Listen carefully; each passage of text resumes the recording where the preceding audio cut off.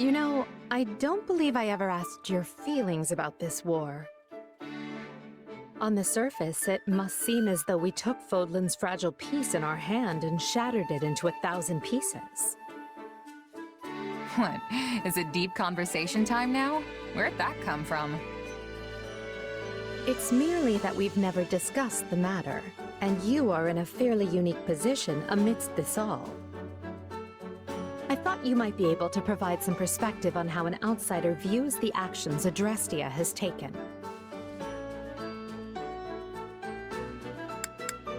I don't know. Don't think I really feel too strongly one way or the other. You have nothing to say? Nothing at all? That's how it goes when you're a merc. War? Peace? Doesn't matter. My job's the same either way. It's just money in, blade out. All there is to it. I suppose that's one way of looking at it. It's like you said, I'm in a unique position here. Meaning you would have answered differently were you not a mercenary. Yeah. If I was a farmer, for example, I'd be hounding you day and night to end the war. Sure, you say you're gonna bring this bright and beautiful future, but am I really gonna suffer for years, maybe even decades, waiting for it? The stuff you're doing now, enlisting my farmhands, trampling my fields, destroying my crops, just doesn't make it worth the wait. But you know the toll it's taking on your people, yet you choose to press on with the war anyway. So you've got to have a good reason, right? Yes, of course. You certainly don't mince words. Is it the years of mercenary work that made you this way, or have you always been like this? Yeah, I think it just kind of comes with the territory. I've been at this a long time, and lost more than my fair share of friends over the years. Not to mention all the horrible things I've done just for a fistful of gold. Is that so? I would be interested to hear more. Trust me, it's not as interesting as it sounds. Who says it has to be? Interesting or not, I'll have you tell me one of these days. If you say so. Just promise not to freak out when you realize how boring I am, okay? Do I seem like the type of person to freak out about such a thing? Perhaps don't answer that.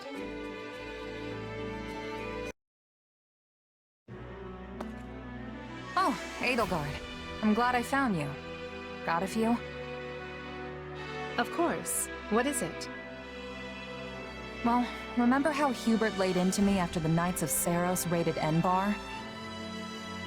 It got me thinking. What do I need to do for you to trust me again? Nothing. Hubert and I stopped doubting you the moment that business was behind us. You worked tirelessly for me, and I'm grateful for that. So please, there's no need to worry. Still, we have no idea when those who slither in the dark might try to interfere again. Honestly, it kind of feels like there's more I should be doing to help. Like I'm just floating around without a purpose or something. Very well. What do you propose? If I had to pick something, I'd say protecting you would be my top priority. Everyone's got a bone to pick with you. Especially the Church and those who slither in the dark. And they won't rest till they have your head. After all, the Imperial Army's not gonna lose if we've got you at the top handing down orders. And I figure Hubert'll stay off my back as long as I put my energy into keeping you safe. Then you can lead us to victory, and we'll all live trustfully ever after. Perhaps, but I think you're forgetting something. The only way to protect me is by staying at my side, and therein lies a conundrum. Allowing you that close to me would in itself be proof of my trust, without which you would have never earned such an opportunity in the first place. I know that. Still, I can't help but feel like that's what I've got to do to prove myself to you. Please, Edelgard. Even if it just means shielding you from your enemies. Very well. Do as you will. In the meanwhile, I'll tell Hubert... Well, I'm not entirely sure what I will tell him. At the very least, we know those who slither in the dark are able to shapeshift at will. So, in a way, it doesn't matter who I choose to surround myself with. They could just as well turn out to be someone wholly different. Thanks, Edelgard. I honestly could have sworn you were gonna say no. Of course. What I truly want to know is why you'd risk your life just to earn my trust. Do you really have to ask? You reshaped my entire life. Before I met you, I had nobody. I was nobody. But you still chose me of all people to command one of your armies. Now I can't walk down the street without people yelling my name, and I've got a great life surrounded by amazing friends. All of it possible because of you. That's not true. You would not have earned this post if you lacked the talent.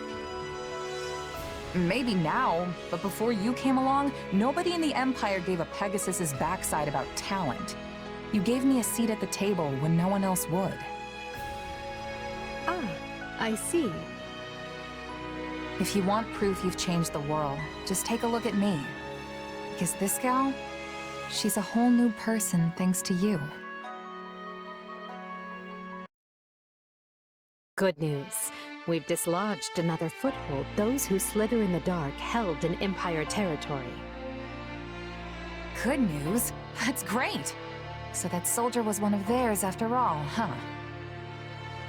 He was. It's uncanny how you managed to identify their agents so precisely. Ordinary spies would be one thing, but these villains are another entirely. I'd like to say it's just intuition, but there's more to it than that. It's my power. Their magic is almost identical to the one I use, so it's not hard for me to pick up on. Guess we have Hubert to thank for connecting the dots between the two. How strange that you would hold such an important key. The more I look back, the more I realize... Without you among our ranks, I may never have broken the stranglehold those who slither in the dark exerted on the Empire. Me? What did I do? Our hidden foe was deeply entrenched in almost every facet of Adrestian society. The two were almost inseparable. And so I turned a blind eye to the lives that were being lost to their cruel designs, opting instead to focus my energy on preparing for war. But then you came along and helped show me a way to kill two snakes with one stone, as it were. You were the cog that was missing from the turnwheel, the one final push that urged me to act. Right. Well, I'm not sure I can take credit for that, but I'm glad I could be there for you all the same. Really makes me wonder why you all didn't trust me, though. Yes, I can see your point. It was my mistake. In any case, I'd like you to know just how pleased I am to have you fighting alongside us. You were a perfect stranger who owed nothing to the Empire. Yet you're still here. That means much. It wasn't that big a deal. I just needed some gold, and figured if anyone was gonna have the coin to spare, it'd be the Empire. You know, some things are best left unsaid. Oh, and you were really quick to compliment me back at the Academy. That left an impression for sure. I mean, most nobles don't give us mercs the time of day. But you were different. It's nice to hear you say that. And hey, I was right about you. I wouldn't be shining half as bright as I am today if I didn't hitch my wagon to yours. Trust me, no regrets here.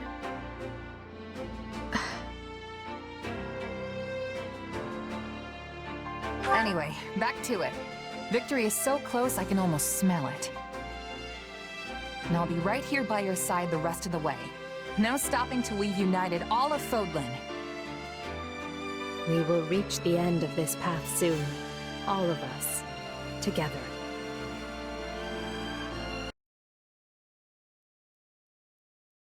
Hey, did you hear? We rounded up the last stragglers from House Climate. Yeah, and brought destruction raining down on one of their villages in the process. Of course, it was partially their fault for mustering an army, but I can't believe His Majesty would allow such meaningless slaughter.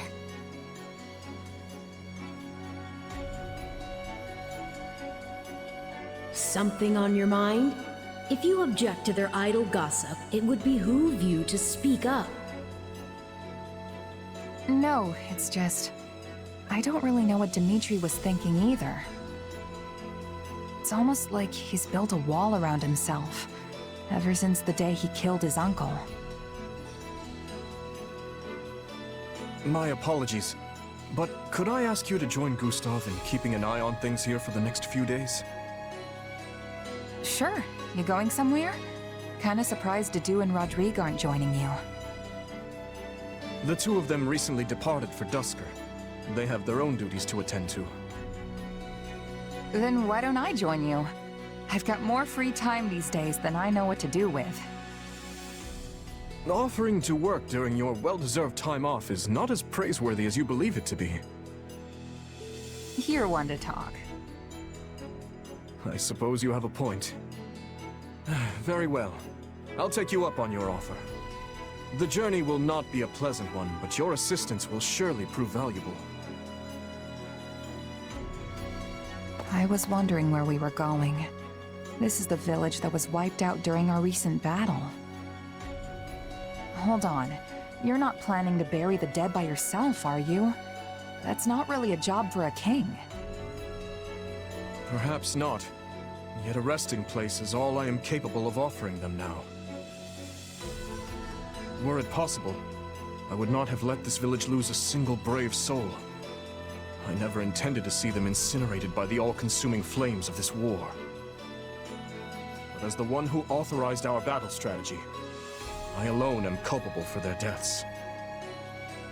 It's not like you made the decision lightly, though. You discussed it for hours with Rodrigue and the others. Even so, no means can possibly excuse these ends. No amount of justification will bring back the lives that were lost here.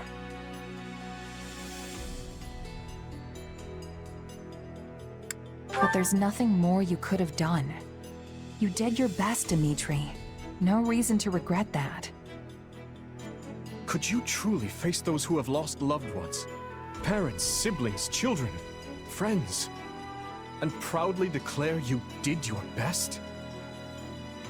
No, I cannot shut my eyes to the cruelty my actions have wrought. Yet, if I do not claim this battle, and its aftermath to be just and proper, my soldiers will lose faith in me. How long must this horrible cycle continue? Don't be like that, Dimitri. I'm sure people will understand if you just tell them the whole story. There's no need for that. This burden is mine to bear, and mine alone.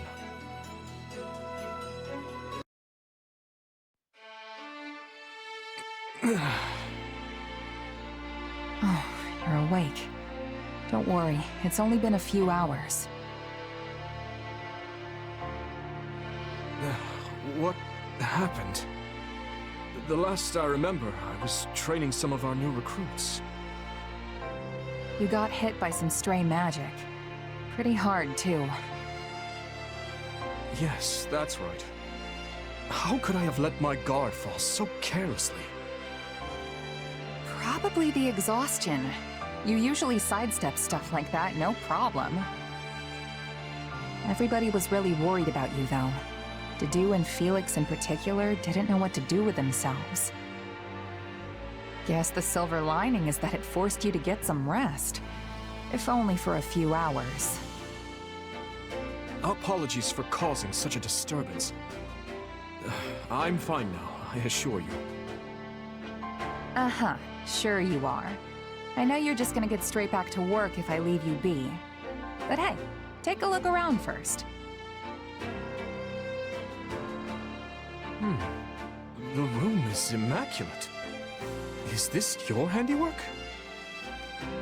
Yep, though we left anything that seemed like it would need your input. Figured we could at least take care of the small stuff while you were out, though. Oh, and everyone, and I mean everyone, thinks you should be taking more breaks. I'm certainly grateful for the gesture. But how did you find time for this amidst your other responsibilities? It was easy once we split everything up. Felix, Dedue, and I wrapped up the training session in your stead. Then Rodrigue and Sylvain handled the rest of your paperwork. You might want to glance through it later, though. Ingrid tended to the horses, while Ashe and Annette helped organize all your books. Oh, and Mercedes baked some wonderful treats for you. They'll have you back on your feet in no time. What else? What else? Oh, right! We sent some soldiers out to check on the nearby villages, too. Incredible. I never expected you to do this much.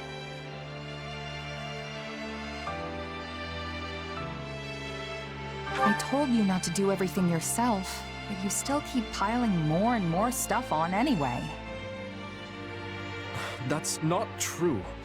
I've relied on you and the others much more frequently of late. Besides which, this is what I want to do. You've gotten better, sure, but I'm saying it's not enough. Don't you trust us? This isn't a matter of trust. I deeply depend on every single person in this army. Then why didn't you tell anyone else about how you went and buried all those villagers? Everyone was stunned when I mentioned it to them. They want to hear about that stuff from your mouth, not mine. Yes, My apologies. If you're really sorry, then you won't let it happen again. Anyway, we'll get some more rest. And don't try to say you're not tired just so you can keep working. I see I can't fool you. Though in truth, I doubt I'll be able to doze off again so soon after enjoying my first dreamless sleep in ages. In that case, come kill some time with me. I'm sure the training grounds will be free by now. Yes, that sounds lovely. And, thank you.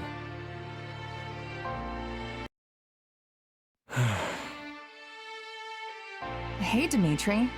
Aren't you supposed to be on break today? What's got you down? It's nothing. I suppose I'm just finding it difficult to relax. It is vexing to no end to lay around doing nothing, while everyone else busies themselves with vital work. Nobody's forcing you to take vacations or anything. We just want you to have a little break every now and again. Why are you so desperate to work anyway? Because it is my duty. No. It is the only way I know how to live. As part of the royal bloodline, my life has never for a moment belonged to me. Not even at the instant of my birth. And as a survivor of that horrible tragedy, there are certain responsibilities only I can shoulder. I get where you're coming from, I think. I felt the same way after my company got wiped out. Still, nothing's gonna go the way you want if you can't bring yourself to trust people who just want to help. And don't even try to tell me you'd be happy with that. All I want is to ease the pain, both for those who perished that day and for those who yet live. I'm fully aware that I will need to make sacrifices if I ever hope to accomplish that goal. But I will not drag others into my own personal crusade. I won't let anyone else suffer. So, you see, it's better for me to carry the burden myself. And better for everyone else as well. You say you don't want to see people suffer. But what about you, Dimitri? What about your pain? You don't have a hope in the world of caring for other people if you can't care for yourself first. I'm not sure how to respond to that. And in truth, I don't know how to alleviate my own pain. I've never given the matter any thought. What would happiness even look like for me? How can you not know something like that? Just think about it. What kind of things make you smile? Maybe when you finally conquer a tough rival? Or hold a banquet after surviving a dangerous battle? I don't believe I bear the right to such happiness, but if that time were to come, it would be upon my death, having devoted my life to forming a peaceful kingdom full of joyful citizens. Seriously? You can be downright dismal sometimes, you know that? Why is death the first thing that comes to mind when you think about being happy? Dismal? Yes, perhaps you're right. But I find it difficult to consider anything else that may cause me joy. Come on, nothing? What about ending this war quick and celebrating with all your friends? I'm sure Dedue and the others would whip up the grandest feast you've ever laid eyes on. No, such revelry would be wasted on me. But I suppose seeing the smiles on everyone's faces would be enough. Thanks for thinking of us, oh great king. But fine, if you want to carry your own burdens for the rest of your life, so be it. We'll just have to take extra good care of you, though, since you clearly won't do it yourself. For starters, you're gonna take a break, and by the goddess, you're gonna like it. Come on, Dimitri. We're gonna get you away from camp for a bit. No words can express my gratitude. Hey, Claude. Looks like you had another one of those meetings. You finally finished? For today, yeah. But we're picking up right where we left off tomorrow. Ugh, that's a lot of talking. What could possibly call for that much discussion? Well, first, we need to settle on a direction for the Alliance. And then come all the pesky little details. All responsibilities need to be doled out fairly, but each territory has different resources and different circumstances, you know? So it's tricky to figure out what's really fair. There's no one answer that works across the board. But you're their leader. Can't you just make a bunch of decisions and get it over with? No can do, I'm afraid.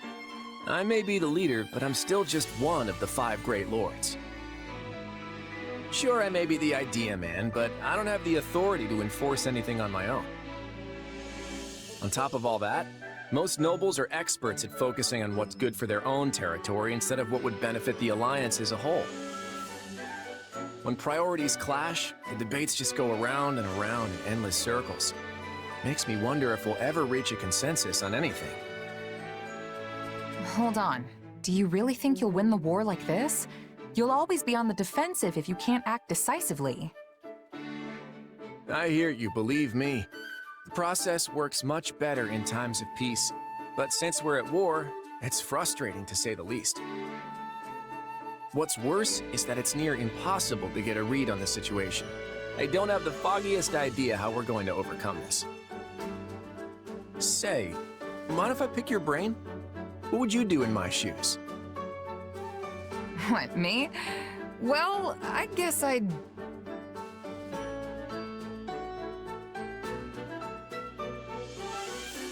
You gotta just give him a nice whoosh.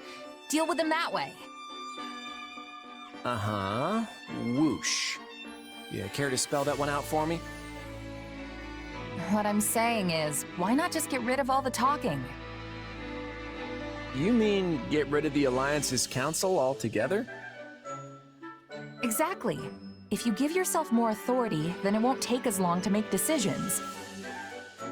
It doesn't even have to be permanent. You could go back to the old way once things are peaceful again. But I guess that wouldn't go over too well with the other nobles, huh? Actually, I think you're onto something. Can't say it hasn't crossed my mind before. If folks at the Round Table just keep looking out for their own territory's interests, we'll be in a world of hurt if the Alliance is ever invaded. I just wish they could see that. Whoa, are you seriously considering it, Claude? Of course. Unfortunately, the possibility of it actually happening right now is basically zero. But you've given me a lot to chew on. Let's do this again sometime. Just say the word.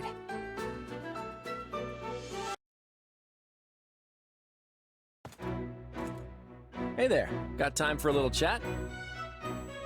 I do, but don't you kind of have a lot going on right now? Oh, I should probably be using your title now, shouldn't I? Since you're a king and all, your majesty. Call me whatever you want. I'm still the same Claude. I was shocked when I heard you were going to be the king of Leicester. I never imagined you'd be able to unify the Alliance and make it all official. Hey, it was your idea. Don't tell me you forgot. Oh, right, the thing. The thing I definitely remember. That thing. Are you sure? You're not filling me with confidence in your memory here. You said that the Alliance should get rid of the Round Table system so we could act more decisively.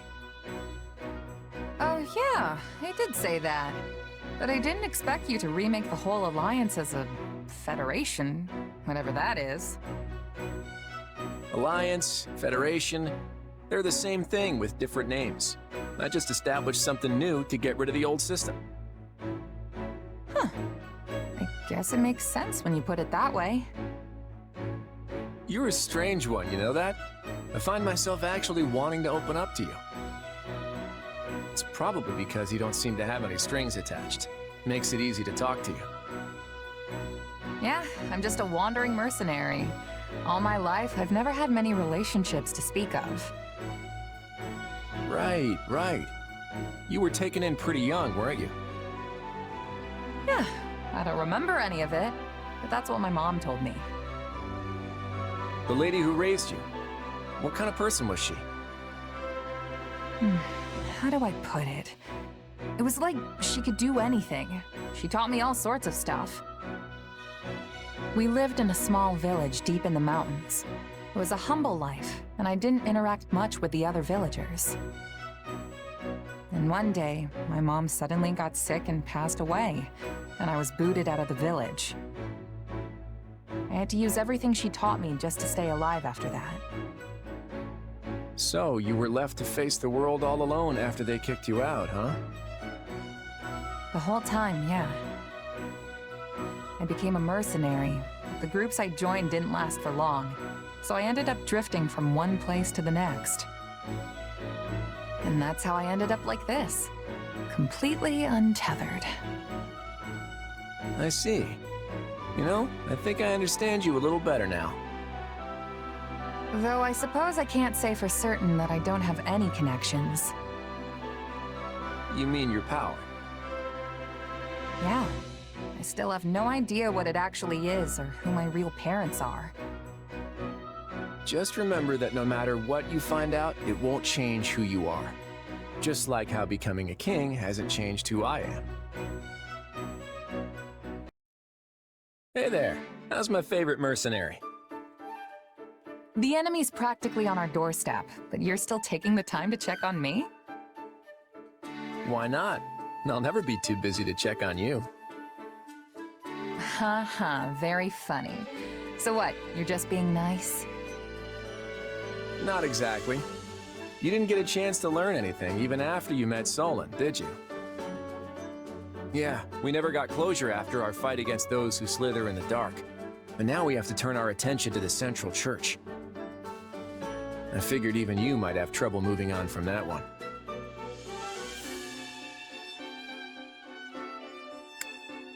trying not to think too much about my real identity right now. Worrying about it won't get me anywhere, so I'll just have to wait for my next lead. I'm sorry. I wish I could do more to help you with that. Don't apologize. It's clear what the priority is right now, even to me. We need to put an end to the church as soon as possible so we can end this war. You're right. The longer Folda remains in turmoil, the more likely it is they'll try something again. We need this war to be over so we're not left vulnerable. And that means more work for you. I'm fine, see? Now go be important. All right. But one more thing before I go. This war is going to end, but our fight with those who slither in the dark won't be over when it does. As long as they keep plotting, we'll keep going after them. I'll need your help with that from here on out. Got it? Of course. You can count on me. And if it so happens that we do eventually find out who you really are, just know that you'll still be the same person to me. You'll always be you. Remember that. Thanks, Claude. Same goes for you. Whether you're the leader of the Leicester Alliance, the King, or even the Almiran... Oh, keep it down. We're not talking about that part yet.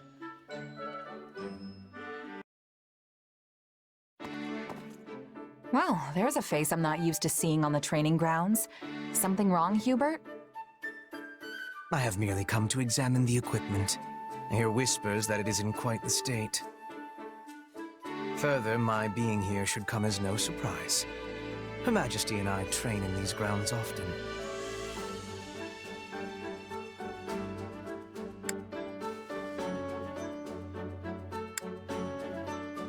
I never would have guessed. Can't say I'm not jealous, though. Shall I put in a request with Her Majesty on your behalf? I'm quite certain she'd join you. That's all right.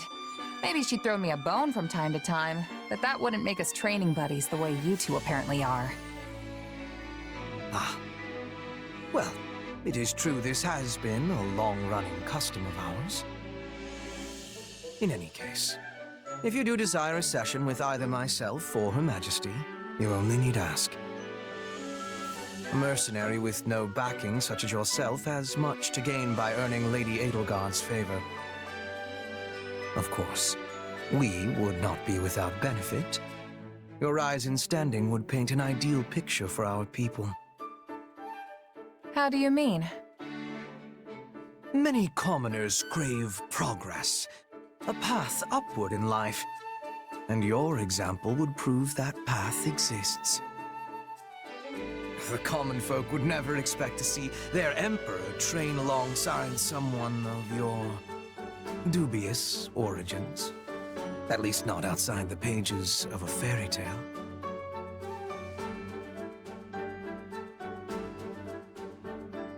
Dubious origins, huh? Yeah, I guess you're not wrong. Even so, it feels good to think about using that to help lift people up. On the other hand, your presence would also cause great turmoil amongst the elites of our society. They may even despise you. A symbol of the ungrateful commoner, granted privilege well beyond their station. Oof. But hey, Dorothea's a commoner too. Why don't they hate her? Dorothea is a famed former songstress, well esteemed in the upper echelons of society. Your situation is vastly different. Right. Well, no point worrying about it if it's gonna happen no matter what. Precisely. Things may yet change in the years ahead, but for now all we can do is live with it.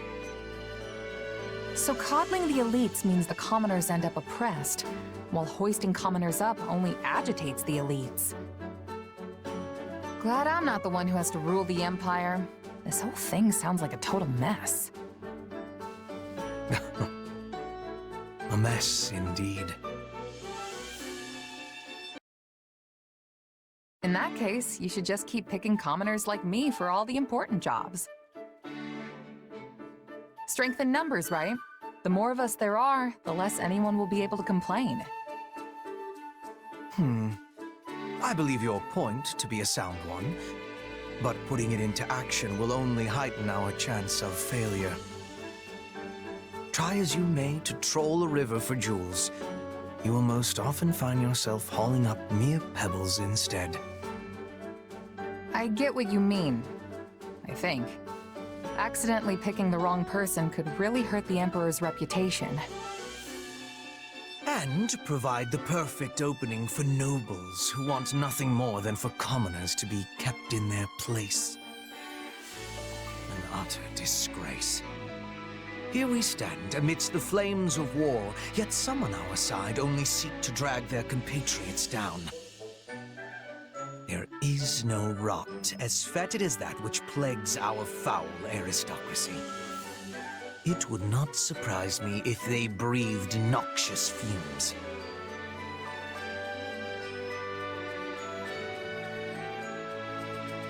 I mean, it's not like they're literally poisonous. Are you so sure? Spend an hour in the same room with some of them and see if you don't feel the life being choked out of you. At any rate, it seems you must be the one to plow forward, for the time being. Come again? You are a mercenary, Captain, no? Surely there are worthy candidates for promotion among your subordinates. The situation would be far less volatile if any potential appointees came with your direct endorsement. Oh good, no pressure at all. And if the person I pick doesn't work out? Assuming they are not wholly indefensible, we would do our utmost to shield them from criticism. Though I suppose if worst came to worst, we would be forced to sever ties with them. And you.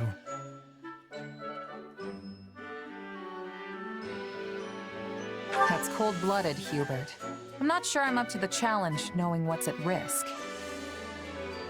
Nobody is forcing you to pick someone.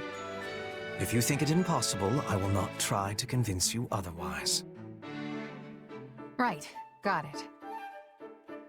I guess in the meantime, I'll let you know if I think of anyone who might be able to handle the job.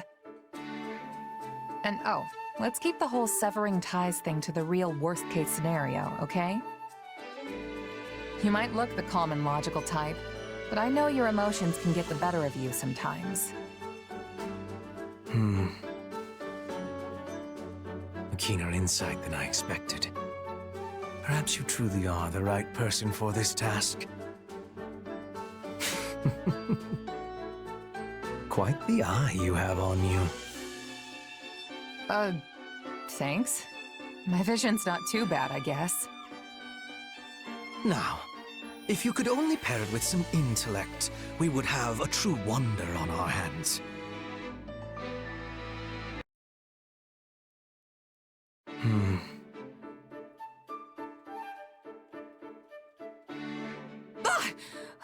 Why are you always doing that?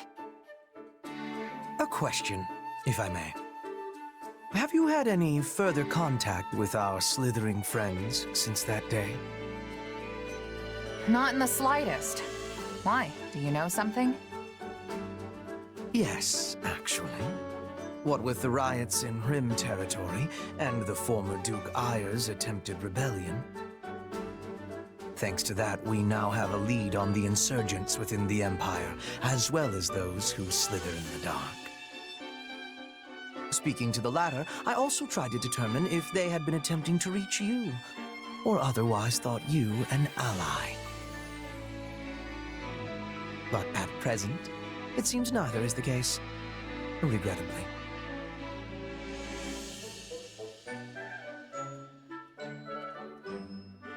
You and I have been talking a lot lately, Hubert. About the future of the Empire, promoting commoners. I would have hoped I'd earned your trust by now, but I guess that's not how this thing goes. Not to say I don't get where you're coming from. The Emperor's right-hand man can't afford to let his guard down. Believe me, It brings me no joy and, in fact, some guilt to doubt you, sir. But I must be prepared for any eventuality. When needs must, I have made even my greatest enemy feel as though they are a trusted friend. Yet, at times, I have also shown extreme suspicion towards those who were, in all manners, undeserving of it. Yeah, I get it. Keep your cards close to the chest. Never let them know what you're actually thinking. You really are something, you know that? I'm just glad we're on the same side. I must admit, I only tell you all this because I do, in fact, consider you deserving of my trust.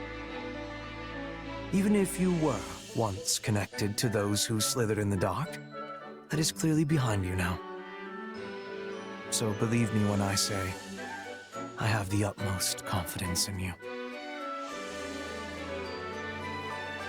I'm not sure how much you really mean that, but I'm glad to hear you say it at least. Thanks, Hubert. How very diplomatic. Just the response I would have expected from you. Enough on that, though. Our problem now is what lurks beneath your mind's veneer. What do you mean? I can sense another you, bubbling away behind the one you present to the world.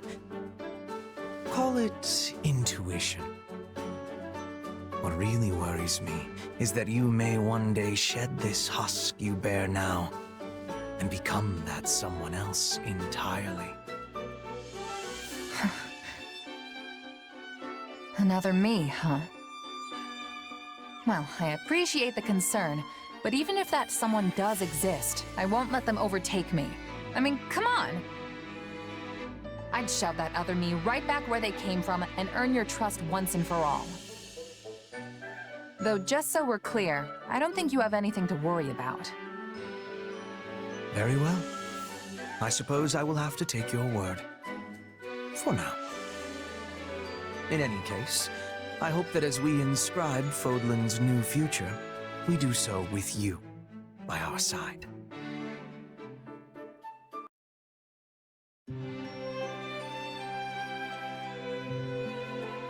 Hey, Dedue, what are you doing here? You need something?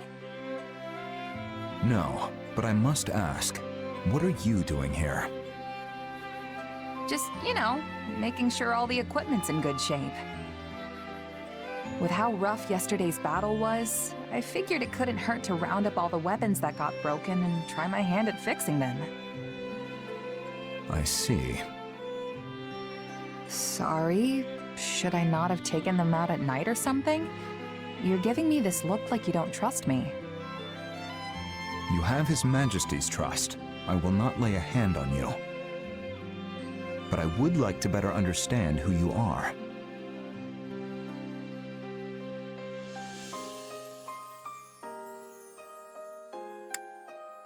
Makes sense to me. I'm still just a newcomer, and my background's unclear at best. My apologies. Nah, it's fine. I'd be suspicious of me too if I were you. Besides, I don't exactly want to go losing my employer either, so feel free to keep as many eyes out as you think necessary. Dimitri clearly needs all the help he can get. I mean, he made me a commanding officer without so much as a second thought to my past or my intentions. Yet that conviction makes people follow him. And I agree with his decision. Having you close by is convenient. What, so you can keep a better eye on me? It doesn't really matter. As long as he's paying me, I'll do whatever I've got to do to win for him.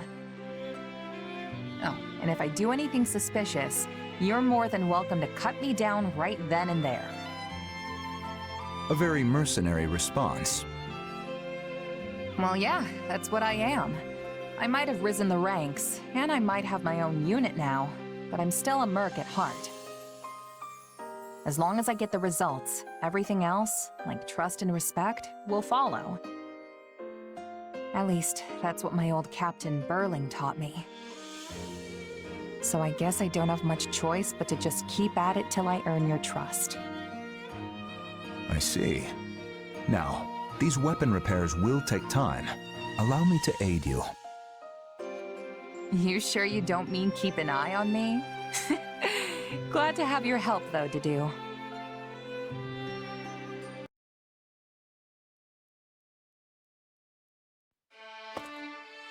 Hey, Dedue.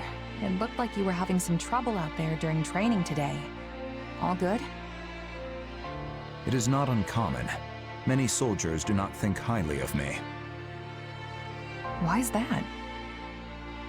As you know, I am from Duscur. Relations with my home have improved now that His Majesty has taken the throne, but many still hold misgivings about fighting beside someone like me.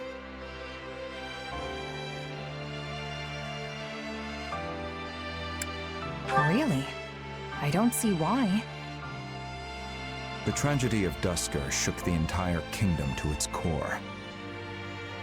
And now I am among the Royal Guard, an honor often reserved for the children of nobles.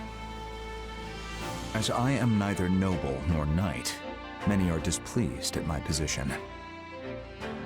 Yeah, that kind of stuff always makes people jealous. I've got tons of rumors flying around about me, too.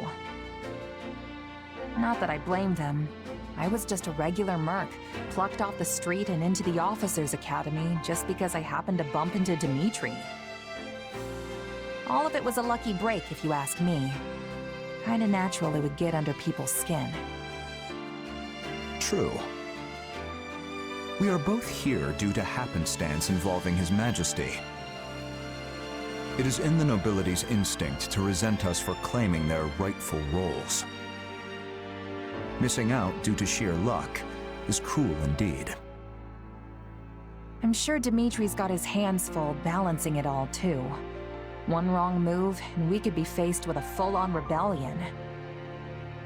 But you know, I think there's an easy way to solve this. We just have to prove we're both capable leaders, that we deserve people's support. It's like I said before, as long as we get results, trust and respect will follow. Even the biggest skeptics will have to throw their weight behind us if we can show we have what it takes. Something you learned as a mercenary. Yep. There was this thief we had in our company, real shady guy. Nobody trusted him. But he did his work just as well as anyone else. And before long, everyone had pretty much warmed up to him. After a year or so, even I was joking around with him like he was an old friend. He won your trust.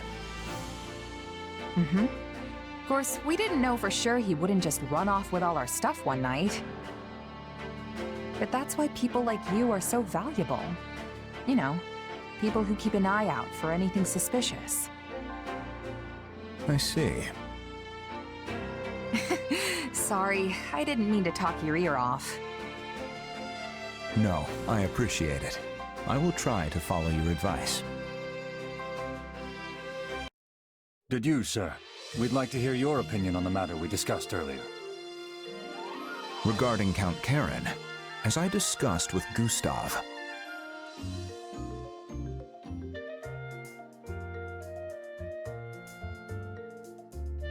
Looks like things are finally changing, Dedue. They've really started warming up to you, huh? they have. That soldier I was speaking to lost his mother in Duscur. She was a knight of the kingdom. Naturally, his feelings toward me were complicated. We argued many times. You arguing? Can't imagine what that looks like. I thought it better than just letting him hurl abuse at me. Such a reaction was surprising for me as well. But now we have fought together, worried together, faced death together. I have shown him what I'm capable of, and he has come to trust me in turn. Nice. Sounds like you really earned his respect then. Congrats, Dedue. Strange. Why are you so happy for me?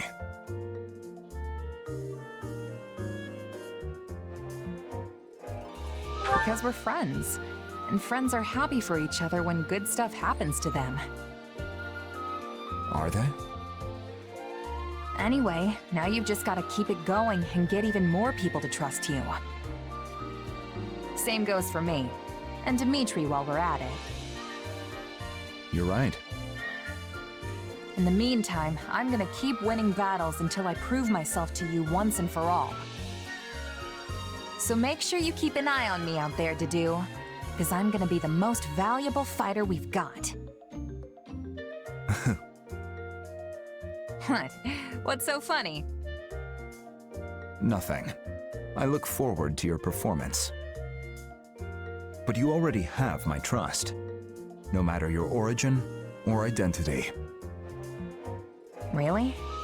You never know when I might betray you and turn my sword on Dimitri, though. Not to mention this weird power I have. Can you seriously say you trust me with that in mind? Your power is concerning, but it does not define you. I'm sure you would not so easily betray His Majesty or myself. But know that if you do, I will cut you down without hesitation. That's who I am. You must understand by now. Weird way to tell me you trust me, but it's got Dedue written all over it. I'm honored. Phew, glad that's finally over. Oh, hey! Nice job out there. You too, Hilda. Good to see you back safe and sound. That was one close fight, huh? You think so? I didn't even break a sweat. Really? Well, I guess we did have the upper hand for most of it. We sure did. And yet you still charged headfirst into the most contested part of the battlefield. You know, that's why you end up feeling like every battle is some huge ordeal. It's so unnecessary. Whoa, hey now. Unnecessary? That's a little harsh. Someone has to get in there and turn the battle in our favor, even if it's dangerous. I know, but why do you always have to be that someone? Living fast and loose is only gonna land you in an early grave. Well, it's not like I'm trying to live like anything. This is just how mercenaries are. You can't distinguish yourself by hanging around in the back. And if you don't stand out, you don't get paid. People notice you if you do something showy on the front lines. And that can bring in the next job, you know? You're basically commanding an entire army now? What does recognition matter at this point? You're probably right. I guess I've just gotten so used to fighting like that, it's hard to change. Aren't there a bunch of mercenaries in Goneril territory? Pretty sure I've heard of a merc company stationed at the throat. Yeah, we use mercenaries a lot when we're beating back the Almiran army. Then I'm sure they're the same as me. Haven't you seen them going all hog wild, competing with each other up at the front? I've never really fought with them, but I can imagine that they're way different from regular knights. My brother is always going on about how some guy from some mercenary company or other died fighting at his side. No surprise there. The more a merc makes a show of themselves, the easier it is for the enemy to spot them. Right? And that's exactly why I'm worried about you. You don't have to stress about grabbing attention and getting paid anymore. So just take it easy, okay? We don't want you dying before your time. It's not about getting paid anymore. Fighting that way is just a part of me now. But don't worry, I've got no plans to go out that easy. You know, I've never seen a noble worry so much about a mercenary. You just sit back and enjoy the show, all right? Enjoy the show? Yeah, that sort of talk is so not making me feel any better.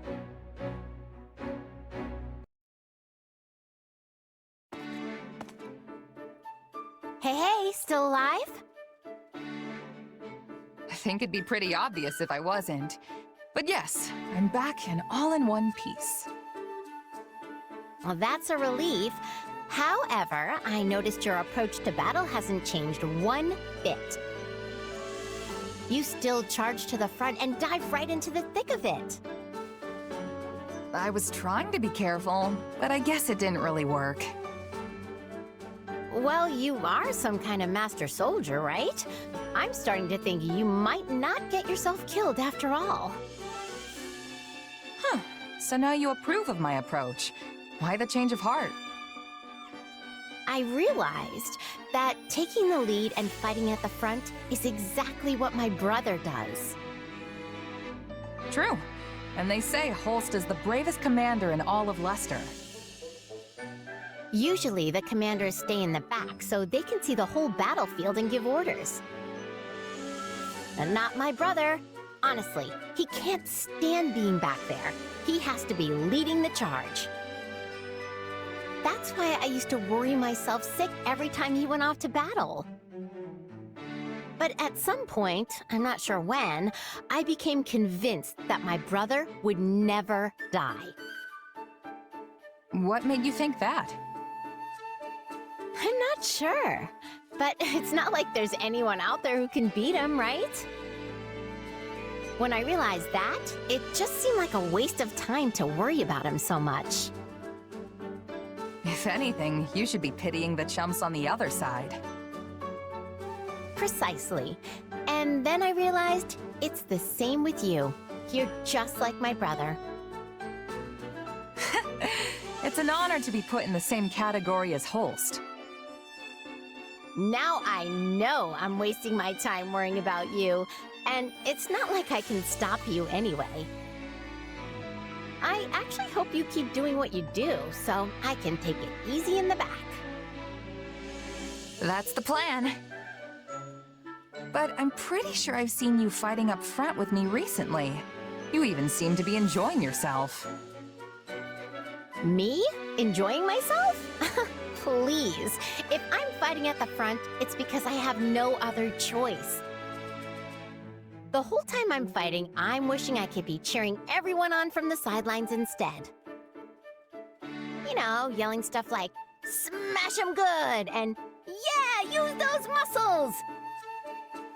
That would really inspire our troops, right? And remember, this is me we're talking about.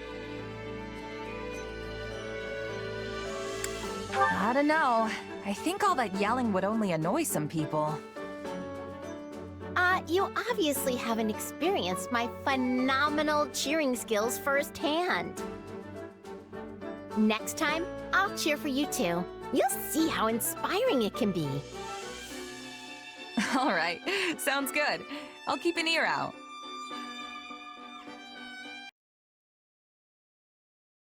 Hilda, did you get hurt at all? Nope, I'm totally fine. I'm super glad we won that battle today. Me too. But it was touch and go for a moment there. Make sure you're not overdoing it, okay? Is that what it seemed like? I didn't think I was pushing myself at all. I mean, you were way up in the front with me. Didn't you say you wanted to hang back and relax? What can I say? When I saw you up there, I couldn't help but chase after you. Despite all that stuff I said, I guess I do still worry. But I thought worrying about people like me was a waste of time. Well, that's what I thought. But it turns out you and my brother are different after all. So what you're saying is...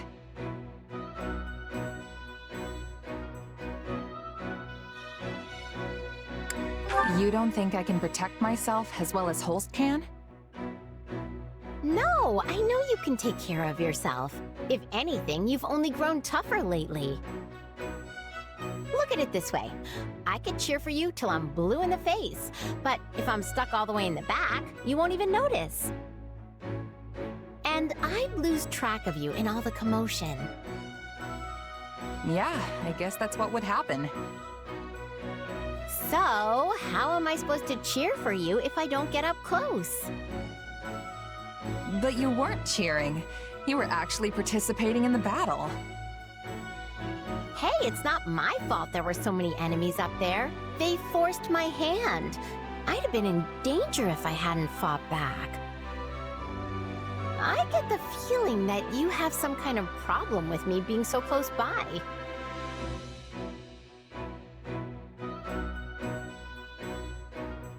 No, not at all. Why would I? Glad to hear it. And this way, you get to see all my valiant deeds up close. You've got to be happy about that, right? I'm not sure happy's the right word, but I'm definitely grateful for your help. You're pretty strong too, you know. You really are Holst's little sister. I can't think of anyone I'd rather have watching my back. Oh, please don't say that. I can't handle that kind of responsibility. Our win wasn't because of me or anything. You know I'm basically a weakling, right? After seeing what you can do, weakling isn't what comes to mind. But I guess you can seem shaky out there sometimes? Exactly. So shaky. That's why it's up to you to make sure I'm perfectly safe during battles.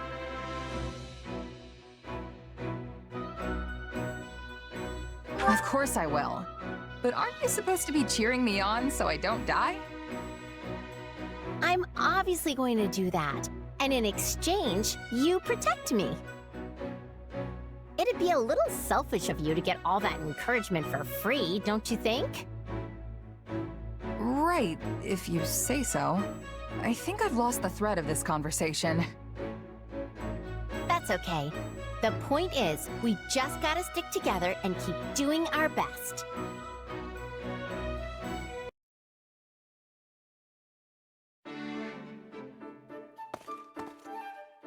Ah, fiery as ever.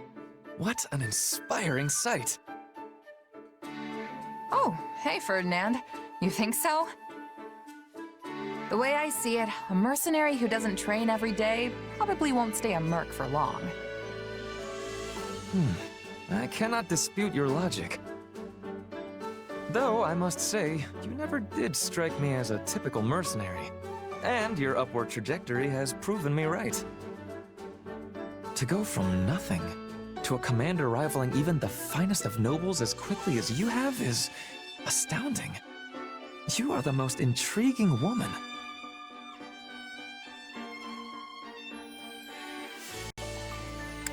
Intriguing? Is that supposed to be a compliment? I've just made a habit of giving my all. You're all, you say? Something wrong? To the contrary, I find your attitude inspirational. We are birds of a feather, you and I. Every task I undertake must also be done to utmost perfection. Polishing my armor? It shall have a mirror sheen. Cooking a meal? Let not even a single ingredient go to waste. True nobility means surmounting any challenge before you with no less than every fiber of your being. That's taking it a little far, don't you think? Maybe you're not wasting food, but what about your time and energy? And I'm not any sort of noble, you know. I am aghast. Are you suggesting that devoting myself fully to every endeavor is wasteful? I mean, yeah. If you put your all into every little thing, you'll run out of stamina right when you need it most. You're like the knight in that proverb, the one who spends all day building a fence around his Pegasus, only for it to fly away. Valuable advice for a Pegasus, perhaps, but I am no beast. I am Ferdinand von Eyre.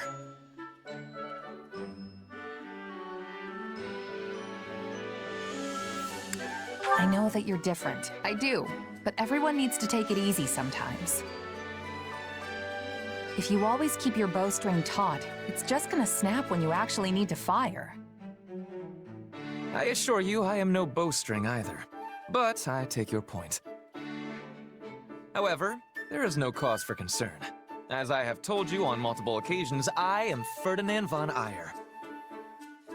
Whether I am resting, enjoying leisurely pursuits, or simply in contemplation, I always apply all my energy to the task at hand. At work or at rest, I will forever give it my all. Seriously? What's full-on resting even look like?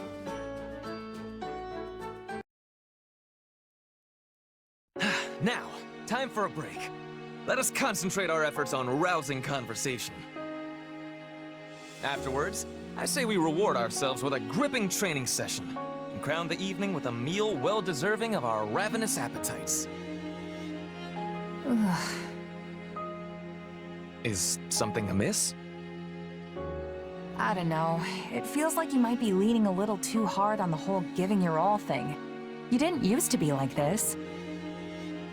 I know you want to do your best, but it's starting to feel like I can't even relax when I'm with you.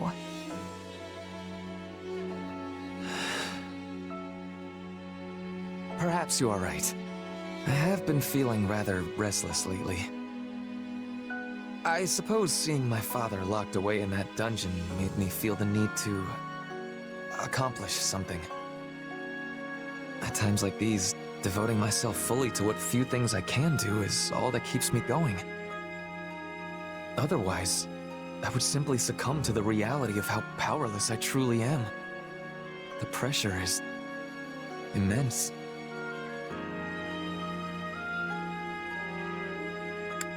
Now that you mention it, I think I finally know what was feeling off about you.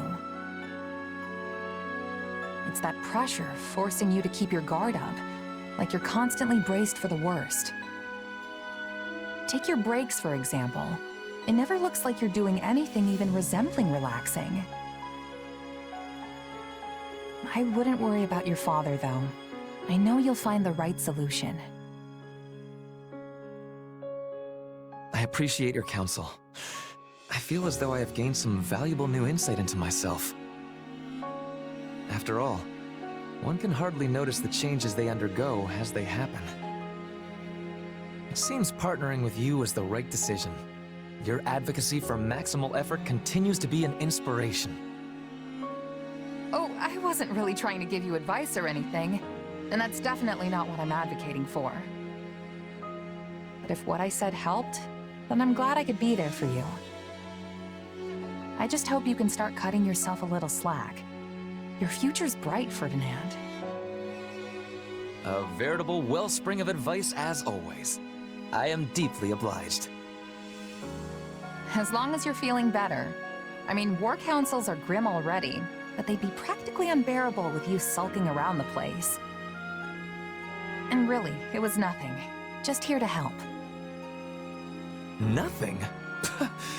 If ever there is a time to give it one's all, it is when expressing gratitude. It seems you could learn something from me as well. And just you watch. I swear on the Iron Name, I will surpass my father in the most stunning fashion. He's never gonna learn, is he?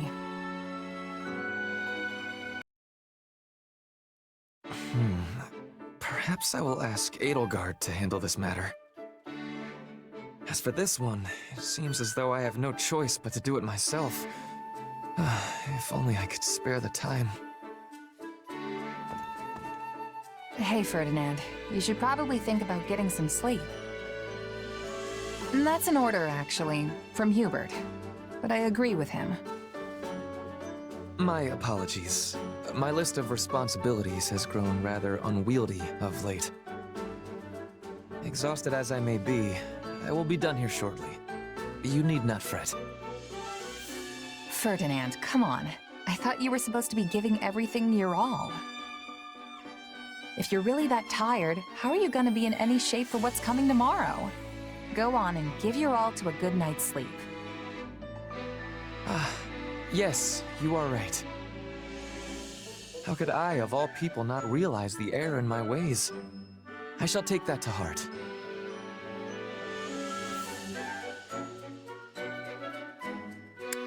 Glad to hear you're coming around. Oh, and finish fast, okay? Here, I'll even help.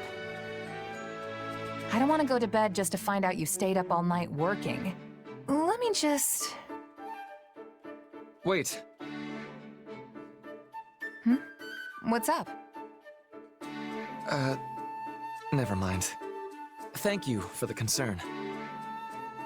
I will be sure to convey my gratitude to Hubert later as well. Don't forget. He's really worried about you, you know. Is he now? Usually he finds any occasion to criticize me. Same here. Is that so?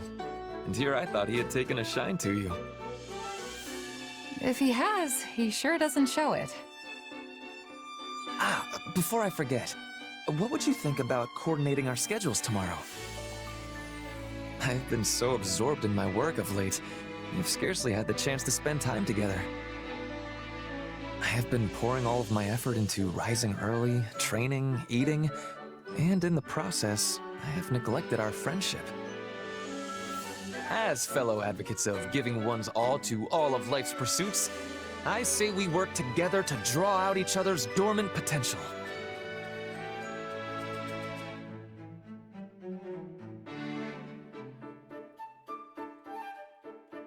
Works for me. My schedule's pretty light these days. It'll be good to spend some time together. But just so we're clear, we are not on the same page with this whole giving our all thing. Splendid! This should serve as all the motivation I need to continue pressing onward undaunted. And with that settled, I believe it is time for us to devote ourselves fully to a tranquil slumber. Come, our lump-riddled camp beds await our zealous efforts. Okay, this time you are joking, right? It's seriously impossible to tell with you sometimes. You know, Felix, I've been thinking... Actually, never mind. What? You can't say that and then not tell me. Come on, out with it.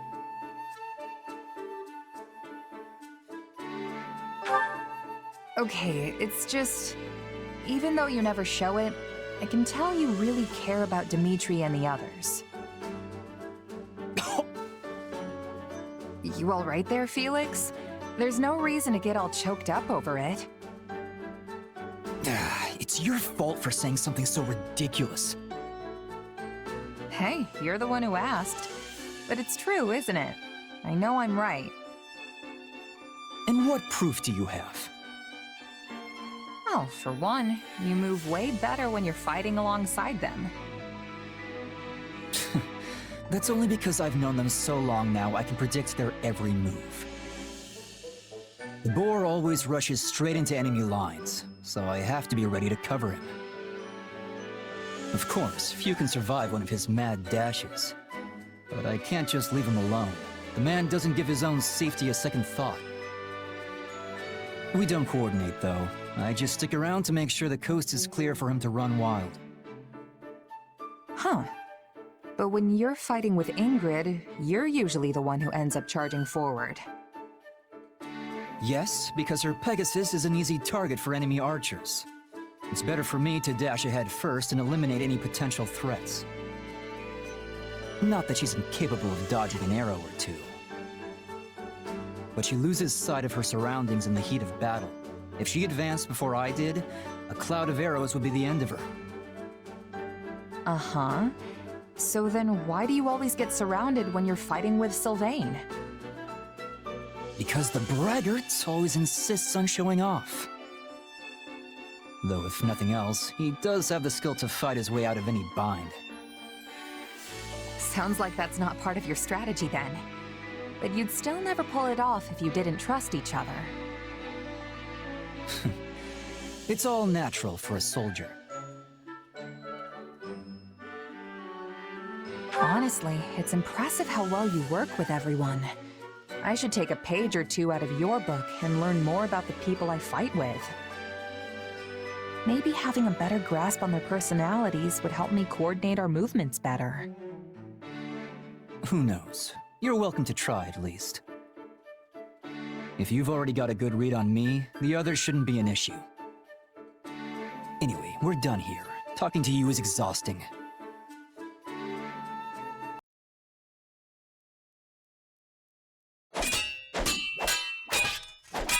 What's wrong?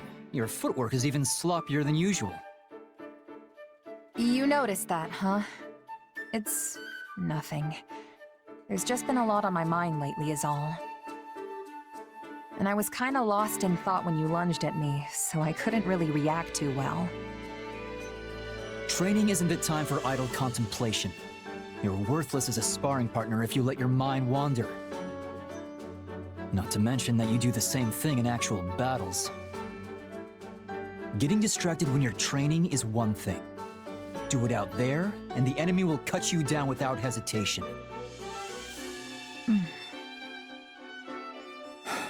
We've been through this before. If there's something on your mind, just come out with it already.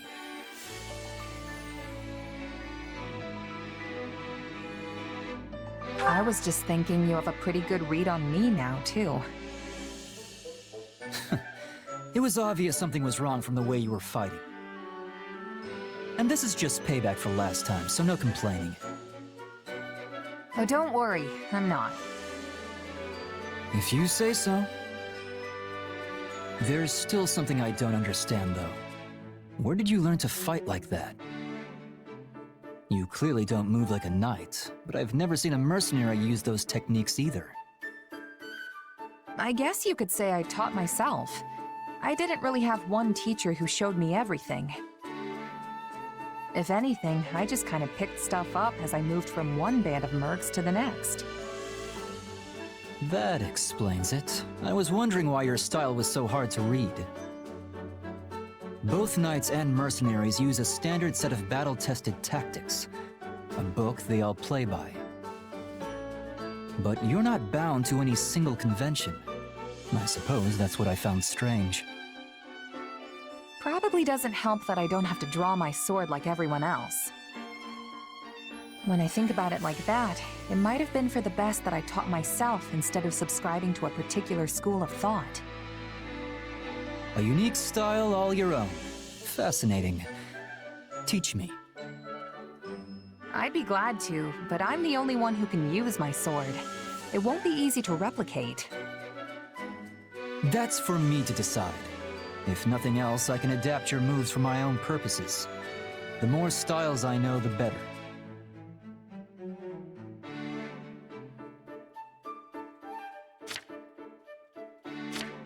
If you say so. I don't know how this is gonna go, but I'll do what I can. Oh, and you can teach me in exchange. The more styles, the better, right? You fight sorta like a knight, but also sorta not. I mean that in a good way, of course. I'm not sure how to put it. It's almost like you react to the situation as it plays out. So, yeah.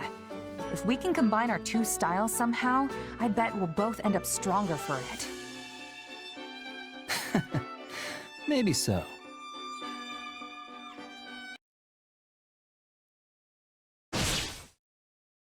He's making a run for it, Felix! Don't let him get away! Not a chance! He's mine! Nice work out there. It's a real confidence boost knowing you have my back. I could say the same for you. Now that I know your style better, I have less trouble predicting your movements. Glad to hear it. Guess you must have a pretty good read on me by now, huh? On your sword, perhaps. There you go again. You know, I've gotten a good grasp on the way you think.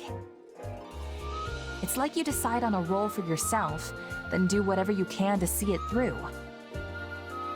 Of course, the role changes depending on the situation and who's fighting beside you. Sometimes you attack, sometimes you defend.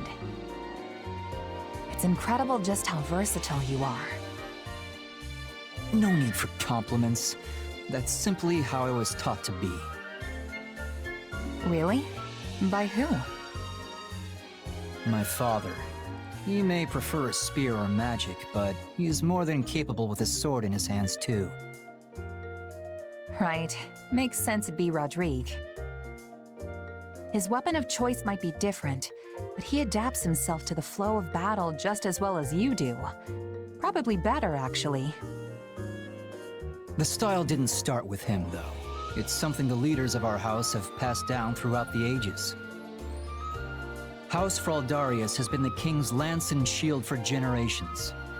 Ever since the time of Kaifin, sworn friend of the great King Lu. At times, we've been sent to defeat the crown's enemies. At others, we've held back to defend the throne. I admit the style has its uses, idiotic history of blind faith aside. Huh. So that's why you fight the way you do. You're indispensable, Felix. Not just to Dimitri, but to everyone else, too. I suppose if I'm a lance and shield, you would be like some kind of projectile, an arrow or a stone.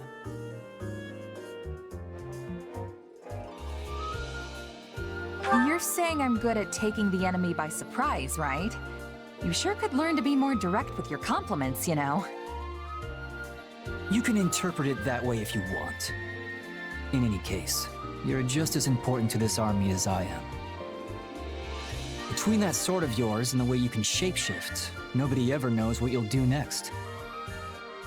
Some might say your powers are dangerous, but I think they provide the perfect element of surprise. Huh. Glad to hear you say so. There's one fault I can't get past, though. You can never stay focused during battle. It's almost like you're talking to someone while you fight. Someone in your head that... Hey, what's with the smile? Huh? Oh, sorry. I'm just really happy we've gotten to know each other so well. Only a true friend would be that open with their criticism. Thanks, Felix. Say what you will. That's the last piece of advice I'm ever giving you. He wasn't really mad, was he? It's so hard to tell sometimes.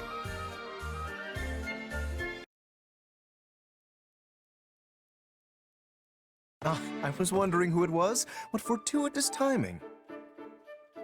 Did you need me for something? Nothing in particular. I was simply thinking of having a little chat with you. Please, do relax. But I already am relaxed. I've heard your background is quite the mystery, and what's more, that you possess some sort of unknown power. It's certainly a bold decision for Claude to put someone like that in charge of frontline forces. I don't know if there's anything bold about it. Oh? It seems you do not understand your unique position, then. Each noble house in Leicester commands its own knights, and those knights in turn enact the will of their lords through the soldiers in their employ. But you are no knight, merely a mercenary who commands soldiers in fealty to nobody at all. Maybe so, but all my orders come straight from the Alliance leader himself. What's the problem? There is no problem, per se. You excel at what you do and fight with true valor. However, protecting the people of Leicester has always been the nobility's responsibility, and theirs alone. Some nobles may feel insulted that they have to rely on a simple mercenary of unknown origin. Seriously? But nobles are usually the ones hiring mercenaries in the first place. On the other hand, I hear there are more commanders of common birth in the Empire of late. Given our current lack of resources, the Alliance could serve to learn from them and promote more commoners through our ranks. Which means there should be no particular reason for anyone to resent you. Didn't you just say they might feel insulted? If nobody's getting all hot under the armor about it, then there's no problem, right? That said, this does not change the fact that a noble's obligation is to protect the common folk. Though your exact origins remain unclear, you undoubtedly fall into the commoner category as it stands. Therefore, you are entitled to all the protection a noble is compelled to provide. Simply say the word if you ever require my assistance.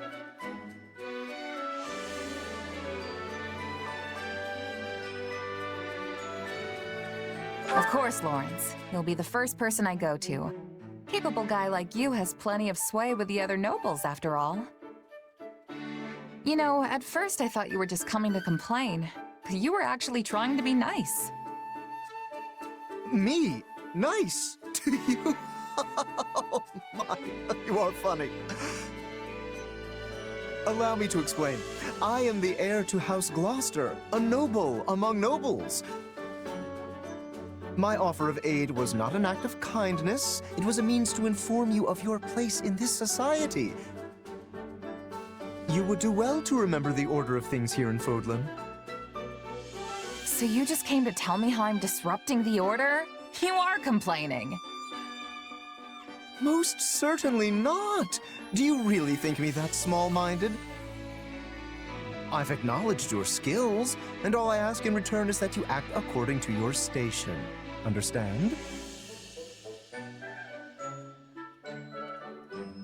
All right, I'll keep that in mind.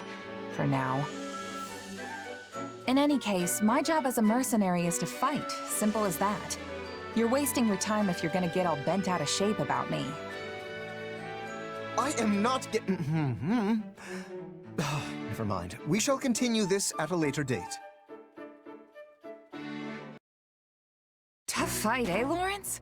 I'm just glad we both made it back safe. Indeed. Without your help, I surely would have met a noble warrior's demise. Thankfully, my admirers will have no reason to weep today. And for that, you have my gratitude. Well, that took a weird turn. Do you remember what I said before about the order of things in Fodlan?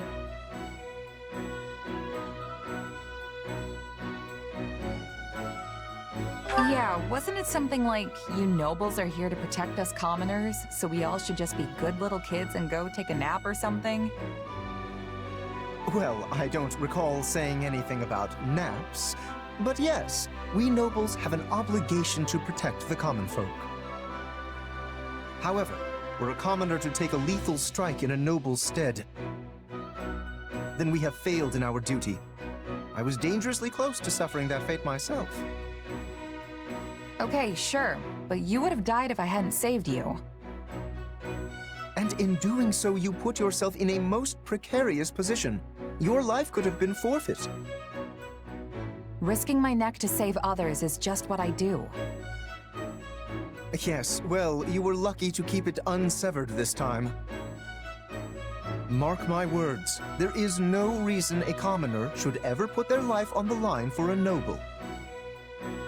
I couldn't bear the thought of someone of your status sacrificing their life for the sake of my own. So do not do that again. Are we clear?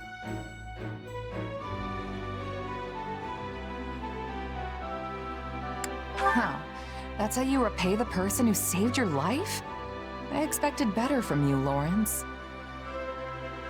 No, that's not it. Truly, you have my sincere thanks. I simply want you to understand my position. All right, I take it back. No need to get all riled up. You're a real piece of work, you know that? Me? How rude! I will have you know I'm quite serious about this matter. Well, I hate to break it to you, but we can end up in that situation 100 times, and I'll save you every single one. Astonishing. You fail to understand me after all this. I get what you're going for, but I've got my own way of doing things. Mercenary or no, I know there's nothing worse than watching an ally die right in front of me. Especially if they're weaker than me. I just can't help but jump in to save them, you know? Weaker? You cannot possibly mean me. Hey, you're the one who almost kicked the bucket out there. If you don't want people rushing in to save you, then you've just gotta get stronger. I must admit, your argument is sound. I cannot refute it. In that case, I ask you keep your eyes on me from this day forth, I shall endeavor to improve myself. The day my strength surpasses yours, my noble personage will save your commoner skin and restore the proper order to this world. Yes, this shall solve all of Fodlan's problems. This is why nobody believes me when I say he's actually a decent guy. Ah, there you are. Here to complain again, Lorenz? Do I look like a man who does nothing but complain? Simply preposterous. Okay, then what do you want? I'm not sure if you noticed, but I have grown remarkably stronger as of late. I've poured all my effort, nay, my very blood, into these results. And do you know why that is? To win the war, right? That may be part of it, yes. But the impetus came from you throwing down the gauntlet. I don't remember doing anything like that. You surely could not have forgotten. Your words ring true in my ears even now. It was something like, if you don't want people running in to save you, then you just gotta get stronger than me. That does sound like me. And I believe I responded, the day my strength surpasses yours, my noble personage will save your commoner skin and restore the proper order to this world. Did you? Yes, I most certainly did. And now that day has finally come. I am a man of my word, after all. If I could only just rescue you from a perilous spot in battle, I will have truly fulfilled my vow. So, that was a vow, huh? Yes, one I whispered into the ears of the goddess herself. Yet you seem dead set on foiling my every opportunity to fulfill it. Somehow you never stumble, never falter on the battlefield. It's almost as if you're an army all on your own. And so, despite my every intention to rush in and rescue you, the opportunity never arises. Well, what do you plan to do about this? Okay, see what you're doing right now? You're complaining again. But you've got it all wrong. The reason I don't run into trouble in battle isn't because I'm all-powerful or something. It's because I have reliable allies like you fighting alongside me. So you see, you've already fulfilled your vow. What? Well, I must say, I'm quite impressed with myself. It seems I've managed to save your life without even realizing it. Which means I, Lorenz Hellman Gloucester, have emerged victorious in our challenge. Challenge? What challenge? All of this was your idea. I never agreed to any of it. And besides, I don't think you've actually accomplished anything yet. I mean, you don't really think you're stronger than me, do you? Ah, throwing down another gauntlet. Very well then. How about a little sparring session, right here and now? Bring it.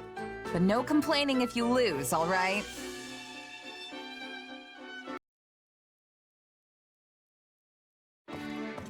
Oh hey, looks like I'm not the first one to show up. Hello there. No need to pay me any mind. I'll just be absorbed in my book here. I assume you've come to meet someone? As they've clearly not arrived yet, why don't you join me? Here. Thanks. Hey, Linhardt, you're into all that spooky magic stuff, right? Like sorcery and crests and whatnot? Yes. Why? Is there something you'd like to ask me? Oh no, I was just thinking it's kind of weird that you've never really been interested in my power. Do you want me to be? Yeah, I mean, I don't even understand it myself. But with you helping me, I might actually learn something. That and Hubert scared me half to death talking about how you might experiment on me. Just so we're clear, I'm not into that. Uh-huh. Well, not everything piques my interest. Your circumstances simply do not. If you're not interested, then so be it. But is there any particular reason why? Hard to say. Perhaps because a sword is the only thing you're able to manifest? Strictly speaking, I suppose your power does raise some questions. But that sinister weapon of yours, it just doesn't leave me all that interested in learning more. Sinister, huh? That's one way to describe it. Tell me, have you ever beheld one of the hero's relics? They also possess the most peculiar aura. And yet, there's something almost divine about the terror they instill. But your sword? It's cold. Maybe even inhuman. In more complex terms, it's little more than an inorganic, dispassionate construct. Not a hint of the goddess's divine guidance in its design.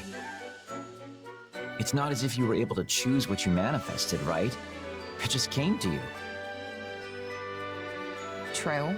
But what if I could turn it into something else and start manifesting different things? Would you be interested then? Is such a thing possible? I would like to see that for myself, I must admit. In fact, I'd be quite excited by that. What a fascinating topic to lay at my feet. Hold your horses there. I'm not really sure I've laid anything anywhere just yet. But aren't you the one who brought it up?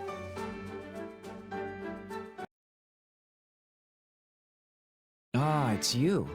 How's it going? Any developments to report? You mean with my power? Not really, no. Perhaps using it regularly won't be enough to provoke growth. Good to know.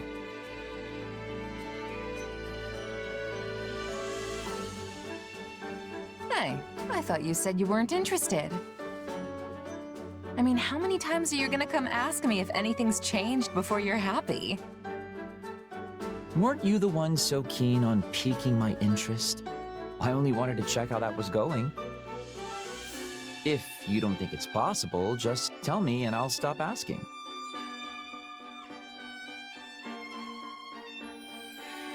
Okay, yeah, it's definitely not happening. What? But this was all your idea. How cruel of you to stoke my excitement only to back out at the first sign of adversity. Come on, just keep trying a little longer. How about this? Describe the circumstances in which you first awakened to your power. Maybe we can reproduce the situation and see if lightning doesn't strike twice. Well, I was staring death in the face when it happened. I'd been beaten so badly, I could barely stand. But I kept telling myself I wasn't ready to die yet. Then out of nowhere, it just came to me. I suppose we shouldn't try to recreate those conditions. Nobody wants a dead officer on their hands. Let's consider some other potentially relevant factors. Who was your opponent? Where did the struggle take place? What time of day was it? Do you think your emotions played any part in it? I was fighting the Ashen Demon of all people. I'm sure we could arrange another sparring session. As for the when and where, we were in a forest at night. Pretty sure it was a full moon, too.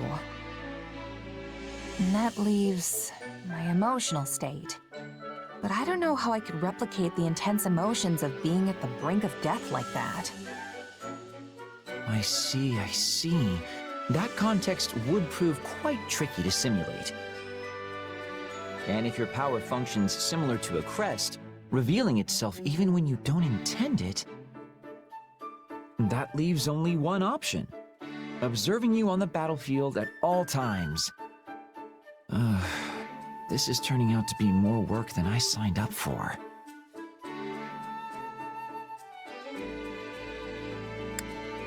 Hey, weren't you telling me not to give up just a second ago? If I can do it, then so can you. I'm not so sure. So in the end, it seems we're no closer to unveiling the truth about your powers. You can say that again. At this rate, the war will be over and done with by the time we make any headway.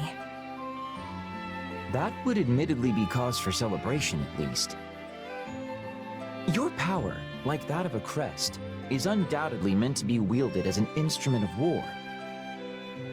And as the tides of battle recede, your chances of encountering a life or death situation grows slimmer and slimmer. Therefore, you'll be forced to use your power less and less often. And that's probably for the best.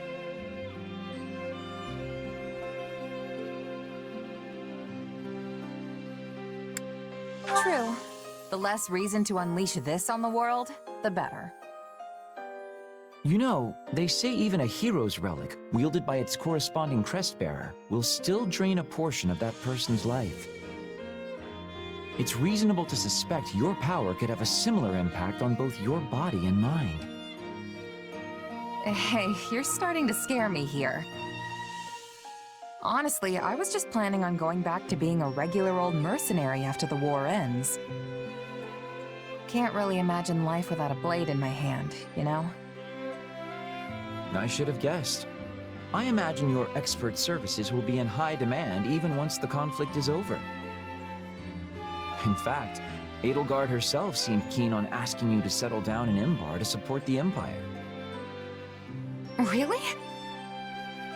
Not that I'm not flattered, of course, but putting down roots isn't really my thing. No, I suppose not.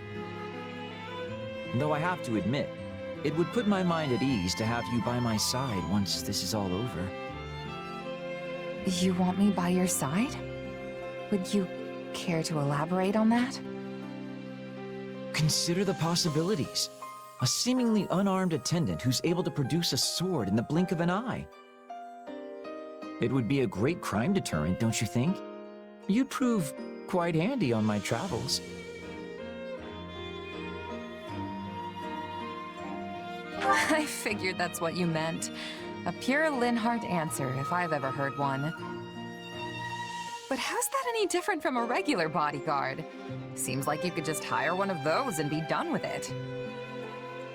Maybe so, but I don't want to be spending the rest of my life with a random bodyguard, do I? Hold on, what? Oh, well, look at the time. It seems I've forgotten an urgent matter I need to attend to. Bye for now. Wait, Linhardt, come back!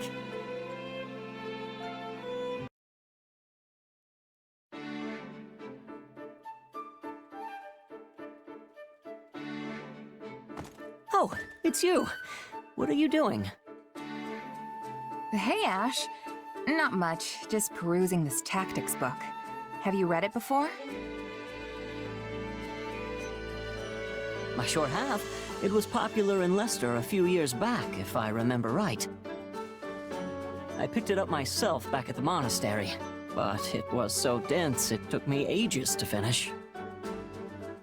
It's a pretty tough one, I'll give you that. But there's some great stuff in here too, if you can get past the writing. Hold on. You were born in a remote mountain village in Ordelia territory, right? Yeah. What's your point? I guess I'm just impressed you can handle such an obtuse book, given your upbringing. I mean, nobles and the children of rich families are taught to read by default, but most commoners never get the opportunity. Honestly, I've been wondering who taught you ever since our time at the academy. I hope I didn't offend you. I'm just curious. Nah, it's fine. I learned from my mom. Adoptive mom, that is. Looking back on it now, it is kinda weird that someone as smart as her was off living in the middle of nowhere like that. Well, I'm sure she must have had a reason for being there. Hard to say. She never liked talking about her past, so I don't know much beyond what I saw for myself. At the very least, it's obvious she was well educated. That's clear just from looking at you. Not only can you read and write, but you know arithmetic and how to navigate with a map, too. In that sense, you're not so different from the average noble or knight raised in the lap of luxury. You really think? Yeesh, you're gonna make a gal blush. I only have my mom to thank for raising me so well, though. Yeah, she must have been an incredible woman. You know, I didn't know how to read myself until I met Lenato. Huh. Now that you mention it, I never really saw the other mercs in my company with a book in their hands. Except for the captain, of course. Makes me wonder where my mom learned all that. But it's not like I can ask her now. She's gone. Oh.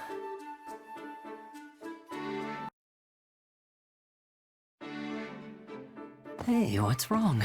Something on your mind? Kinda, yeah. Remember before when we were talking about my mom? The more I think about it, the more I'm realizing she really was a strange person. What do you mean? Exactly that. Everything about her was kinda just a mystery. I've spent hours trying to puzzle out how she might have ended up in that remote village, but I keep coming up empty. I mean, someone that smart is rare even in the biggest cities, right? She practically knew everything. Even using magic was a breeze for her. She may not have talked much about her past, but can you think of anything she mentioned that could give you a clue? Maybe something about the people she knew, or unique things she owned. If she did, it's not coming to me. She's been gone so long now. So yeah, nothing really springs to mind. I don't even have any mementos to remember her by.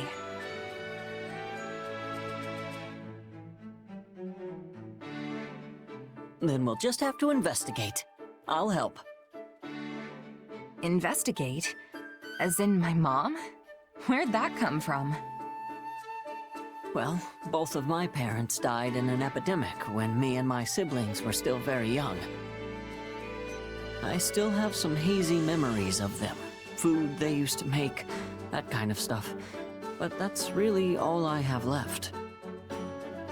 And since they were commoners, there's almost no record of them.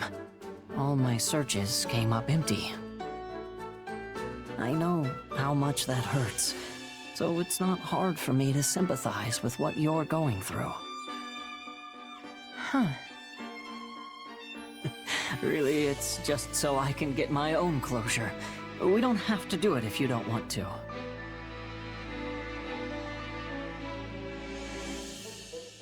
All right, I'm in. I'd love to learn some more about my mom. Okay then, how are we doing this thing? The most sensible place to start would be talking to people who knew her. I doubt anyone in the village really remembers her, though. We weren't exactly the most social family. Still, someone must have known her. It's impossible to stay completely unnoticed in those small mountain towns. It's entirely feasible one of the villagers can tell us something. Or, what about the village chief? If anyone's gonna remember her, it's him. But for all I know, he could be dead by now, too. Then we'll just have to send a letter and find out. And if we never get a response because no one there can read, well, in that case, we can go ourselves. Guess it's worth a shot. I feel kinda bad sending a messenger out that far, but we might as well see what happens. Great.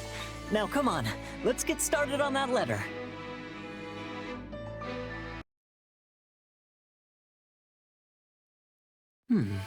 It's been a while since we sent that letter, but we still haven't received a response. Yeah.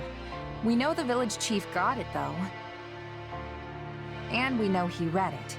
The soldier who delivered it confirmed as much. But he never wrote back. I wonder why. Hard to say. Maybe he just doesn't want to get involved. Or maybe he doesn't remember us. Part of me almost wonders if my mom didn't make him promise not to tell me anything. Not that I have any proof she'd do that.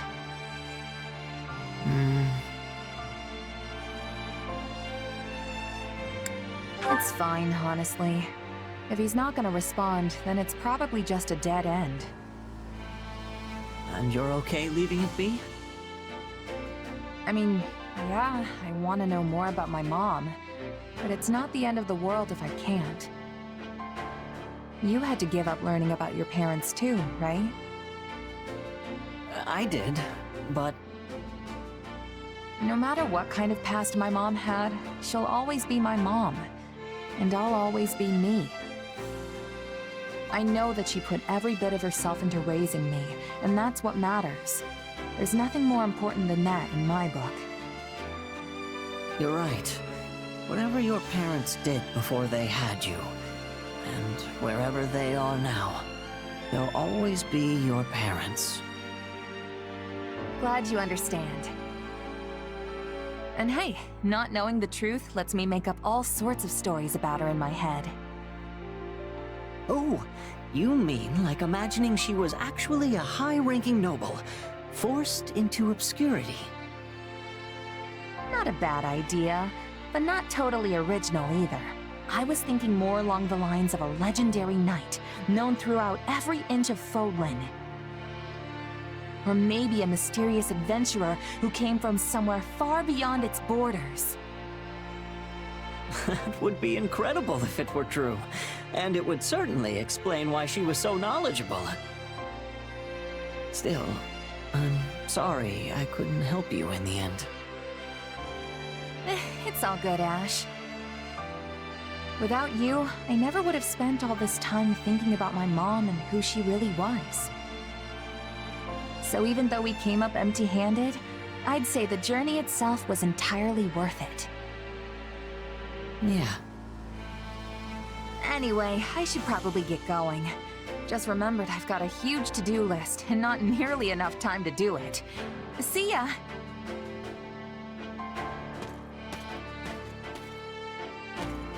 Huh? I could have sworn I saw the commander here a moment ago. Oh, you just missed them. I can take a message if you want, though. In that case, please deliver this letter.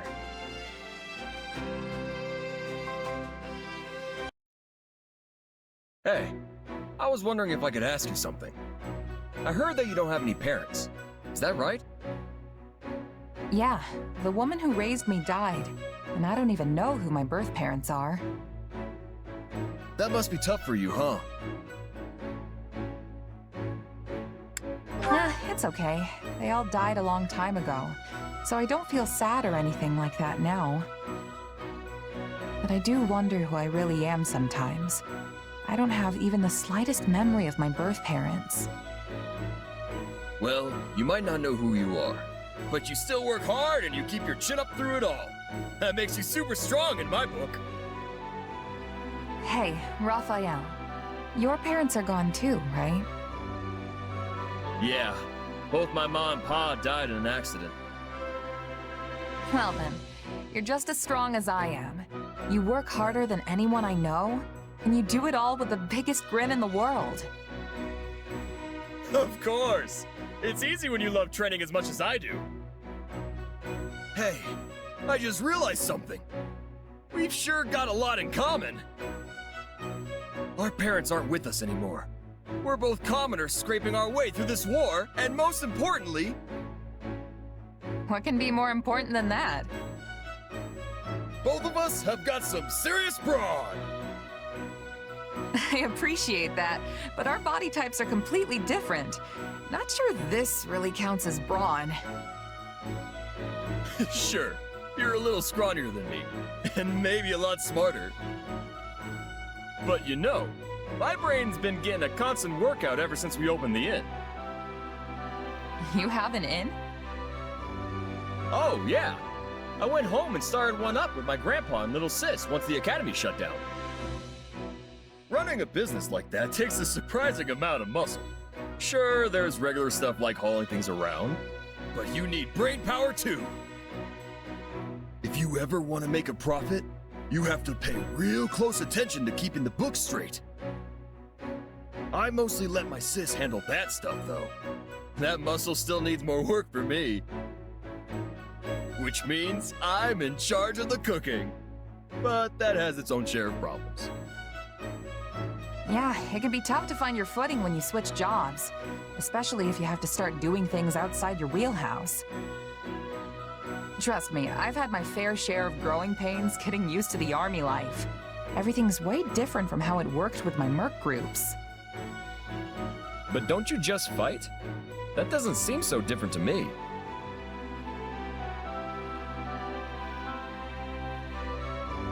As a mercenary, the only thing you're responsible for is yourself.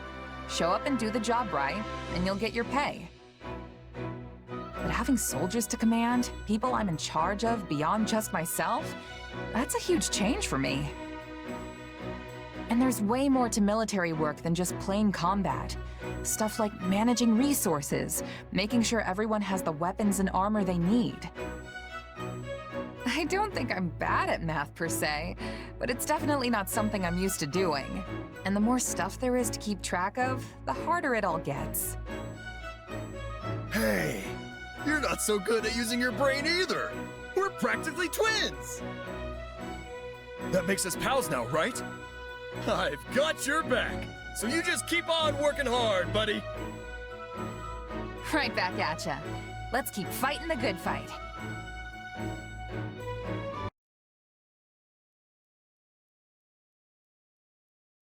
Hey, how's it going? You been getting enough food? Definitely. I'm eating way better than I was back in my mercenary days. You didn't eat so good, huh? I spent most of my time moving from place to place, so I had to manage on my own. I'd just fling whatever I could get my hands on into a pot. Can't say any of it ever tasted too great. Wow, I'm surprised you could even live like that. And you never stayed at an inn? Sometimes, if one happened to be nearby and I had a little extra money lining my pockets. But I never really felt like the food there was any better. Sounds like you were at all the wrong places then. Nothing fun about a bad meal, I always say. That's why I want my inn to be known far and wide for its delicious food. I was actually hoping to do some cooking out here, too, so I could hone my craft. But I don't think it's going so good. You want to know why?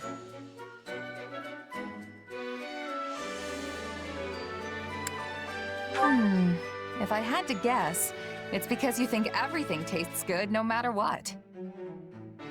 Hey now, I know the difference between regular old grub and the kind of stuff that gets your mouth watering. See, all the meat and fish we've got in the pantry is preserved. When you're not working with the fresh stuff, nothing you make's gonna have people hollering for more. You think? But there are dishes from all over the world that use ingredients that are on the verge of going bad. You sure that isn't because they don't have a choice? I'm no expert, but I've heard it can make a nice cut of meat even more savory depending on how you prep it. Huh. Maybe we can learn some more if we ask someone who's from one of those places. Not to mention, there are other ways of preserving food, too. You mean, besides dumping salt on everything? I'm sure you know about smoking your food, right? Things will keep for even longer if you do that after you cure them. Yeah, but I heard that makes meat all smoky and gross. Kinda defeats the point if you ask me. I think it depends on how you do it and what kind of wood you use. Apparently, it's really good if you do it right. Wow, you sure know a lot about this stuff. My mercenary days showed me more about the world than I could have ever imagined. I only really remember bits and pieces, though. Come on, don't be so modest. I can't wait to get back in the kitchen with these new ideas you gave me. Hey, speaking of ideas, you want to help me think up some recipes with the stuff we've got here? I'm not so sure me and cooking mix. But yeah, I wouldn't mind giving it a shot. That's the spirit. I know we'll come up with some feast-worthy food if we just put our heads together. Hey, you gotta hear this! What's up, Raphael? You're looking extra cheerful today. Have you seen the looks on all the soldiers' faces lately? Don't they seem way more motivated? Oh yeah, I was wondering what was going on with that. Well, I was curious too, so I asked. And you know what they said? Is it because we're winning the war? Lots of victories always boost morale. Makes sense. Anyway, that's not the reason this time. They all said it was because of the food. You don't mean... Yep, they've all been eating the dishes we came up with. You know, with the smoked meat and the rotten food. Hey, didn't I tell you not to call it rotten? In any case, our hard work definitely paid off. And the food's great too, if I do say so myself. Right? I could eat that stuff over and over again and never get sick of it. And it's a big hit with the soldiers too. They said they actually get excited for mealtime now. Plus, it's made them fight way harder in battle. I'm really glad everyone's so happy with it. Makes all our effort feel completely worthwhile. You bet. See, food's important no matter who, when, or where you are. Yeah, back in my mercenary days, I'd scarf down any old scrap so long as I was full at the end of it. But I've changed my outlook. Honestly, I feel like I can work even harder now that I can look forward to all my meals. And I never would have gotten here without you, Raphael. Thanks. Huh. I was just thinking the same thing about you. Guess we helped each other equally. You know, I scrounged up every last piece of gold I could find just so I could go to the Officers' Academy and become a knight. But once it shut down, opening the inn was basically my only option. But then, running the inn helped me realize all sorts of important stuff too. And now I'm sure, once this war's all wrapped up, I'm gonna do whatever it takes to become the best innkeeper in all of Fodlan. Sounds like a solid plan. But you'll probably need to up your cooking game even more if that's the end goal. Yeah, I bet I'll have to train under a real great chef to get me where I want to be. Oh, and while I'm at it, I'm gonna come up with a brand new style of cooking. Something that'll really work my muscles. What would that even look like? Well, I don't know. I haven't invented it yet. Whatever the case, I know what I want to do now. Hey, what do you say to tagging along with me? I think you've got a real knack for this cooking stuff.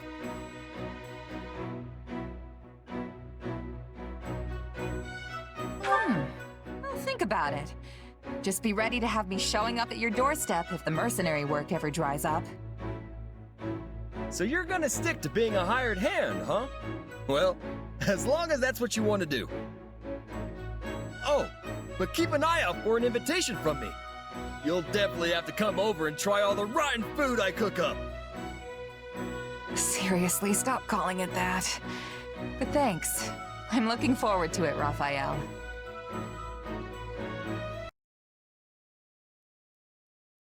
Wow, that was amazing! No wonder Edelgard trusts you so much.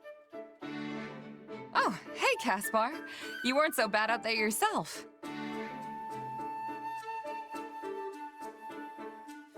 Not that I'm surprised. You must make House Burgleys proud. Don't I wish? I'm still pretty steamed about how the last battle went.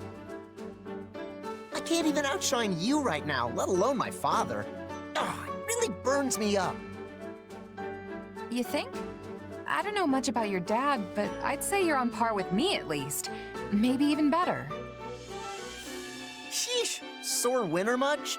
Just you wait, though. I'm only getting started.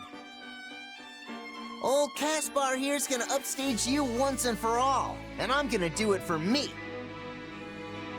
Okay, but think about it. I'm a mercenary and you're a noble. I'll have way more chances than you to excel in battle, which also means way more chances to die. Meanwhile, your dad's the Minister of Military Affairs. You falling in combat definitely wouldn't be a good look. You've got that all wrong. Since I'm his second son, I'm completely expendable as far as he's concerned. Ever since I was born, me and my brother were treated completely different.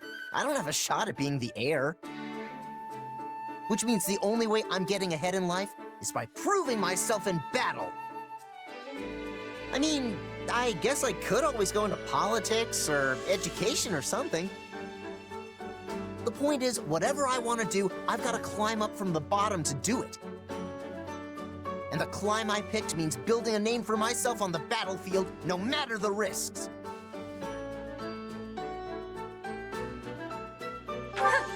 It's almost like you're a mercenary. I never thought a noble could have that kind of motivation.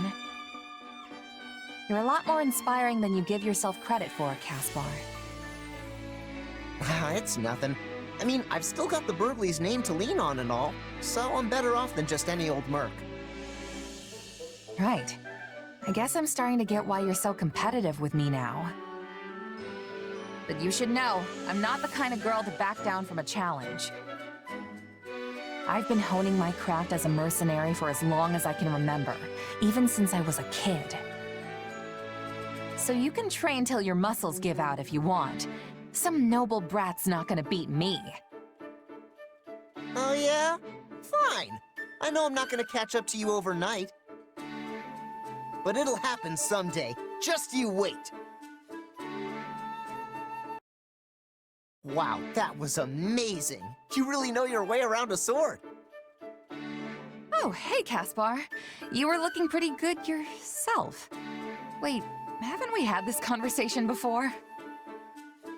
I don't know. Must be because you're always sweeping the floor out there. Looks like I've still got my work cut out if I ever want to catch up to you.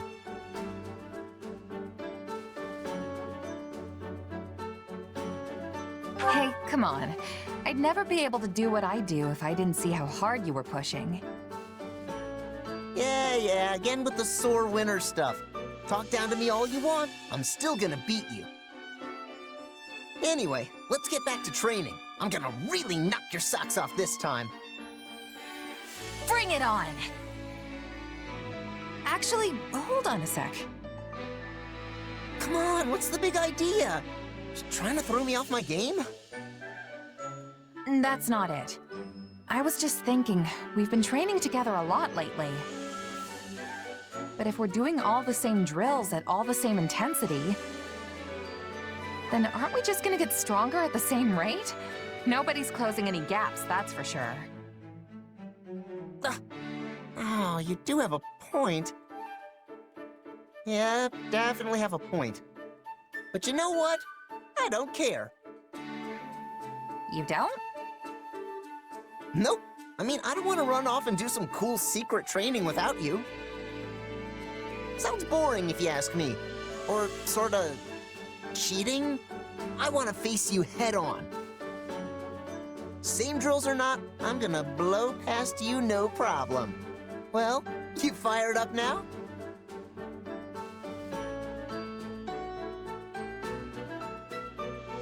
Fired up? Friend, I'm the flames. And trust me, you're about to get burned. Only one way to find out, and I'm putting my bet down on old Caspar. It's incredible just how focused you are, Caspar. I'm honestly kinda impressed. There aren't many people like you joining up with mercenary groups, I'll tell you that much. Oh yeah? I'd have no idea myself. But hey, let's both give this our best shot. The tougher we get, the quicker we can end this war once and for all. And at the end of the day, that's the goal here. Let's never lose sight of that.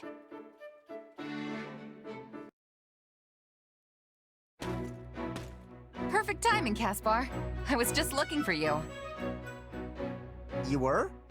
Oh, I get it. You want to go a few rounds, huh? Fine, I'll take you down without even breaking a sweat. Well, no, I mean, okay, yes, at some point, but that's not what I'm here for. Your dad's around, right? I was sorta hoping I could get a session in with him. You know, a little lesson from the Minister of Military Affairs himself. Yeah, you might not want to do that. Why not? You're training with him, aren't you? Well, sure, but I've been doing that since I could barely even talk.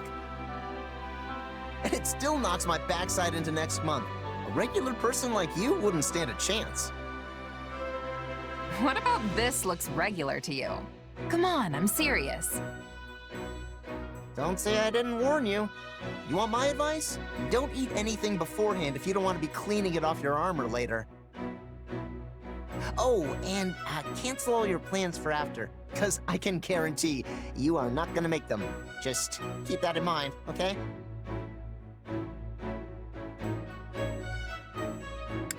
It can't be that bad, can it? You're kind of scaring me here. Oh, trust me, it can. I'm just making sure you don't get blindsided by the pain. Training with my father? It's a marathon of blood, sweat, and tears that'll leave you feeling like you're face to face with the goddess herself.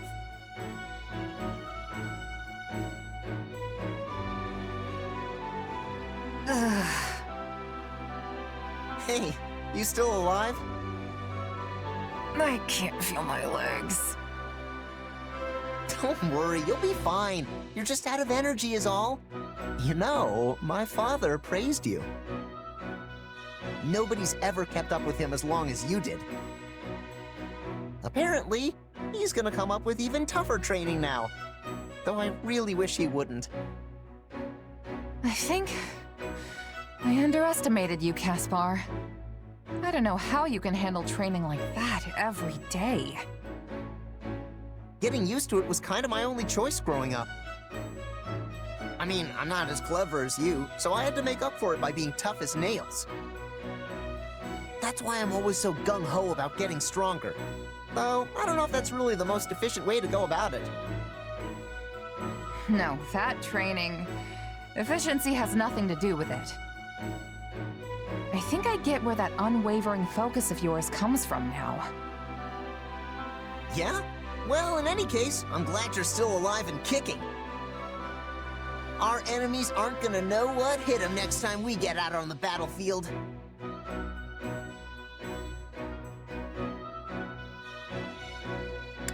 Yeah. All this suffering would have been for nothing if we don't get the results to back it up. You know, it's a nice change of pace seeing you like this. Please don't laugh at my pain.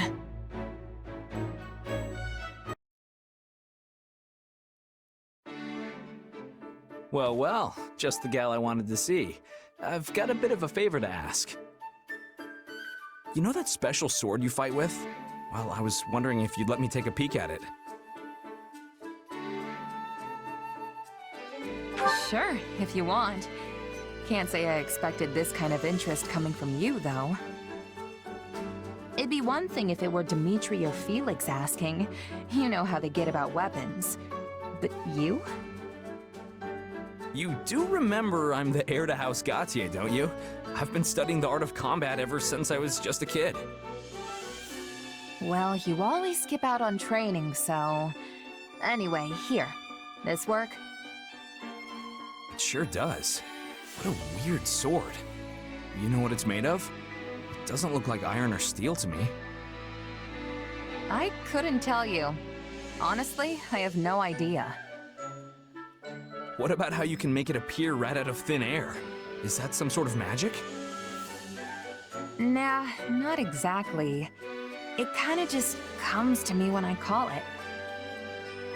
Well, that's vague. One more question then. Would I be able to use your sword if I wanted to? Doubt it. The thing vanishes the second I let go of it. But hey, why do you want to know so much about it anyway? guess I was just thinking how nice it'd be if there were more weapons like yours out in the world. You know, a hero's relic can take down hundreds or even thousands of soldiers in a single swing. Depending on who's doing the swinging, of course. But as soon as the wielder dies, that's it. If you don't have a crest, it's nothing more than a fancy-looking hunk of whatever they're made of. Of course, that wouldn't be an issue if everyone could just use a sword like yours. Maybe so, but that doesn't make it possible. I mean, there's still so much even I don't know about it. Right. It's not like you can just make a second one or something. That's actually a pretty interesting idea. You've given this a lot of thought, haven't you? Hey, you're talking to the future Margrave Gautier here, remember? Of course I'd think about this kind of stuff. After all, us nobles wouldn't have nearly as much work to do if everyone could fight with the relics. And then I could spend all my time flirting with you instead. Yeah, not interested. Don't make me tell Ingrid about this.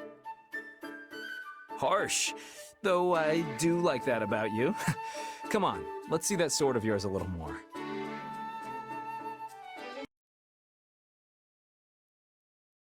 Never thought I'd see the day you shut yourself in your room to read. I hear you've been pouring through every book on magic you can get your hands on. Hey, I read sometimes. Anyway, I had this great idea I needed to do some research for. I'm afraid to ask. Wait, what's that diagram? A perceptive question. This here is a blueprint I came up with for a new kind of fire orb. Really? You're talking about those flame-flinging siege weapons, right? Because that looks pretty small for a fire orb. Well, that's the point. I want to make it so that our knights can carry one around as easily as they do their swords. What would that accomplish? Knights don't have the training to use something like that. Right you are. The wielder needs both special training and some natural magical ability to use one. At least that's the case with our current fire orbs. Which brings me to my main goal, making it so that anyone can use them, no matter their background. I mean, think about the havoc we could wreak if your average knight or myrmidon could also blast out some fire magic whenever they wanted.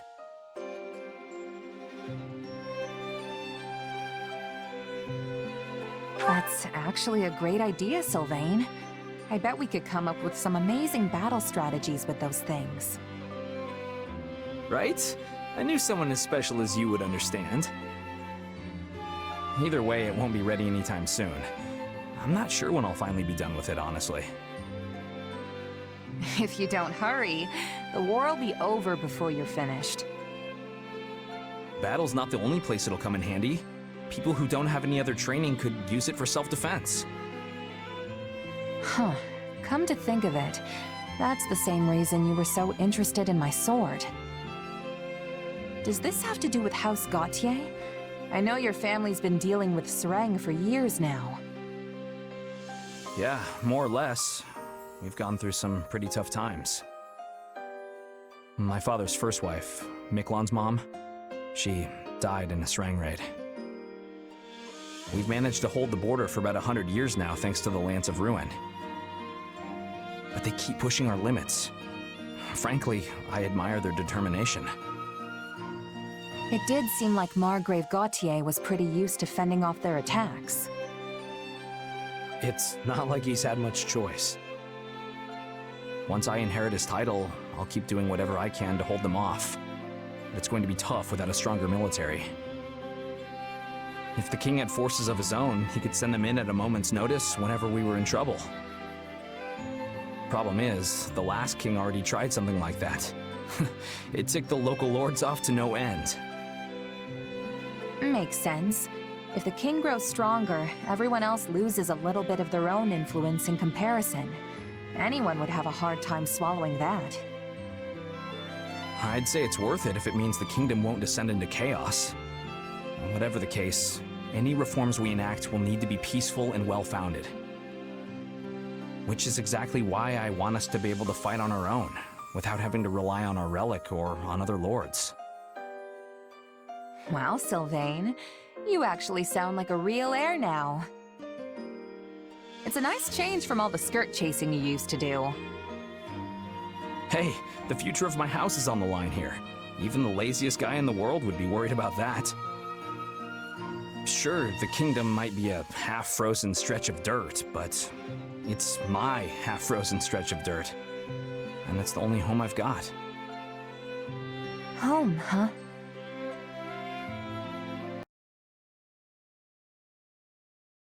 Ugh, today's training was rough. Guess I need to start working even harder if I want to keep up. You know, it's incredible just how into all this you are. But I do feel kind of bad for you. Why? It's my own fault for not being up to snuff. Just you watch, Sylvain. I'm gonna stand head and shoulders above everyone else in the next battle. That's not what I mean. I feel bad that we roped you into this war. The only reason any of us are fighting is to keep our homes from being destroyed. If we fail, we'll lose everything. Our houses, our families, the places we grew up. But you don't have that kind of personal stake in this thing. You can live wherever the wind takes you. True. I am a bit of a nomad. Isn't there anywhere you call home, though? Well, sorta. I grew up in a remote village off in the mountains, so that's probably the closest thing. But it's hard to really say for sure.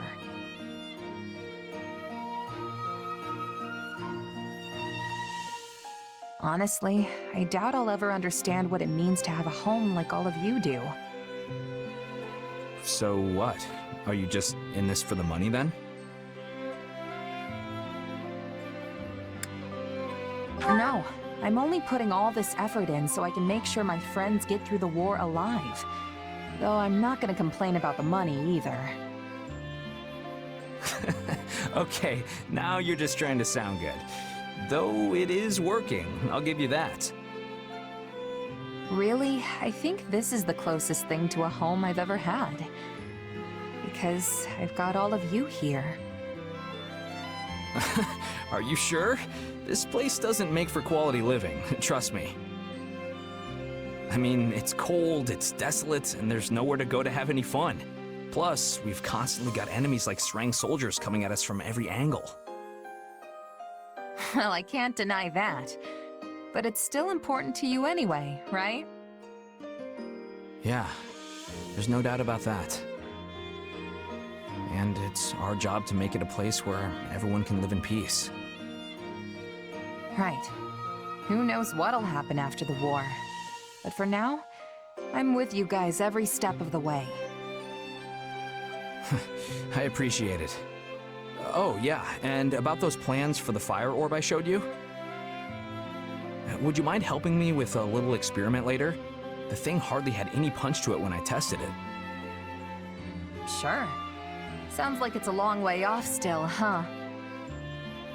Hey, I'm trying here. I even got in touch with the School of Sorcery to see if they could help. No rush, Sylvain. I'm sure you'll finish it one of these days. I've spent enough time with you to know. You can do anything when you put your mind to it.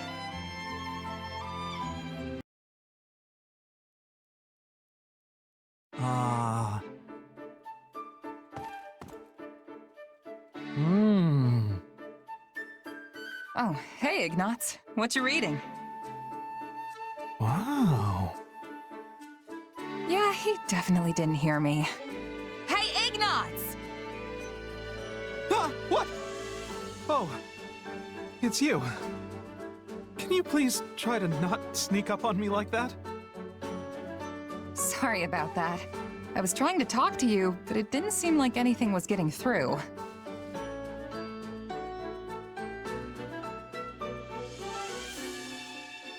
Looks like you're really into that book, whatever it is. What's it about? Doesn't look like battle tactics at the very least.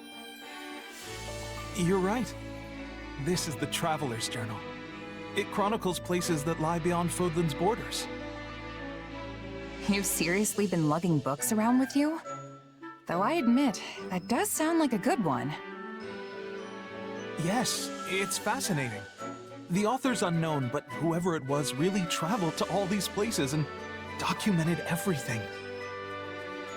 It's amazing how vastly things can differ depending on where you are, like the plants or the animals or even the ore in the ground.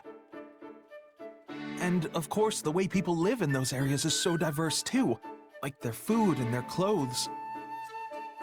But what's most interesting to me is the architecture. Ruins in Fodlan contain ancient architectural styles that are, for some reason, also found on faraway islands. All right, I get the picture. You talk like you've seen it all firsthand. Well, I really try to place myself in the author's shoes when I read. So I guess in a way, I have. I'd love to visit all those places myself, but that's easier said than done. Especially since I became a knight.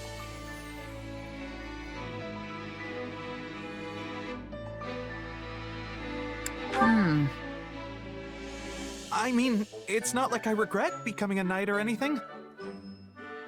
I wasn't gonna ask, but all right. As long as you're happy. At any rate, both my father and my brother are pleased that it's official. Sounds to me like you became a knight for them. That's not it at all. I'm very happy with my decision, honest. Even though you can't go off traveling? Yeah, getting sent out to different locations for battle is kind of the same thing. Oh, but of course the mission always comes first. It's not like I go off wandering whenever I feel the urge. Uh-huh. But you would if you could, right? Why do you keep asking me about this? All these leading questions, they're uncalled for. I might not be able to travel of my own volition, but I can read books and go wherever I want in my imagination. And that's good enough for me. Aha.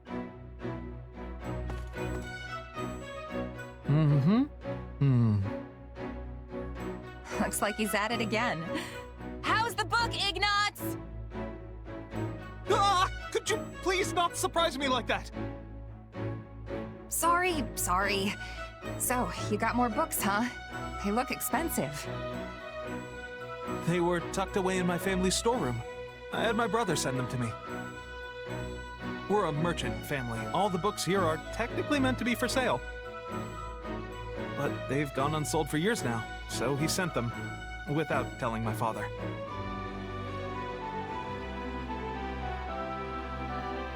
Your brother sounds like a nice guy. Are you two close?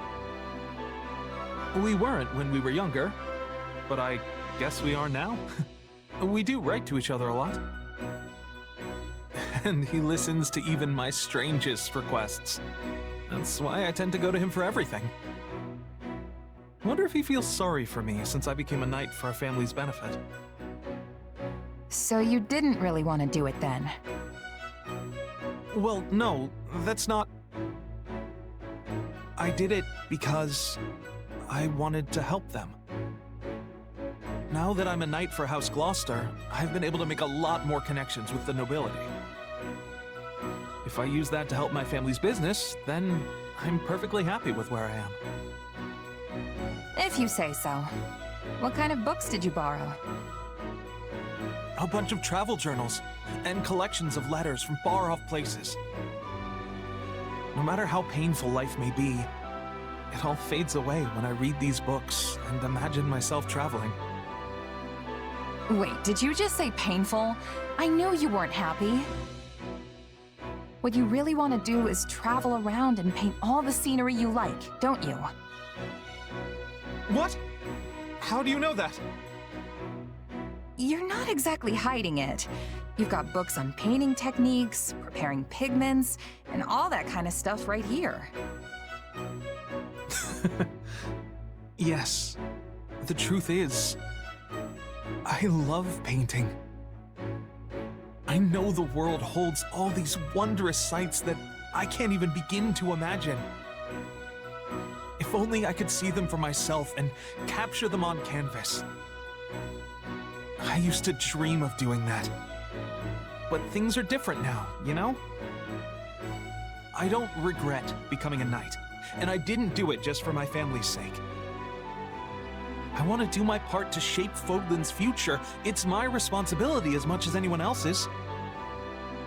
That conviction has only grown with every battle. Ah, that must have sounded so arrogant. I'm sorry. I'm embarrassing myself. All right.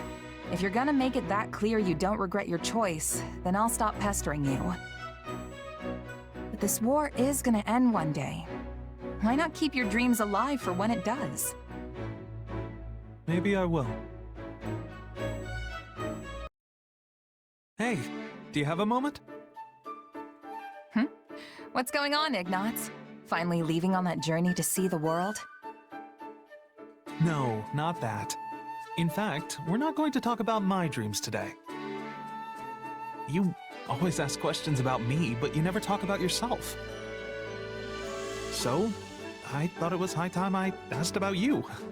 You certainly have piqued my curiosity. Sure, go ahead. What did you want to ask? Well, since I told you about my dreams, I wanted to know about yours. My dreams, huh?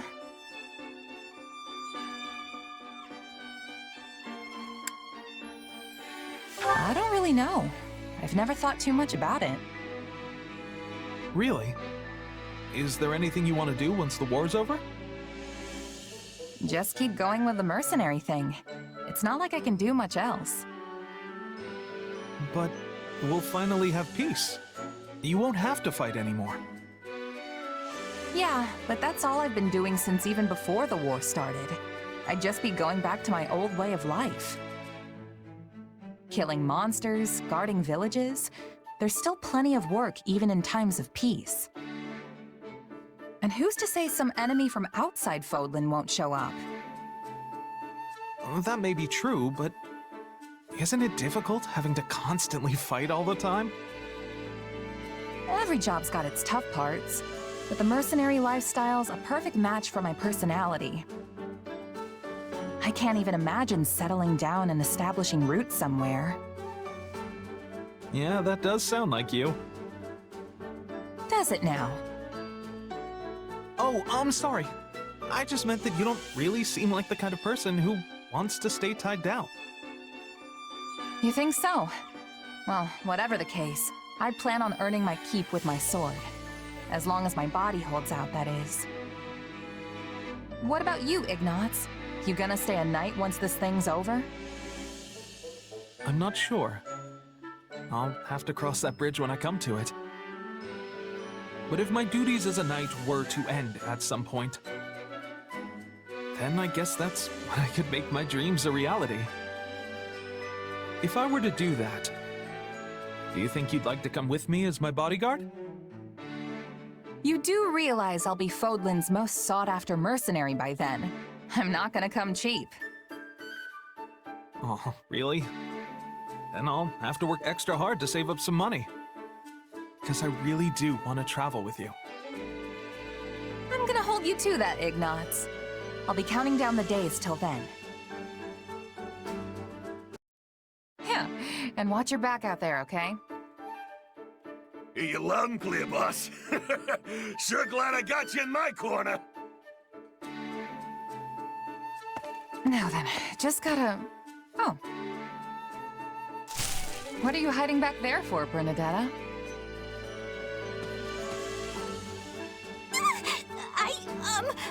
Who was that guy you were just talking to? Who, that? Just a merc buddy of mine, asking if I had any jobs for him. Oh, he was a mercenary? But he looked like a bandit! Hey, come on now. You shouldn't assume the guy's a common criminal just because he looks rough around the edges. But, what about the way he talked? Oh, so scary! You'd sound like that too if you'd been a merc your whole life. Most of these guys didn't have a mom teaching them how to sound nice and proper like I did. I see. I guess I don't really know you that well, but are all your friends like that? Is that too nosy? That's really nosy, huh? I mean, not all of them. But now that I think about it, it's kinda impossible to avoid in that line of work. Guess that means you won't be signing up for merc jobs anytime soon, huh? Obviously not! No, wait, not happening! Even if I wasn't as shy as I am, I'd never be able to handle all those scary people at once! That sounds like your anxiety talking. You'd see there's nothing to be afraid of if you just gave them a fair shot. And hey, isn't basing your opinion of strangers on their appearance just gonna make you feel worse? Well, what else am I supposed to base my opinion on? Just spend some time with them.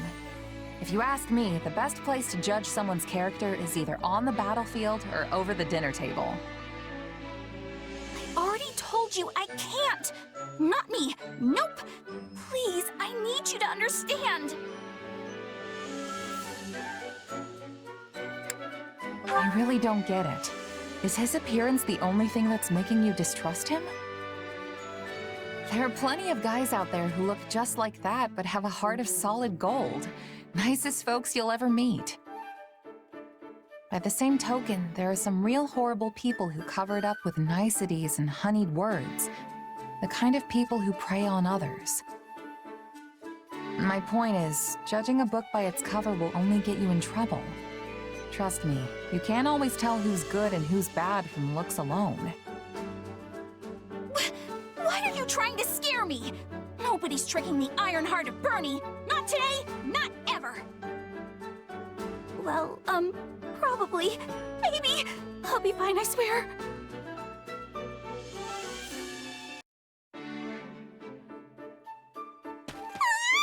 It's horrible! Bernadetta, what's wrong? Is there a rat in the base? Wait, a rat? Nobody told me about a rat! Oh no, oh no, oh no! It's gonna nibble on all my snacks! Hey, calm down. I didn't mean a real rat. I was talking about an enemy spy or something. Oh, right.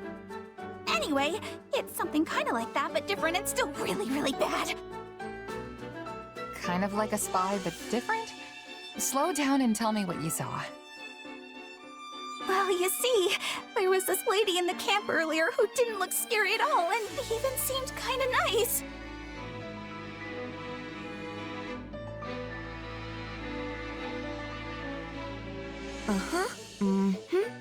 Shyness and fear of strangers got you down, huh? Let's see if I have something that can help.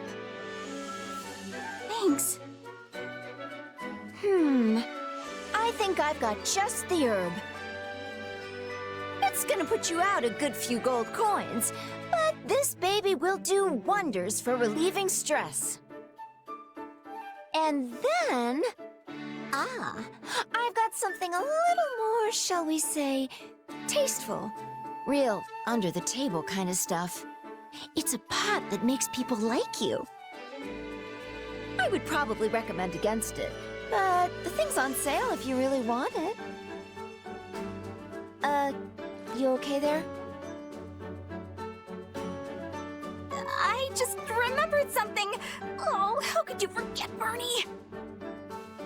There are lots of scary people out there who pretend to look nice just so they can prey on you. And you must be one of them! Well, that was weird.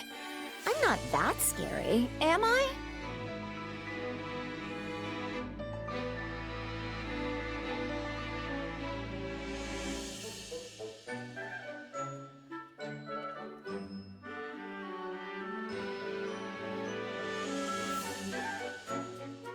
And that's how it all happened. I would have been dragged off and murdered if it wasn't for you. But wasn't that just Anna? She's here all the time selling her wares. I mean, not all of it's the most reputable stuff, but I don't think she's trying to cheat anyone. And she's definitely not a murderer.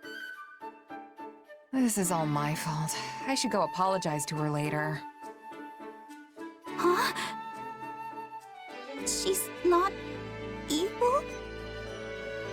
Not that I know of. I'm also pretty sure it's not the first time you've met her. I don't know. I'm bad with faces. You're pretty judgmental, you know that? Huh? What do we do? What do we do? How about this? There's this merc I've got in my crew. A real terrifying-looking hunk of muscle. Sweetest little teddy bear on the inside, though. If anyone's gonna help you overcome this, it's him. Okay, I accept this challenge. You've got this, Bernie.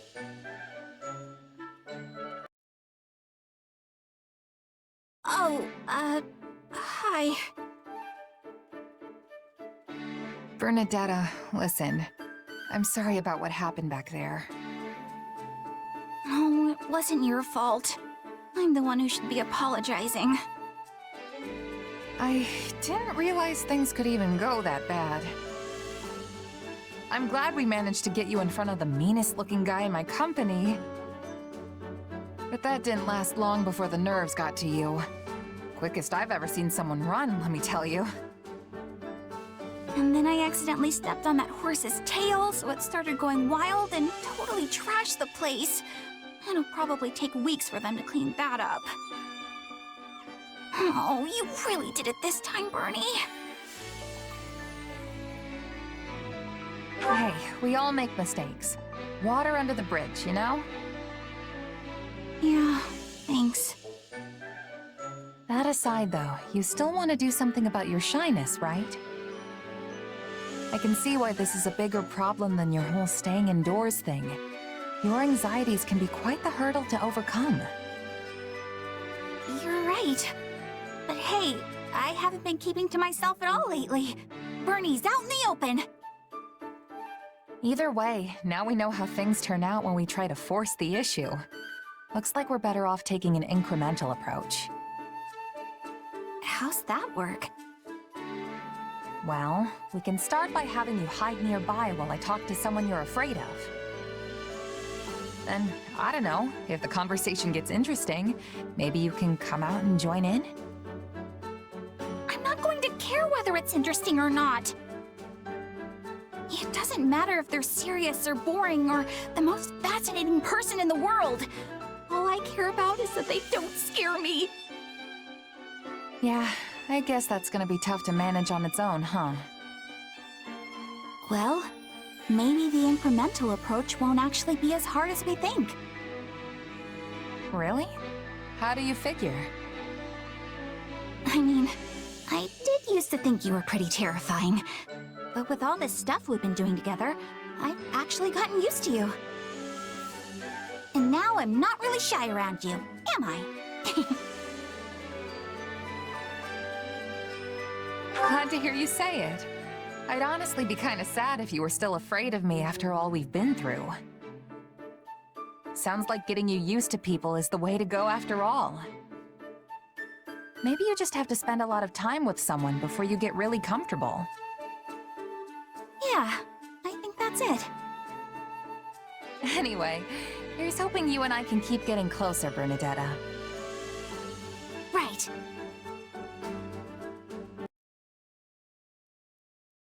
You're a lifesaver, Mercedes. Could you help me tend to this soldier's wounds next? Lady Mercedes, where would you like me to put this? Oh, yes, just a moment, please.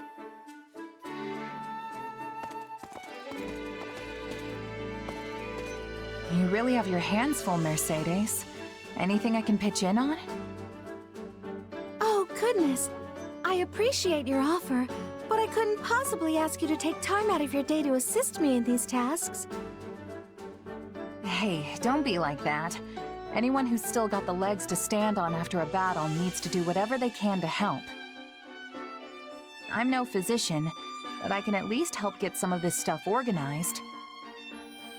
But you only just returned from combat yourself. Aren't you exhausted?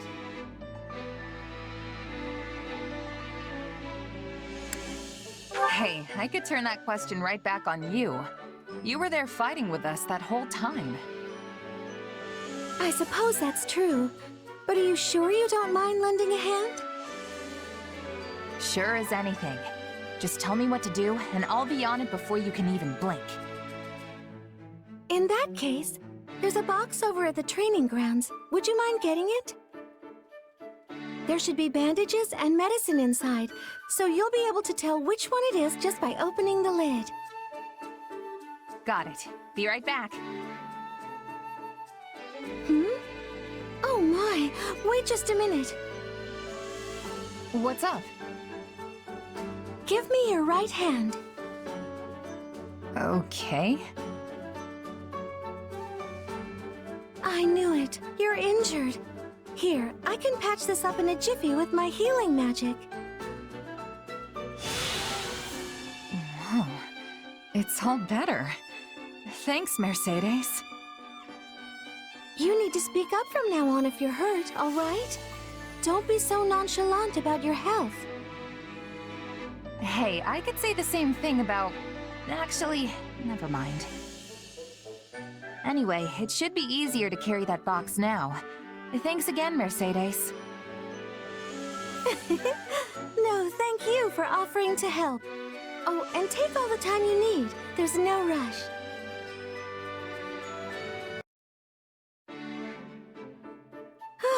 That should be everything in its place now. And high time we took a break, if you ask me. Lugging all those boxes was hard work. Hey, why don't you join me for a meal? Might be nice to head into town for once. I'm not that hungry just yet, though. Oh, I've got it. If you'd like, we could have a tea party. I have a cache of delicious treats we can eat as well. Sure, I guess I could go for some tea. Where'd that idea come from, though? Well, I received some sugar recently as a gift from one of the soldiers I mended back to health. I used it to bake the most wonderful confections. I'd love for you to try them. Huh, that does sound good. And a little something sweet once in a while never hurt anyone. Then we're settled. Give me just a moment, I'll get everything ready. Whoa, these are incredible. I've never had anything quite like them before. I'm glad to hear it. I'm particularly happy with how those turned out. It does actually taste kind of familiar, though. Almost like the snack my mom used to make. Really? You don't say.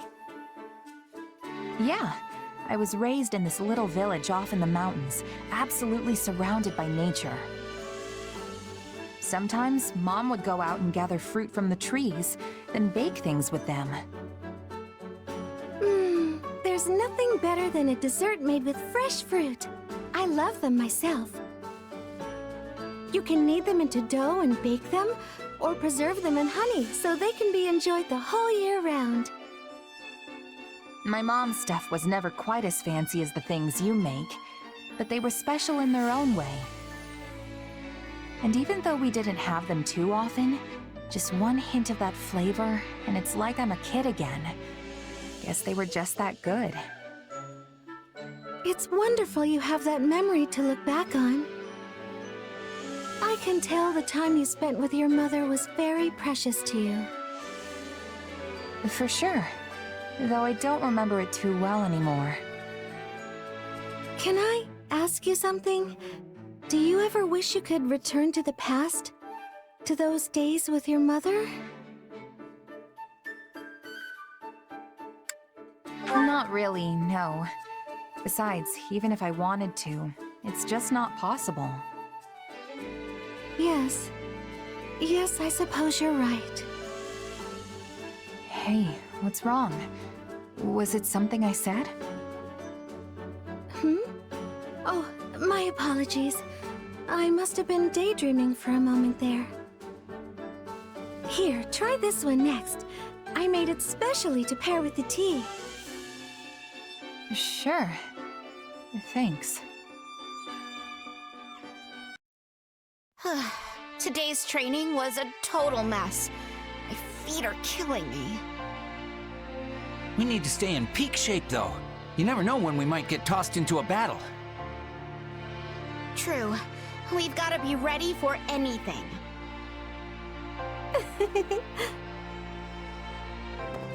Mercedes?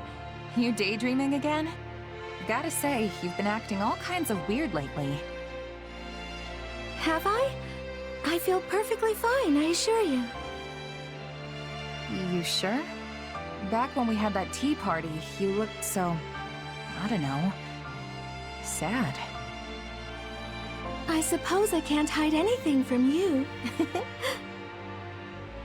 Things like tea parties with dear friends, or seeing the trainees work so hard to improve. It reminds me of how things were before the war, if just for a moment. You mean back at the academy? Yes, and before that when I lived with my mother and my little brother. It also reminds me of the time I spent studying with friends at the School of Sorcery in the capital. Things may not have been easy then, but I would give anything to return to those days. Huh. I don't think I've ever seen you get this sentimental about something. The feeling surprises even me. All my years, I've gone wherever the current of life chose to sweep me. In truth, I used to think nothing ever went precisely how I wanted it to. But looking back now, I realize just how joyous all those moments really were. And yes, I'm aware it isn't good to dwell so heavily on the past, but I can't seem to help myself. And that's totally fine. There's nothing wrong with getting sentimental. Nobody's gonna judge you for reliving one or two good memories every now and then. Thank you, truly. You're such a kind person. Still, you shouldn't keep all your emotions bottled up like that. We might not go back to the peace of the old days anytime soon, but we can still have tea parties. I'm always here to listen if you ever need to get something off your chest, Mercedes. You mean that? I'm so glad to hear it. In that case, why don't we have one right now? Sure, I don't mind. But why now? Because I used the money I'd been saving up to buy some more ingredients. Remember how we were talking about all those different kinds of delicious fruit desserts before? Well, I went ahead and whipped some up. I can never turn down an invitation like that. Can't wait to see what you came up with. Oh, hello there. Are you doing some research? Yeah, I was just looking through records of past battles. Figure I'll probably run into some similar situations. That's admirable of you. I thought that someone with a mercenary background would be a little more reckless with their fighting. Oh, wait. I'm sorry.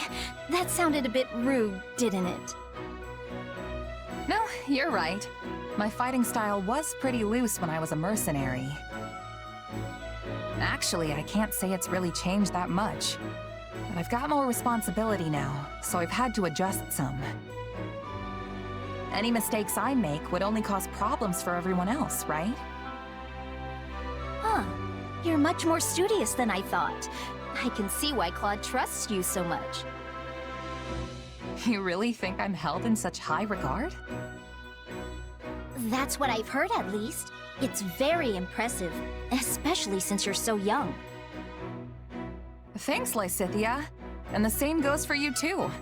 For a kid, you're amazing at what you do. Excuse me? Who is a kid? Huh? Well, you are. I must ask that you refrain from treating me like a child. I wasn't trying to... You said, and I quote, for a kid. I'm aware that people often treat me like a child, but to think you'd call me one directly to my face! I work harder and contribute more to this army than anyone else here. It is truly vexing that something as inconsequential as my age can dictate how people treat me. I'm sorry. I had no idea you hated being treated like a kid that much. This is not a matter of like or dislike. My belief is that those who fight alongside each other should treat one another as equals.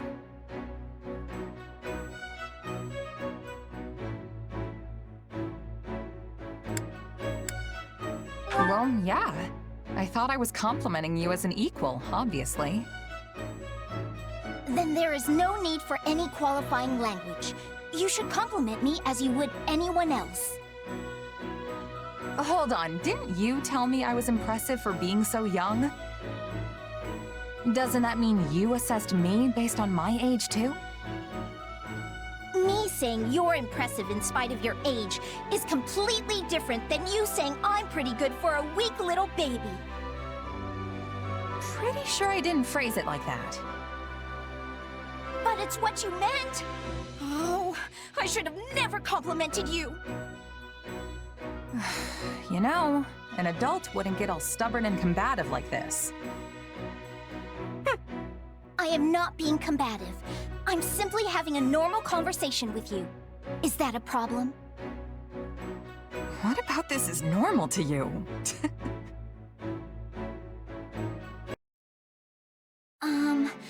May I speak with you a moment?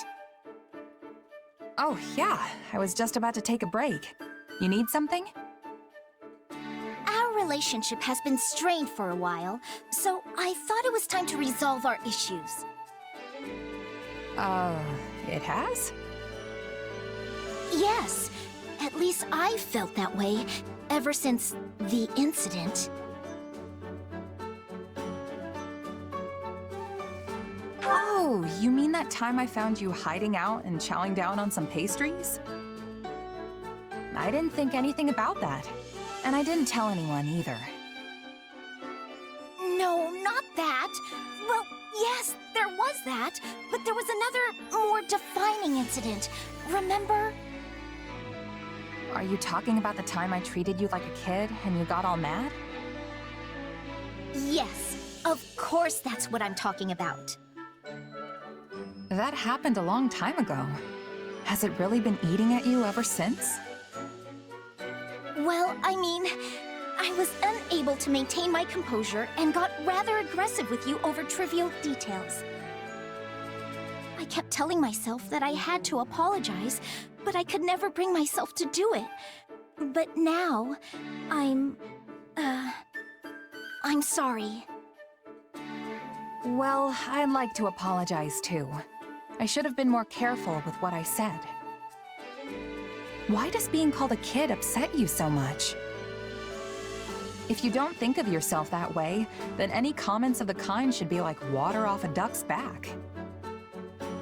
Look, I'm a tiny bit younger than everyone else, and it doesn't help that I'm shorter too. Plus, I do have somewhat of a baby face. Really?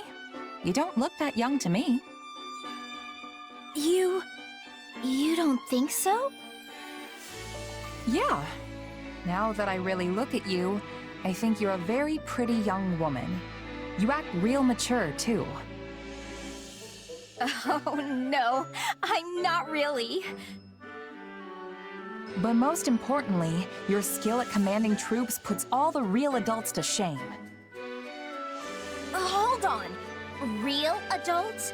So what you're saying is that I'm ultimately still just a child? Crud, I misspoke. What I meant was... There you go, making excuses again. Now I know exactly what you think of me. This conversation's going sideways again, isn't it? It would seem so. Though, I suppose forgiving you would be the mature thing to do. Hey, there you go. See? You are a real grown-up, Lysithea. Something about this still rubs me the wrong way, but... Oh, fine. I just ask that you keep treating me like the adult I am. That's not true at all. But... Oh, look who it is. You really don't look like a kid. You shouldn't worry about it. You think so? Yeah. Now that I really look at you, I think you're a very pretty young woman. You act real mature, too. Oh, you're just saying that. I'm not like that at all.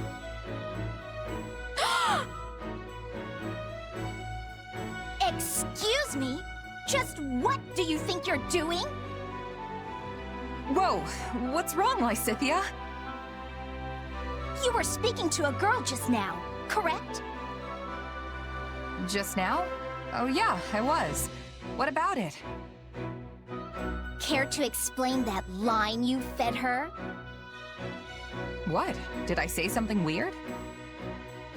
Allow me to refresh your memory. Now that I really look at you, I think you're a very pretty young woman. You act real mature, too. You said the same exact thing to me, remember? I'm not a fool, you know. So what? You just go around spouting off the same lines to everyone? Whoa, wait! Just calm down. I know, that was wrong of me. But I do have an explanation. By all means, enlighten me. Just hear me out. You might have noticed, but giving advice isn't exactly my strong suit.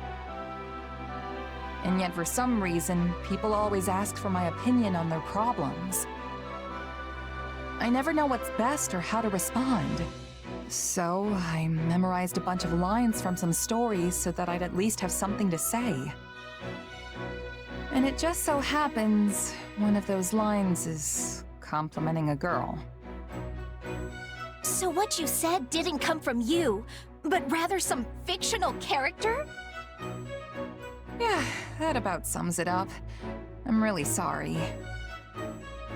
And then when people have asked for your advice, you've just parroted back some meaningless words. I can't believe you! I thought it would be better than people getting mad at me for being honest. Hearing the truth is always more preferable. So tell me now, what do you honestly think of me?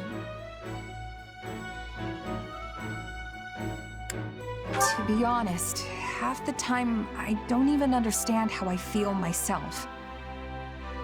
But if I had to put it into words, I'd say... You make me smile when you're around. You're interesting all the time. When I'm with you, it's like I never want to leave.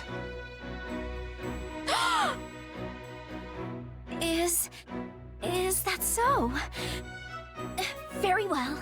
I will endeavor to keep that in mind. I apologize for pressing you. I have matters I must attend to right now. So, I wanted to tell her that she's fun and I never get bored around her, but it came out all weird. Oh well, hopefully she got it.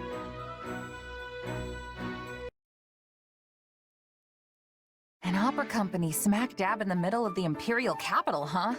I can't even begin to imagine what that must be like. I mean, I've been all over the place for my mercenary work, but it's mostly just been for small-time rural lords and the like.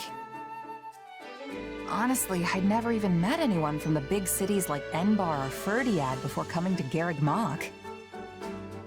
Even after I ended up in the capital, all the glitz and glamour made me feel almost like I was living someone else's life instead of my own. You know, shows in the capital are about 1,000 times flashier than the little town festival shows you might be used to. Every important moment of the drama is conveyed through elaborate song, and at the center of the musical ensemble stands its star, the diva.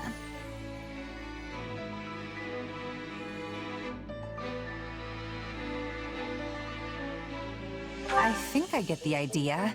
These divas sound pretty incredible.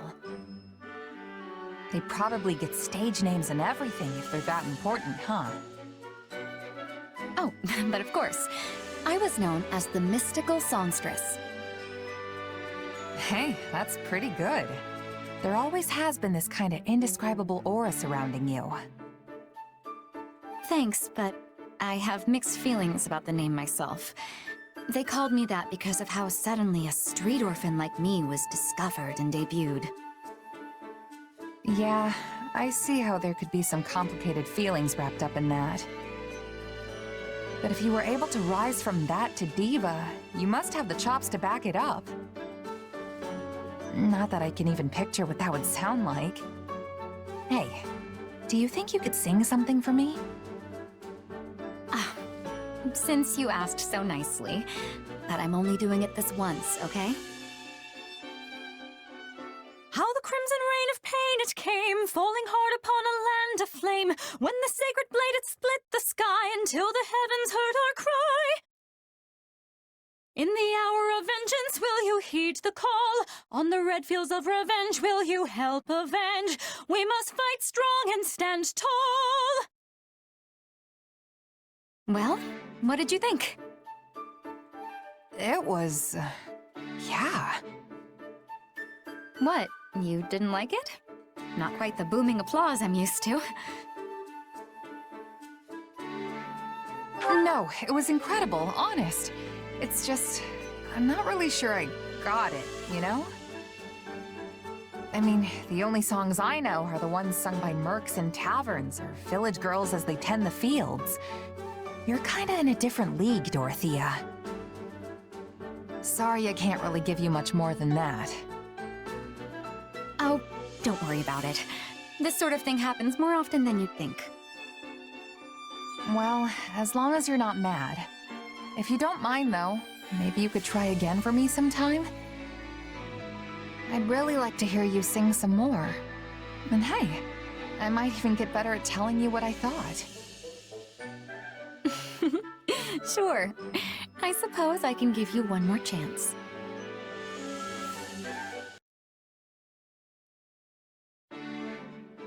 And that reminds me, I actually found myself at a noble's tea party not too long ago. Oh, you must be talking about Ferdy, right? He does love his tea.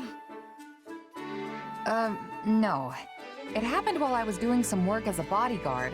The nobles who threw the party even gave me a cup of tea to show their appreciation. I didn't really know what to make of it, though. Hard to say if it was even good or bad. Understandable. Settings like that tend to choke the flavor out of any food or drink you happen to come across, among other things. Yeah, I'm not sure I'm built for all that fancy stuff. Hey, remember when I asked you to sing for me? You belted out a verse from one of your operas. It kinda reminded me of that tea. It's like, I just don't have the background for that sort of stuff. If you don't grow up in it, you're not gonna get it. Everyone has a right to those things, though. Taking in a tragic opera, letting an elegant meal dance across your taste buds. Nobody should be excluded from those pleasures just because they were born a commoner.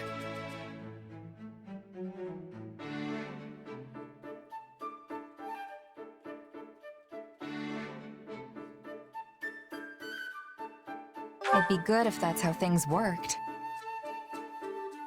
You think it's not? Take my time back as a mercenary. I would have gladly eaten a half-cooked rat if it meant I was getting food in my belly. It's only since I joined up with this army that my palate's become a little more discerning. What I'm saying is, if you never have the chance to eat good food, then you'll never know what good food is supposed to taste like. Not that that's necessarily a bad thing, but... In that case... Dorothea? Oh, sorry. I got a bit caught up in my thoughts there. But I think it might be just as you say. Will you indulge me for a moment? Sure. What's on your mind? When I first started singing, I did it for me. Only me. But it wasn't long until Manuela discovered my gift. So, I joined the opera company. It felt... incredible. I wanted the whole world to hear my singing. But once I became a songstress, I started attracting more and more attention from the nobles. Before I knew it, I wasn't singing for myself anymore. I was singing for them. Now you can't even appreciate my songs if you weren't born with a silver spoon in your mouth.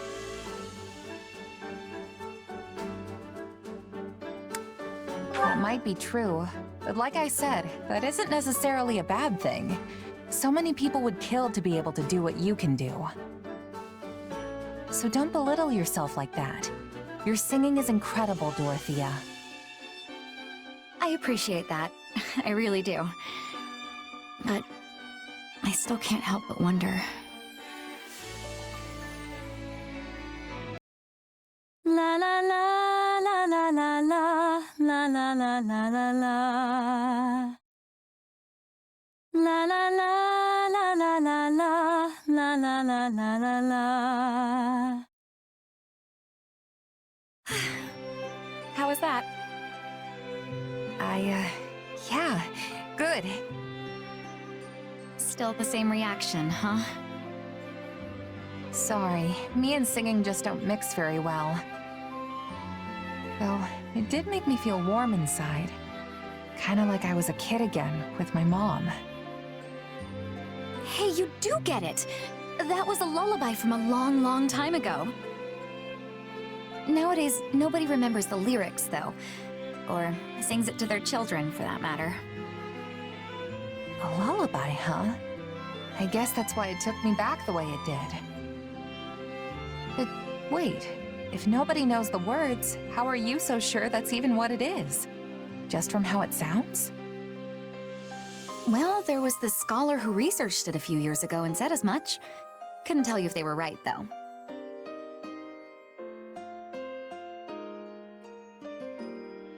Huh. Honestly, I kinda like that it didn't have any words. That way it can hit you straight in the heart without all that lyrics and meaning stuff getting in the way. I'm glad to hear you giving music a little more thought now. And I'm glad I've had so many chances to listen to you sing. Your voice touches people, Dorothea, even if they don't have the knowledge to really appreciate the high-level art of it. I mean, look at me. Bottom of the barrel, and you still practically move me to tears. Oh, come now, don't talk about yourself like that. It doesn't really bother me. And I'm not wrong, am I? No birth parents, no real background to speak of, the whole wandering merc gig. It is what it is. That's quite the positive attitude. I'll have to try a little bit of that myself sometime. In the meantime, I've once again been able to rethink my singing thanks to you. I lost much of my emotion about the craft during my time as a diva, but I can feel it coming back now. You really are incredible, you know that? How do you mean? I don't know, there's just something beautiful about the way you speak. It's like your thoughts just come out of your mouth fully formed, almost perfect, then find their way straight into people's hearts. Probably has something to do with all the training you did to become a diva, and all the training you've continued doing since. Meanwhile, here I am struggling to even make proper sentences when I try to talk about your singing. Thank you for the kind words. It makes me feel a lot better hearing you say those things about me. But for the record, I don't think you're bad with words at all. Even your little speech now was the definition of smooth. If I didn't know any better, I'd think you were trying to flirt with me.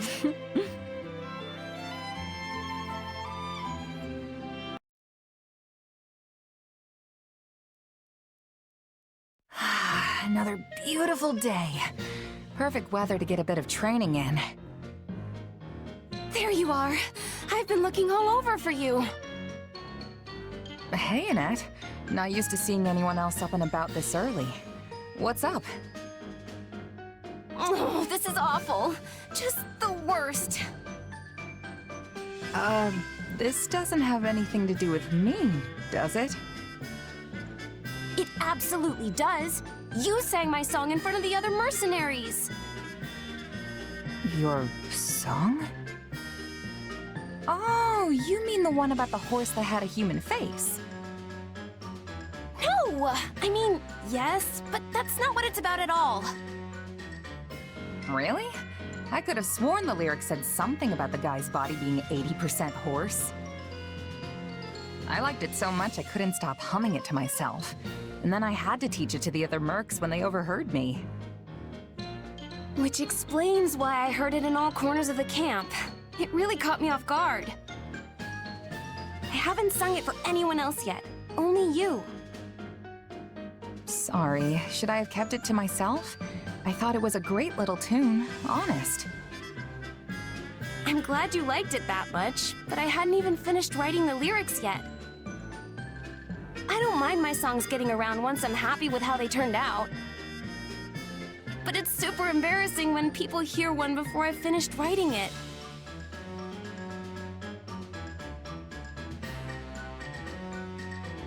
Okay, yeah, that's fair. It's no fun when people see or hear something when you're not ready to show it off. I mean, I'm the same way. I can't stand it when other people watch me practice my sword work. Though I can't really avoid it if I want to get any real training in. Exactly. But my song's out in the wild now, and there's no putting that cat back in the box. I guess I'll just have to wait till everyone forgets it. Hey, I'm really sorry about all this. I could tell everyone to pretend like they never heard it, if you think that would help. No, absolutely not. That'll just make them all suspicious. In that case, why don't you just finish the song? Then you can sing the final version for everyone, and they'll forget about the old one in no time. You might not be happy with it right now, but it's clearly catchy if all those people are loving it. You have a point there. I guess I just need to finish up the lyrics then. That's the spirit. Though I do really like the whole 80% horse part. Hey, what are the words to that song again? Something about an eagle and a lion flying through the sky? A flying lion? Pretty sure I know the song you're talking about, but those definitely ain't the lyrics I've heard. The one I know is about some horse with a human face running through the greenest grass you ever did see. Now that you mention it, that does sound familiar. What a weird thing to sing about. I wonder who wrote it.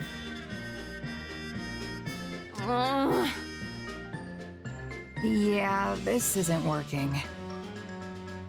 You can say that again. I finally finished rewriting the lyrics and everything, but they aren't catching on. Not at all. I've even heard people theorizing that the horse with a human face is some kind of grand metaphor. You know, since he's a mix of human wisdom and a horse's pure strength, the song is saying that the brave warrior who possesses both will win in the end. Or that the horse is some kind of messenger sent by the goddess to punish sinners. Why did it come to this? I didn't have any of that stuff in mind when I was writing it. I just wanted to sing about a knight rushing through an open field. And then I snuck in a tiny bit of Dusker mythology that Dedue told me about. Not sure how you got from that to a song about a horse with a human face. I already told you that's not what it is! It's a mythological warrior being from Dusker legend. All right, all right. Either way, everyone obviously prefers the original version. So, all's well that ends well, right? They say once people hear a song, it's out of the composer's hands forever. The author is dead, all that stuff. I know you're just saying all this to make me feel better. Well, yeah, I can't deny that. Sorry, Annette.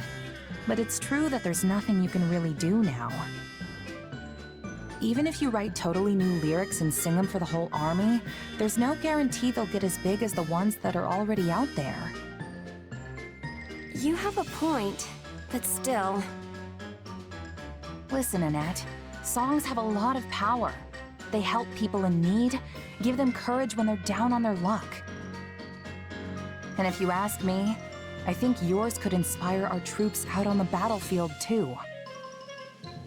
I don't know. Hey, what even is a human-faced horse anyway? Is it some kind of monster? Ain't no monster I've ever heard of. Maybe it's a horrible beast that comes crawling up out of the bowels of the earth. Don't say stuff like that. You're gonna ruin a perfectly happy song. Aww. Hey, Annette. What are you up so late for? Some kind of research? Oh no, it's nothing like that. I've been working on this. That just looks like a bunch of little black bugs jumping around on a page. Excuse you, it's sheet music. I have no idea how you could possibly think the notes look like bugs. Sorry. It's just, I don't think I've ever actually seen sheet music before. Does this mean you're writing a new song? Mm-hmm. A lovely tune popped into my head today, so I wanted to jot it down before I forgot.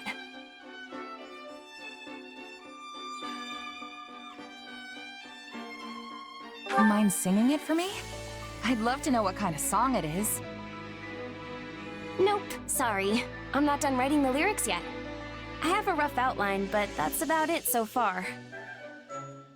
Still, I want to write something happy. A song that'll make people feel good when they sing it. That sounds great. I can't wait till it's finished. Hey, do you remember the song I wrote about that night? Night? Oh, you mean the horse with the human... Yeah, the song about the night, of course. Well, I heard someone singing it again. Look, Annette, I know you're upset I let it slip, but what's done is done. I didn't mean it like that. I heard a mercenary singing it to himself as he died. He was covered in blood and could hardly breathe. Yet he had this great big smile on his face as the words crossed his lips. He must have been in so much pain. But still, he just kept smiling. Probably thinking back to all the times he spent drinking and singing with his friends. Soldiers always throw the wildest parties after a battle. The sort of thing where you can find knights and mercs alike locking arms and belting out tunes. Maybe. Anyway, I've been thinking about that mercenary a lot ever since he passed. I never wanted that song out in the world, and I'm honestly still not happy about it. But it helped him face his final moments with a smile, instead of sadness or fear. And I'm forever grateful I could provide that. It's like I told you before, Annette. Your songs can really help people. I'm sure tons more took comfort in that song, too. Including me. Whenever I'm feeling down, I just think about one of your silly songs, and I'm right back in high spirits. Silly? Are you implying my lyrics aren't serious? No, never mind. I'll choose to take it as a compliment. And hey, if my songs really help people that much, I better get to work writing lots of new ones. There you go. So, what's this next one gonna be about? Well, right now I'm planning to make it be about a group of friends who dig into a huge feast together. They keep churning out dish after delicious dish, and everyone's faces are alight with laughter and joy. Wow, I'm getting hungry just hearing about it. Right? Then once all the food runs out, they go off hunting for ingredients so they can cook up some more. Okay. But uh-oh, they come across a ginormous bear and have to battle it to the death. A death match with a bear? I thought this was supposed to be a happy song about a feast. Guess I shouldn't judge it before it's done. Just let me know when you're finished, okay? I want to be the first in line to hear it. Yes, of course. Hey, Marianne. You were really doing great during those drills today. Oh, I'm heading over to the mess hall. You want to join? After all that training this morning and no break, I'm starving.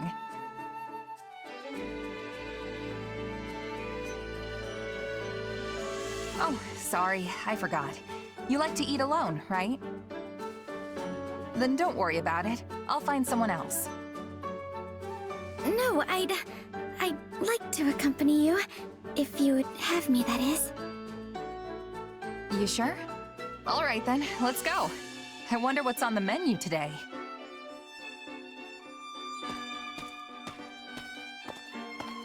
Oh, man, that was good. I feel alive again. Yes, that was nice. By the way, why'd you decide to come along with me? What do you mean? You usually sit by yourself. I thought you didn't like eating with others. Sometimes I see you eating with Hilda, but I figured that's because she makes you do it, right? Yes, I do feel more comfortable when I'm alone. I haven't been around people much, so I don't normally know what to say in conversations. Well, now I'm even more curious why you decided to eat with me. Well, you have a strange power, right? It makes you transform, or something like that. Yeah. You curious about it? It's not so much that. I, wondered if you despised having it. Nah, I don't even give it much thought. And besides, my powers come in handy a few times. I know it makes people suspicious of me and curious about my background, but that's just how people are. And yet you always have such a sunny disposition, and everyone here respects you. I wondered why that was. I mean, I sure hope they respect me. So, that's why you wanted to join me? I wanted to know how I could be like you. Like me? But Marianne, it's not like you have some mysterious power tucked away, right? No, I don't. If you just want to make friends with people, then you don't need to think so hard about it. It's not like anyone here hates you. Don't they? I'm so useless. Hey, you're a huge help to all of us. I mean that. So you don't have to force yourself to act like someone you're not, okay? All right. Thank you for saying that.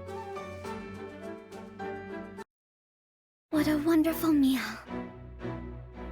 Hey, you've still got some food left. You don't want it? That Ogma Wolverine meat's super hard to come by, you know. Oh, I don't really eat meat. You can have it. Don't mind if I do, then. You know, I always feel strangely energized after eating this stuff.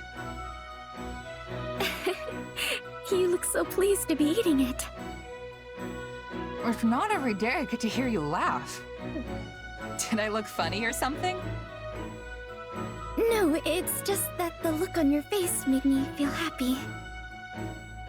Instead of just watching other people stuff their faces, maybe you'd enjoy trying some yourself? I am perfectly content just watching. Huh. Well, anyway, it seems like you've gotten more comfortable eating with me, Marianne. I have. When you told me not to act like someone I'm not, at first I didn't know what to do with myself. But I still thought I could learn something from you. And as I talked with you more, I just got used to us eating together. I see. Then why not branch out and eat with other people too? Mealtimes are a great opportunity to make new friends after all. Making conversation and sitting around the dinner table go hand in hand. That's how we ended up friends, right? It might be a good chance to get to know someone else.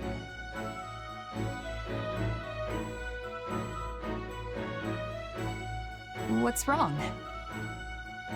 I'm sorry, it's just... my adoptive father said the same thing to me once. He did? He often criticized me because I avoided other people so much. He said that, as the heir to House Edmund, I must be at least somewhat sociable. But he never bothered to understand how difficult it was for me to do that.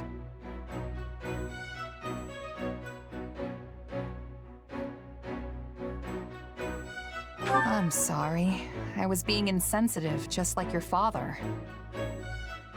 No, you've done nothing wrong.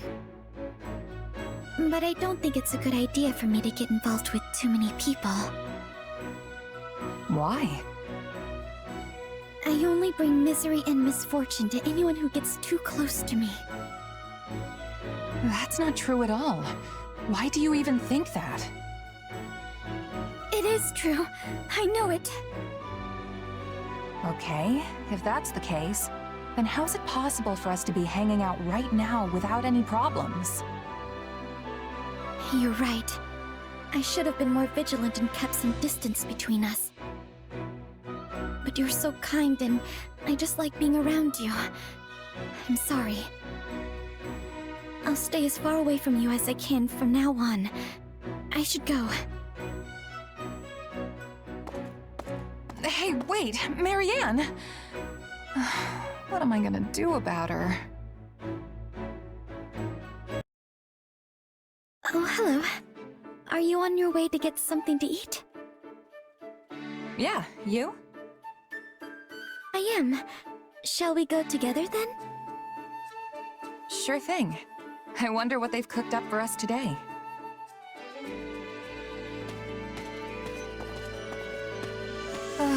That was satisfying. Pretty nice getting such tasty meals all the time, huh? I agree. The meal was lovely. You didn't finish your meat again. It's kind of a waste, you know. I ate a lot of the vegetables, so you can have it. Hey, if you're offering... Wait a minute. Haven't we had this conversation before? I think we have. Did something happen to you, Marianne? You seem more relaxed today. In a good way, of course. Oh no, nothing in particular. But I made a decision. I'm not going to worry about whether I bring misfortune to others or not. I've been a part of this army for a while now, and I've worked closely with everyone in it. And nothing terrible has happened to anyone as a result of being around me. Well, of course nothing bad's happened. I'm still a bit anxious about everything, but I decided to adopt a more easygoing attitude. I'd like to emulate you and your nonchalant demeanor, how you can just move through the world without a care. You're making me sound kind of irresponsible. But you know what? I'm okay with that. I say if you want to talk to people, then talk to them. If you want to be alone, then do that. I really think it's best to just be yourself. Don't force anything. Yes, I think so too. But I fear my adoptive father might chastise me again if I say that to him. I'm not so sure about that. I think he'd acknowledge how far you've come if he saw you now. You really think so? You might not have noticed, but you're a lot different than you used to be. You're definitely somewhat sociable. More so, even. I just hope that's good enough for him. I'd like to think it will be. Well, I mean, I guess I don't really know what kind of guy your father is. Sometimes I think you say whatever pops into your head without thinking. I suppose that's what I like about you, isn't it? I can already tell I'm going to learn a lot from you. I wouldn't go that far.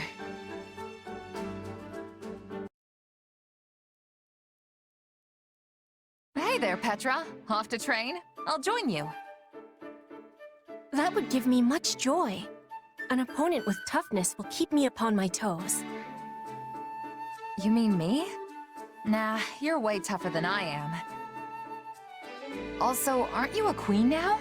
I didn't realize dawn to dusk training was part of the Brigid Royal Regimen. I have not become queen yet, but there is an understanding that it will happen. And yes, in Brigid, royalty must have knowledge of fighting. I mean, we must know how to fight. To be leading our people, a ruler must have more strength than any other. They must be the hardest to kill. My people are expecting this of me.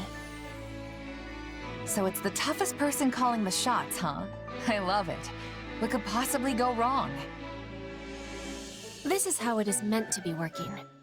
But such things do not always go with smoothness. Mercenaries are always seeking strength too, correct? That's true. A merc lives and dies by the sword. If you're not better than the next opponent you face, they'll be the last one you face. Yes, dying is without productivity.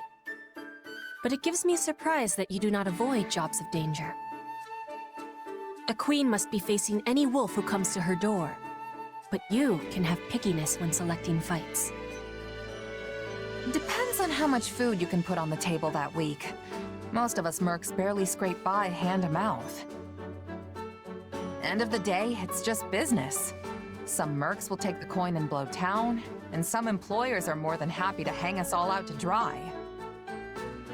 I guess you don't have a lot of sellswords in Brigid, huh? Correct. We do not require the selling of swords. In Brigid, everyone is a hunter. Everyone is a fisher. Everyone is a warrior. There is no need to be hiring, or to be hired.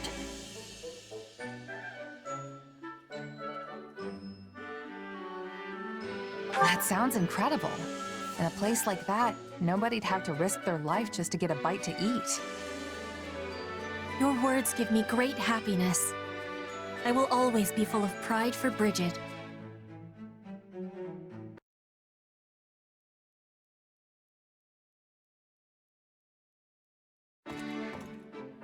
Excuse me. May I ask for your ear? Sure thing. What's on your mind? I have the desire to be learning more about mercenaries. It is a subject of much fascination to me. Sure, I guess. But I think you've heard most of the exciting bits by now. Nonsense. Each word you speak is full of excitement. Please give me more illumination. For example, are you receiving payment for your work here? Sure. Me and Edelgard have a contract. Lucrative one too, as these things go. Guess the boss thinks pretty highly of me. You said money was of importance for people who sell their swords. But what if an enemy offered a bigger payment? Would you be taking it?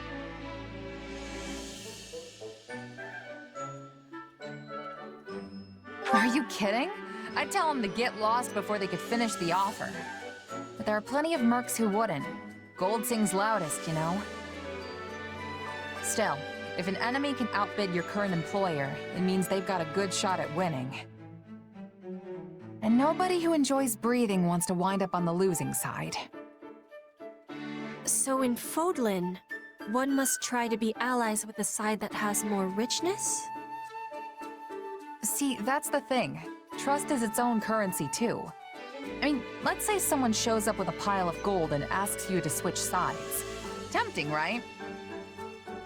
But you gotta be careful. You could take them up on their offer, only to learn that the money was just bait, and the guy actually wants you dead.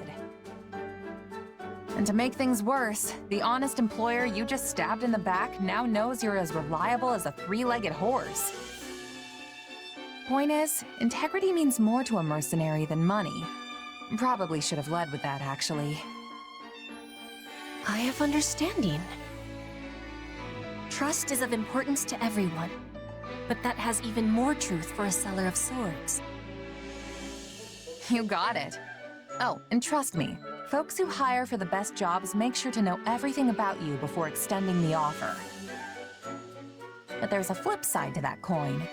If you're the type of employer who likes to leave mercs in the lurch, you better believe that word'll get around. Hard enough to stay alive without that nonsense. That is a thing we all share in common. We wish to keep breathing, as you said. And what if I was offering a job? We are on the same side. Would that be betrayal? Brigid is a land of richness. We can offer much in exchange for the selling of your sword.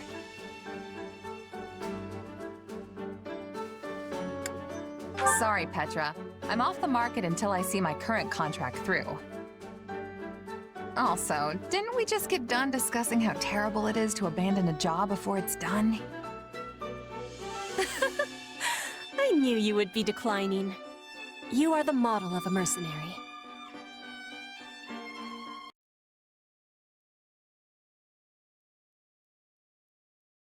This war is going on and on.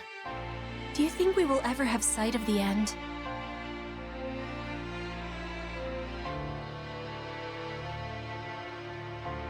Yeah, I do. Maybe not today or tomorrow, but it's definitely out there on the horizon. It will be good to be putting this war behind us. When the war is finished, what are you wishing to do? That's a pretty big question. Then I will give more clarity. How will you be supporting yourself when your contract is completed? If you have the desire, you could come to Brigid with me. Wait, seriously?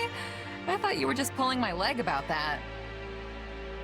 I would never be pulling your legs. Also, I am speaking with seriousness. After losing the war with the Empire, Brigid was forced into becoming a vassal state. But this war is giving Brigid the chance to stand on equal feet again. We will be opening our borders to Fodlan. The exchanges between us will flourish. I am needing a person I can trust to give me help with this. Please, accept my apologies if the offer was given with too much suddenness. No, it's not that. I was just taking a moment to admire you. This war has been particularly ugly, and it seems like we're tearing each other apart on a daily basis. But people like you and Edelgard are already thinking about what comes next, how to plan for it. You're every bit the ruler they are. No, I am different. I am the Queen of Brigid. We are the proud Isles, placed upon the sea by the spirits, who are watching over us to this day. Our future has the brightness of the sun. I am hoping you will be at my side as we are shaping it.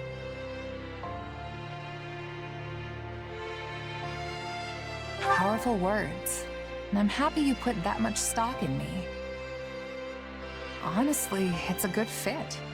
I've got nothing tying me down. No family, no titles, no property to speak of. I am not asking for your answer in this moment.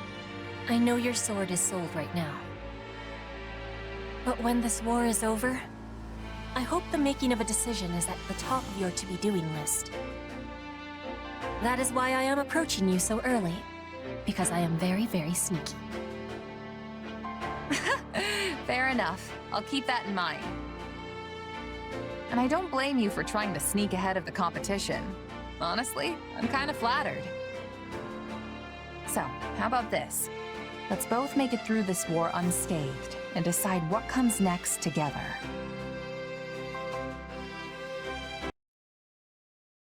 Huh. So House Yvonne is actually just a branch of House Blathid? Yes. Though really, if you trace any noble bloodline back far enough, you will find most of them are related in one way or another. For example, Duke Yvonne possesses the crest of Karen, while her grandfather possessed the minor crest of Fraldarius. Yet another of her ancestors bore the crest of Blathid, which is passed down through the royal bloodline. So you just gotta have a crest to inherit the family title, huh? Doesn't matter which one it is? In general, yes. The nobility used to be more particular about their requirements, but that is in the past now. Since the houses all keep intermingling, none of them really have a pure bloodline anymore. Meaning they don't get to be picky about which crests they get. Though in truth, the main reason why crests are so valued is because they allow their bearers to wield the hero's relics, passed down through generations. In other words, one who possesses a crest compatible with the family's relic is much more likely to inherit the family title. Huh. Speaking of, you're the heir to House Galatea, but your crest comes from another family, right? Yes, but my house is a little different from the others. We originally split off from House Daphne in Leicester, you see. And at times in our history, crest bearers have been passed over entirely for the inheritance. Ugh, can't you just pick a rule and stick to it? Why do you nobles always have to make stuff so complicated? Complicated or not, this is important knowledge if you are going to keep serving His Majesty. If you stay ignorant, the soldiers you command will lose respect for you, and His Majesty's reputation will be irreparably damaged.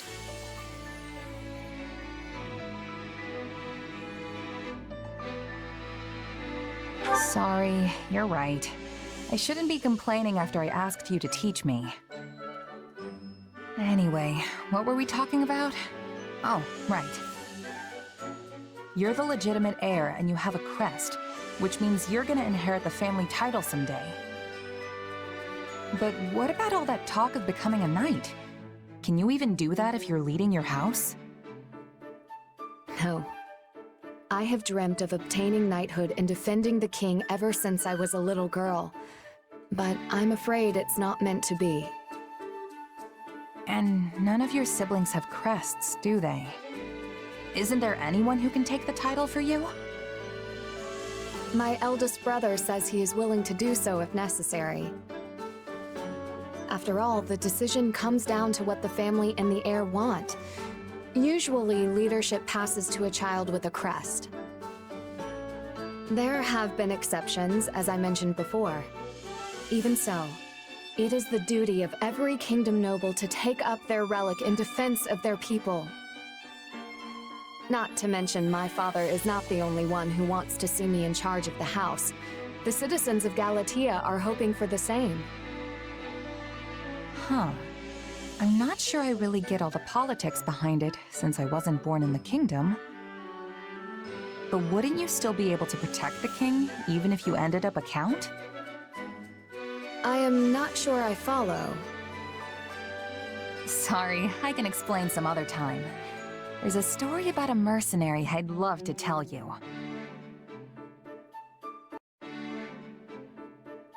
Hey, Ingrid. Glad I tracked you down. Have you ever heard of Tobias's mercenaries? What an odd question. Tobias, hmm? The name does sound familiar somehow. Huh. I thought everybody knew about them. Captain Burling must have exaggerated that part. Anyway, they were a big mercenary group my old captain used to be in when she was a kid. Apparently their leader, Tobias, was so loyal to one of the local lords that he was practically an honorary advisor. Strange. I thought mercenaries kept interactions with their employers strictly business. Most do. But not only did these mercs fight for this lord, they pitched in building the castle town, too. They even went so far as to trade their swords and bows for hoes and pitchforks, and tilled the barren land for the farmers of the region. And they opened up shops in town when the lord was going through some financial troubles. It sounds like they went far beyond what is expected of most mercenaries. Unless... is that something you all do? Oh, not at all. We're fighters through and through. Nobody in their right mind would ask us to drop everything to become farmers or merchants. Basically, both the mercenaries and the Lord were doing stuff way different from how they normally do. Yes, of course. A bunch of sellswords planting seeds and tending a shop is certainly unheard of. In the end, this captain grew so close to the noble of the region that people started calling him the Lord's right-hand man. I guess my point is, it doesn't matter what you are. Mercenary, knight, noble, you aren't tied to any one role just because of the title you hold. Even battle-hardened mercs can end up as farmhands if that's what the client calls for. And if that's possible, surely a noble can do anything they want too. True enough. That ties into our conversation from before as well. Thank you. I will give the matter some thought. Good. Can't wait to see what you come up with. And no matter what, I'm just glad my old captain's story actually helped you. All this stuff about Tobias and his mercenaries really caught me off guard the first time I heard it. You were right about that. But, I cannot shake the feeling that this Tobias person is familiar somehow. Wait! I remember now. I believe the noble in your story may have actually been my grandmother. Really? The last head of House Galatea? Yes. I don't remember very well since I was still so young, but I recall she had a friend by the name Tobias. Though I find it difficult to believe the old man I knew was once a strapping mercenary captain. If it really was him, he must have climbed the ranks even further than I realized. I mean, not just anyone can meet a noble's family like that. Who would have thought this old story would hit so close to home? Certainly not me.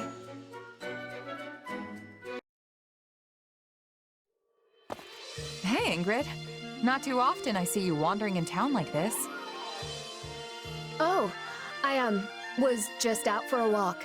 What about you? Are you here to do some shopping? Yeah. Dedue asked me to pick up some ingredients for dinner. Well, if it is food shopping you're after, then your best bet would be the boulevard past the river. What are you so flustered for? You're not hiding something, are you? What, me? No, not at all. It's nothing really. I'm just surprised how much you can find here. It's a far cry from the struggling little towns dotting the rest of the kingdom, that's for sure. Yes, Galatea is one of the regions that's found itself facing particularly hard times lately. A beautiful town like this, filled with happy people, hardly feels like it's part of the same kingdom as the blighted, barren lands I call home. The street lined end to end with blacksmiths is an especially magnificent sight. Not to mention all the wonderful smells wafting from the food stalls. Sorry, I lost myself for a moment there. In any case, it's great to see just how prosperous this town has become.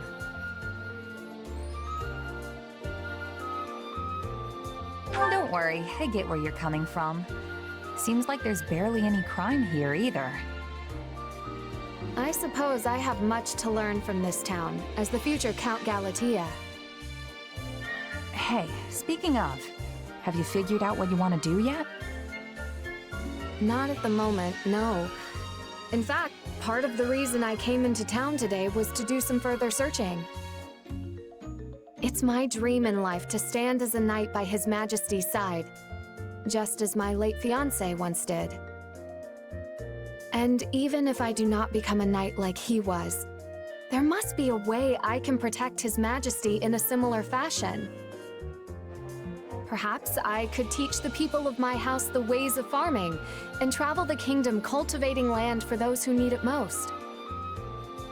That's an idea. Definitely an unusual job for a count, but it'll be welcome for sure. And if you managed to help the kingdom prosper while you did it, people would grow more and more satisfied with the royal family's rule. That's certainly one way to protect the king.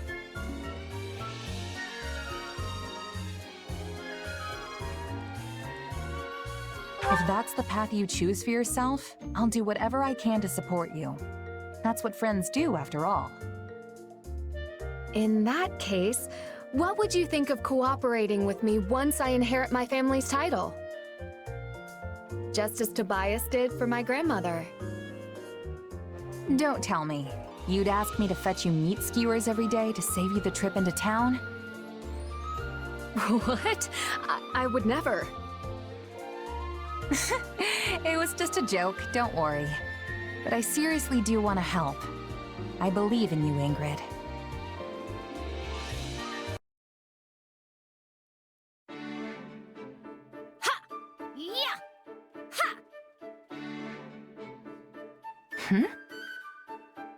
Phew, what a workout.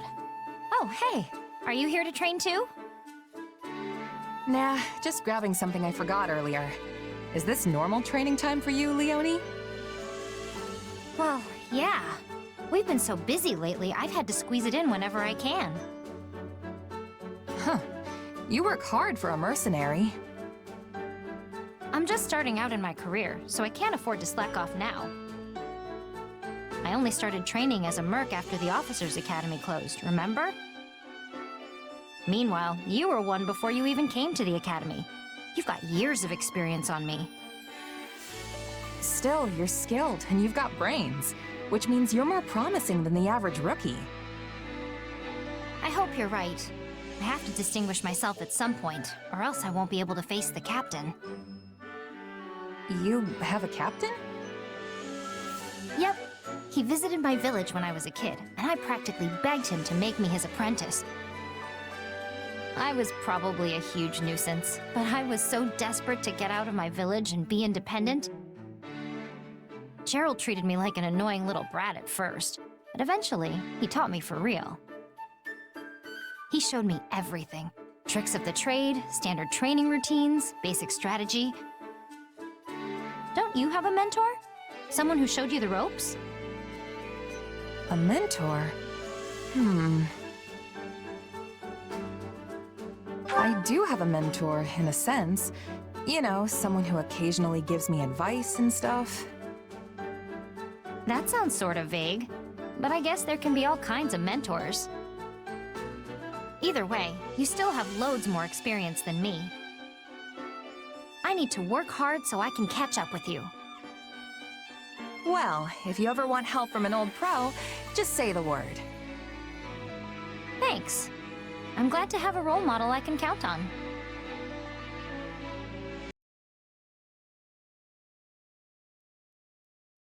Hey, you got a minute? Sure, what do you need? Wait, don't tell me. You're here for some advice from a pro. Actually, I am. You know how all the top mercenaries have some kind of specialty? Some excel at swordsmanship, some are adept in subterfuge, and so on. Even you have your own special thing. That incredible, mysterious power. Anyway, I was just thinking that I need something like that too. Mysterious, huh? Yeah, I guess you're not wrong. As for you, Leonie...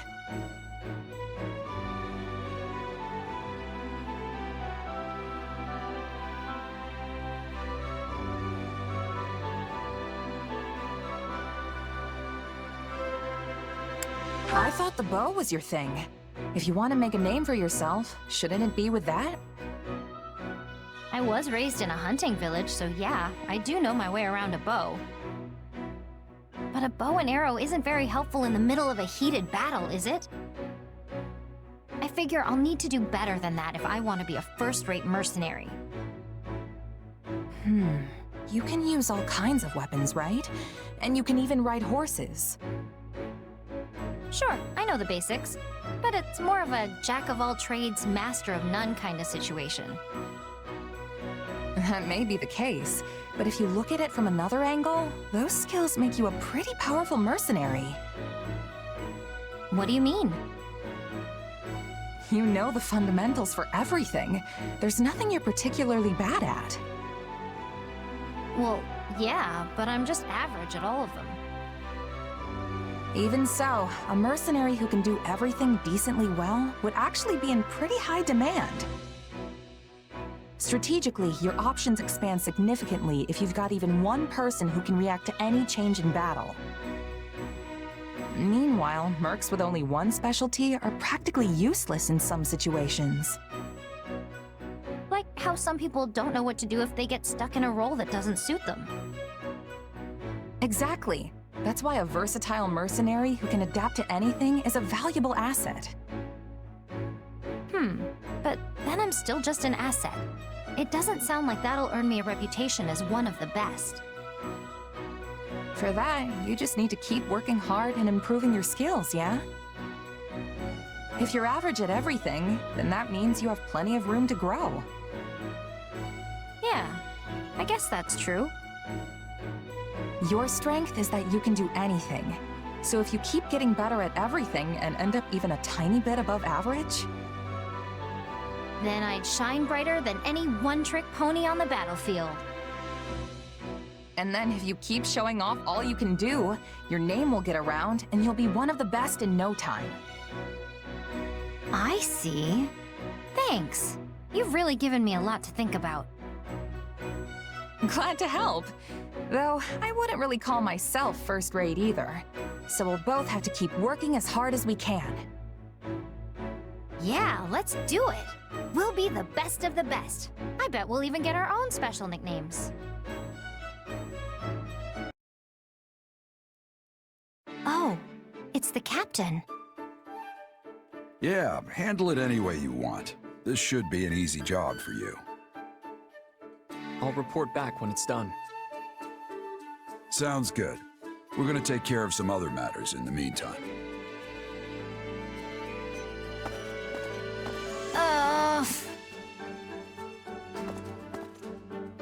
Why are you making that noise, Leonie?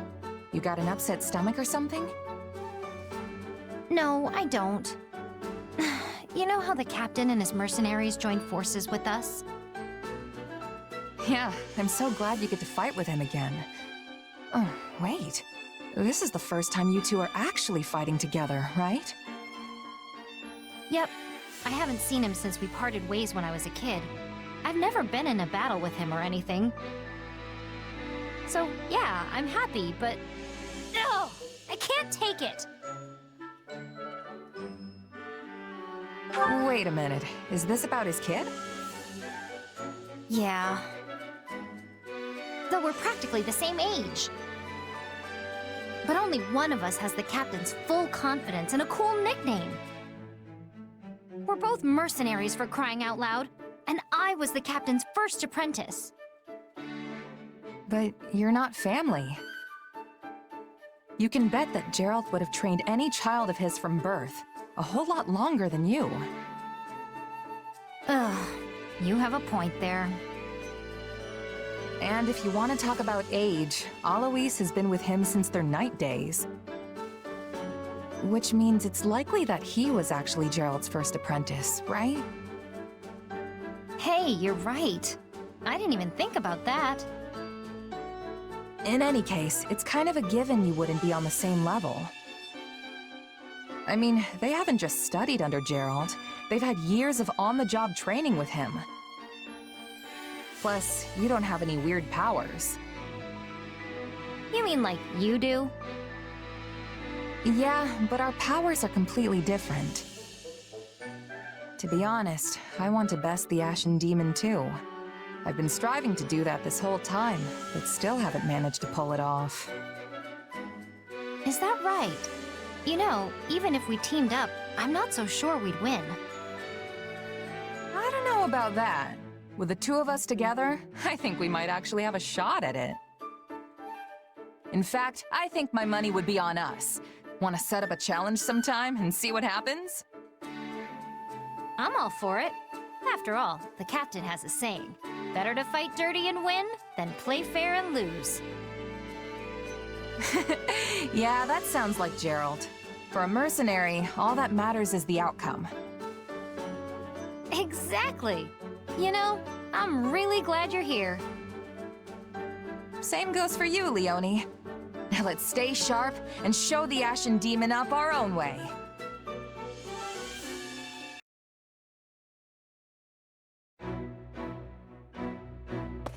Monica, why are you just standing there? I was waiting for you. You were speaking with Her Majesty, yes? Yep, just going over some strategy. Why? Did you need me for something? No, not exactly. So, what did Her Majesty say? Well, she wanted to get my opinion on how best to utilize our mercenaries since they all use different weapons. We're gonna be fighting some upcoming battles on terrain that'll make it harder to use lances, so we were trying to figure out how to deal with that. And you didn't speak of anything else? Well, yeah, but it probably wouldn't interest you. Mercenary stuff, you know. That's not quite what I meant. There was cake for everyone, was there not? And I'm pretty certain there were fresh flowers throughout the room. Did you not see them? Oh, yeah, that cake was great. Did you want a piece? Flowers, though. I think maybe there were some little white ones? Ugh, I have no interest in your opinion. I want to know what Her Majesty thought of them.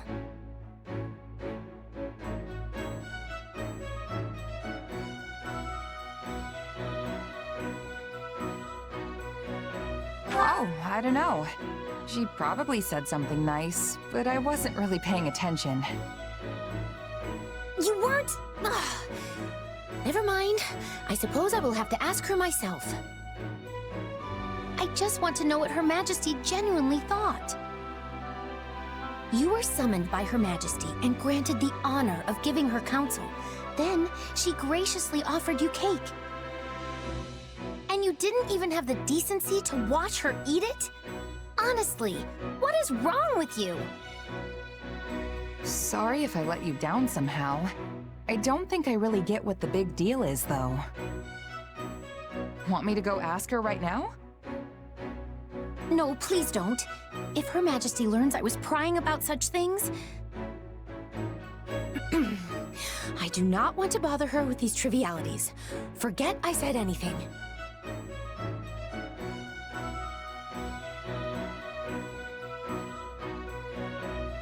I see what's going on here.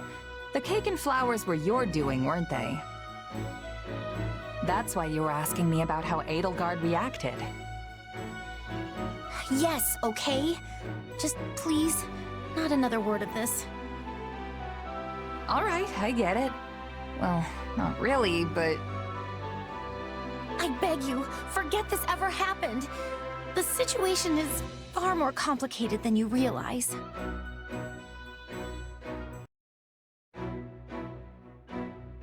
You wanted to talk, Monica? This is an interesting choice of location. I hear you've been going above and beyond lately.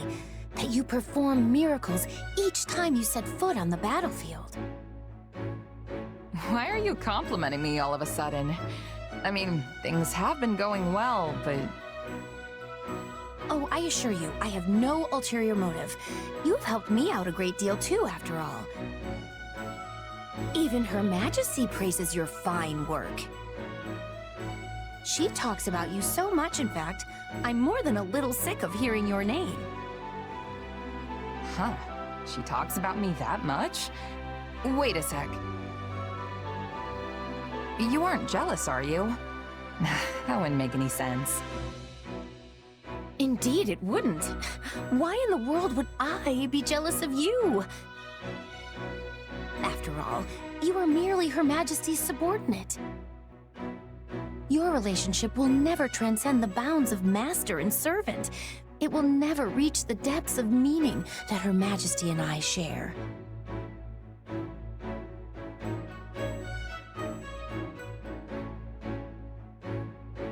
You're totally right. We're not in the same league. What is this sudden attitude shift? You don't believe me, do you? It never even crossed my mind how irritatingly close you and Her Majesty are. Not once. Yeah, you basically just admitted it. I certainly did not. You did. You said you were jealous that Edelgard and I are so close. The word jealous never traversed my lips. You sure you're not, though? Perhaps a little. That's what I thought. But so what if I am? I have always been Her Majesty's most devoted admirer. Hubert is one thing, but you're just a run-of-the-mill mercenary. To think Her Majesty has uttered your name more times than she has mine, it makes me want to scream my lungs out. You've been counting? Why even keep score? It's not a contest. All this worrying is just gonna stress you out. It's no good. I still keep track even if I'm not worried. I cannot help it. I can't believe it has come to this. I have no other choice but to ask for your help. What's come to what now? I will just have to show you. Come on, let's go. Interesting. Her Majesty refrained from drinking tea today. A bit unusual, don't you think? I believe the last time that happened was 15 days ago. Ergo, we can conclude she tends to renounce the beverage when...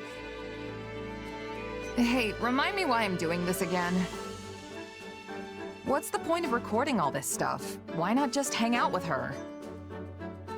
It is not stuff. These are Her Majesty's great exploits. They must be accurately recorded and preserved within the annals of Imperial history. Not sure I'd call her tea habits great exploits. No one's ever gonna need that information. And how do you remember all this?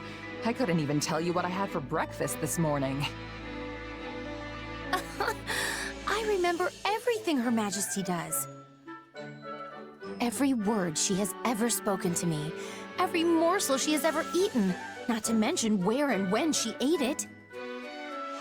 Every sigh that has escaped her lips, each and every one of her favorite... Yeah, let's stop there. This is all sorts of weird. Why do you say that? These are simply records that need to be kept.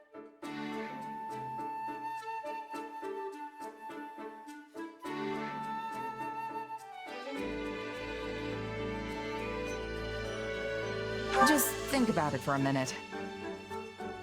Have you ever read a book on Adrestian history that lists the number of times an emperor sighed? There has never been a historian with a memory like mine, nor one who could keep such accurate records. Until now. The sole reason I have this excellent memory is to ensure that Her Majesty's great exploits are documented properly. But if your memory's so good, then there's no reason for me to help, is there? Oh, but there is. Her Majesty places a great deal of confidence in you. She often engages you in conversation, and the two of you spend an insufferable amount of time together. As such, you're able to obtain information I could not otherwise verify on my own. There is nobody more qualified than you to assist me in this undertaking. All right, fine. I get that you're serious about all this.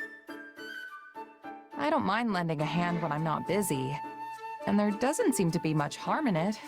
For Edelgard, anyway. Spoken like a true confidant of Her Majesty. How dependable of you.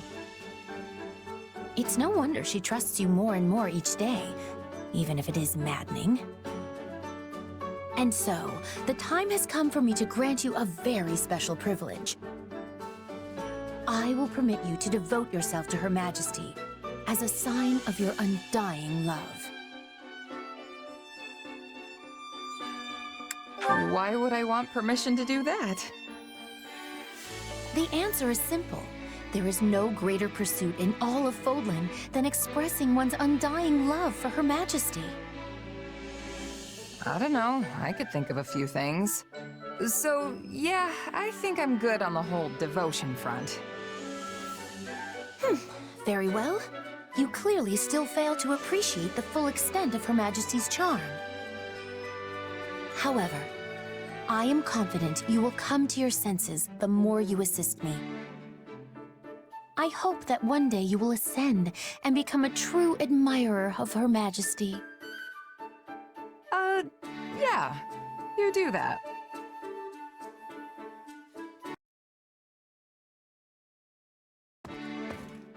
Well, if it isn't our mercenary friend, I trust you've adjusted to life in the kingdom by now. Yeah, more or less. I've been here a few times before on the job, so it's not too big a shock. But I've never lived as far north as Ferdinand. There's still a bunch I need to get used to.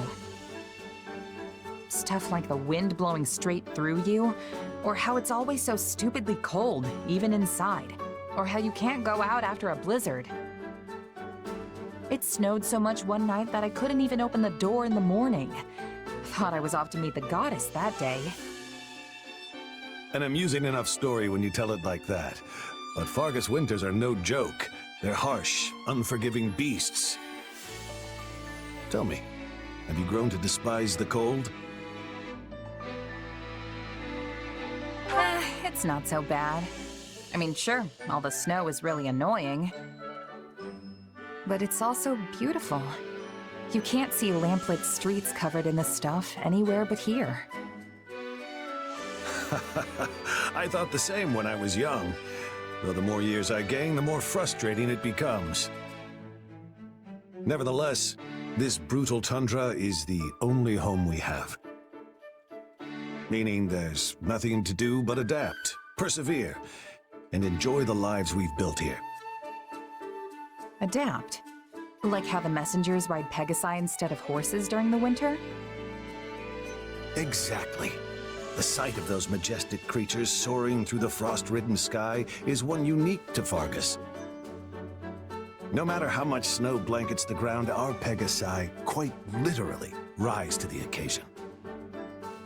When my son and His Majesty were still just boys, they followed one off into the frigid mountains of all places.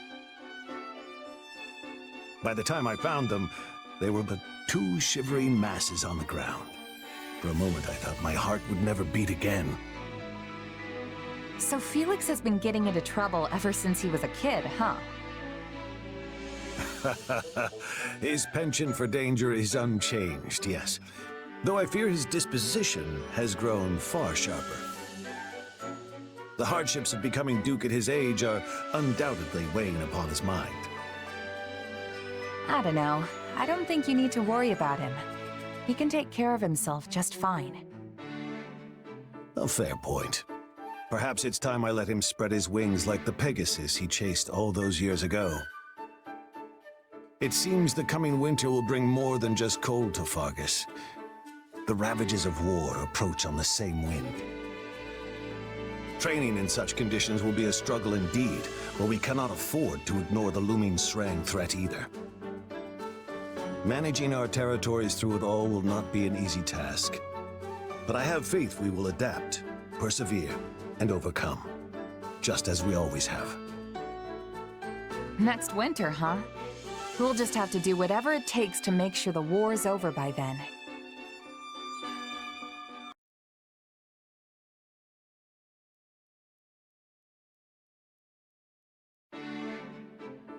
Hey, Rodrigue. You got a sec? What's the matter? You look troubled. Well, we ended up spending most of this winter out on the battlefield. So I was thinking, if we put an end to the war before next winter rolls around, maybe we could all go back north and... And? Speak plainly. I want to have a snowball fight. Dimitri said that's how all the kids in Fargus play during the winter. Figure it would be good to try at least once now that I'm living here in the kingdom. Yes, A fine idea. The sport's rather profound, if I do say so myself. Dividing into factions and formulating strategies makes it just as much a battle of minds as it does one of hurled snow. Hold on, strategy? This sounds kinda intense for a kid's game. It is. When we were still in the throes of our youth, Lambert, Matthias, and I faced off in such a contest. With our squires in tow, we traveled to the northern mountains to do battle. Hey, that sounds like fun. So what happened?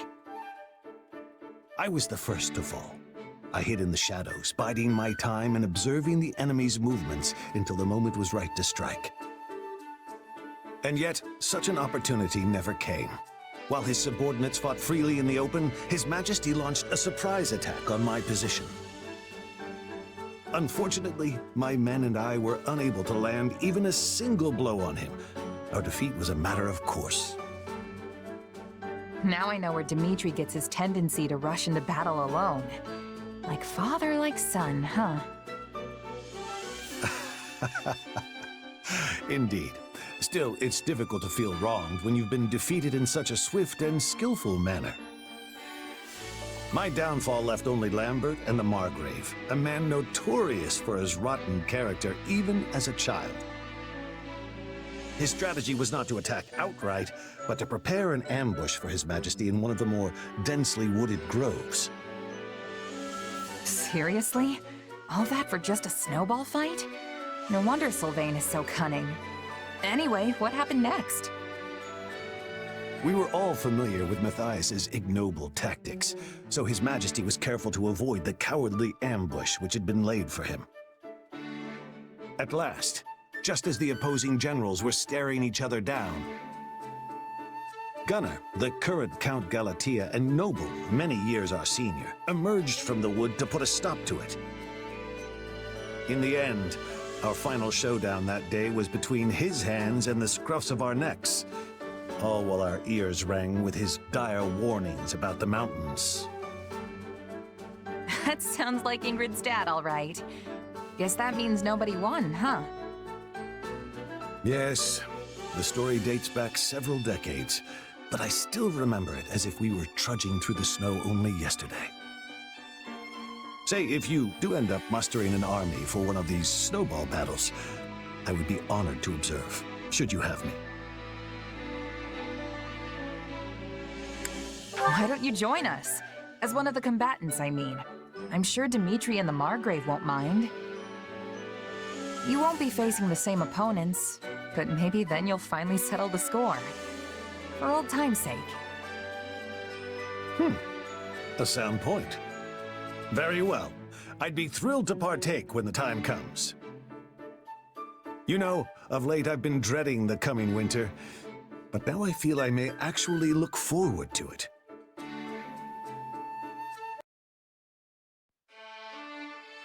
Hey, Rodrigue. Looking for something specific? I am. It's a book called Keyhole's General Treatise on Mercenaries. I was hoping to brush up a bit. Sounds familiar. Pretty sure I skimmed through it back at the Academy. Are you gonna use it for the next campaign or something? Well, perhaps. Rodrigue? Is everything okay? You're not really the kind of guy to skirt around answers like that. If I may, do you remember when we faced Gerald and his mercenaries in battle? How could I forget? Things got pretty intense out there. Indeed they did. And that battle is the reason they opted to join our cause. One mistake is all it would have taken for us to suffer a crushing defeat. Thankfully, we managed to seize the initiative ourselves and emerge victorious. Had we not, our main camp would surely have fallen. I expect I too would have lost my life in the fray. Yeah, it felt like there was danger lurking around every corner. Almost like I was walking on thin ice. Never sure when it was gonna crack beneath me. It frustrated me to no end, both as a warrior and a commander. To see such foresight, such clever strategies emerging from the other side. Without the wisdom of our predecessors, I would never have been able to assess the situation. Hence why I again find myself here seeking knowledge. You never failed to impress me, Rodrigue. All those years of experience, and you still have the drive to sit down and study tactics in your time off. I merely despise the idea of defeat, nothing more. I lack the cunning of the Margrave. And unlike Lambert, I lack the overwhelming courage necessary to turn the tide of battle on my own. Which is why I must learn as many strategies as I can. It's the only way I can prevail over those both wiser and braver than I. You know, you've said before that you and Felix don't have a whole lot in common. But I'm not so sure that's true. Neither of you miss a single chance to improve yourselves. Guess the apple really doesn't fall far from the tree. That goes for Dimitri, Sylvain, and yeah, even Felix. As for you, Rodrigue, I think all that hard-earned knowledge is exactly what makes you the incredible commander you are. I'll spare you the humility and just accept the compliment. Thank you. I bet you could even beat the Margrave or the former king if you took him on now. I wouldn't be so sure.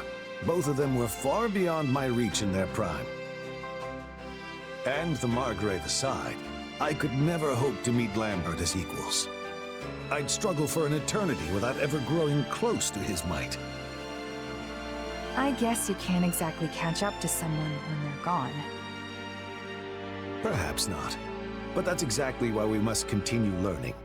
To never stop reaching for those who seem beyond our grasp. Gotcha. And I'm just gonna have to follow in your footsteps. I'll catch up to you before you know it, Rodrigue. Just don't go dying on me before I get the chance. Is that so? Then I suppose I'll have to work even harder to give you a proper challenge. Oh, yeah. You were looking for Keyhole's treatise, right? Let me go ask if anyone knows where it is.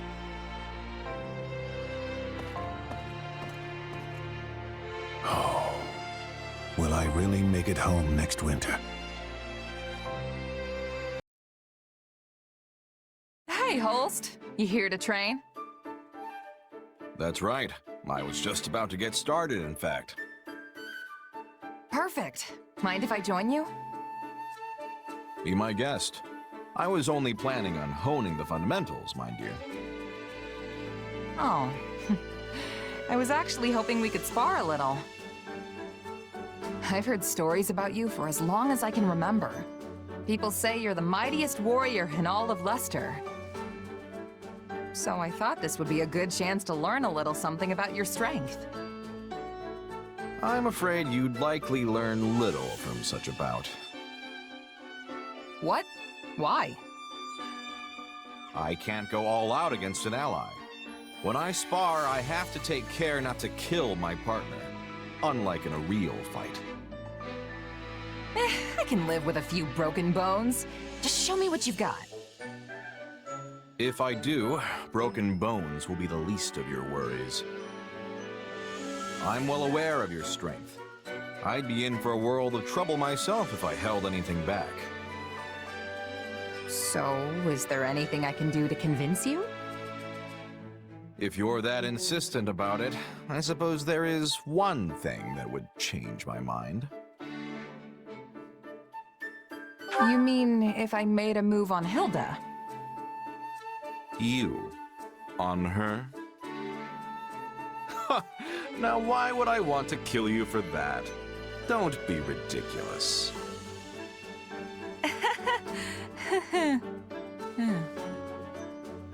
But no, that's not what I meant. The only way you'll experience my full might is if you face me as an enemy. After all, there's no greater teacher than the battlefield. The vast majority of what I've learned didn't come from lectures or drills. It came from dancing with death, time and again in the heat of battle. So, what do you say, friend? Care to team up with the enemy and pit your steel against mine? Nah, I'm good. I'm not in the mood to betray my friends today. Quite a collected response for someone so young. Truth be told, I was expecting a little more bravado. Anyway, for now, I can settle for honing the fundamentals alongside an ally. Wonderful. Shall we begin?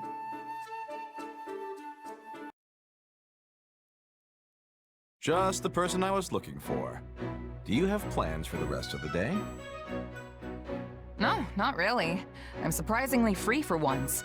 Thought I'd put in some extra training. An admirable use of time. But I have a task I could use your help with that should prove even more enriching than training. Will you join me?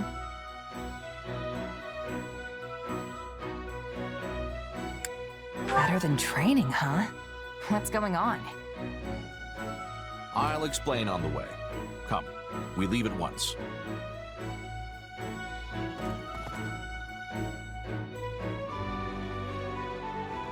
Holst, isn't this... Shh! Lower your voice. There may well be sentries on patrol nearby.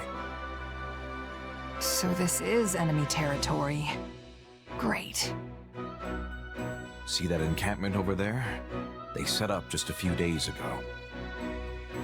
It's difficult to tell from here, but it doesn't seem to be that big of an operation. Wait, so this is a recon mission?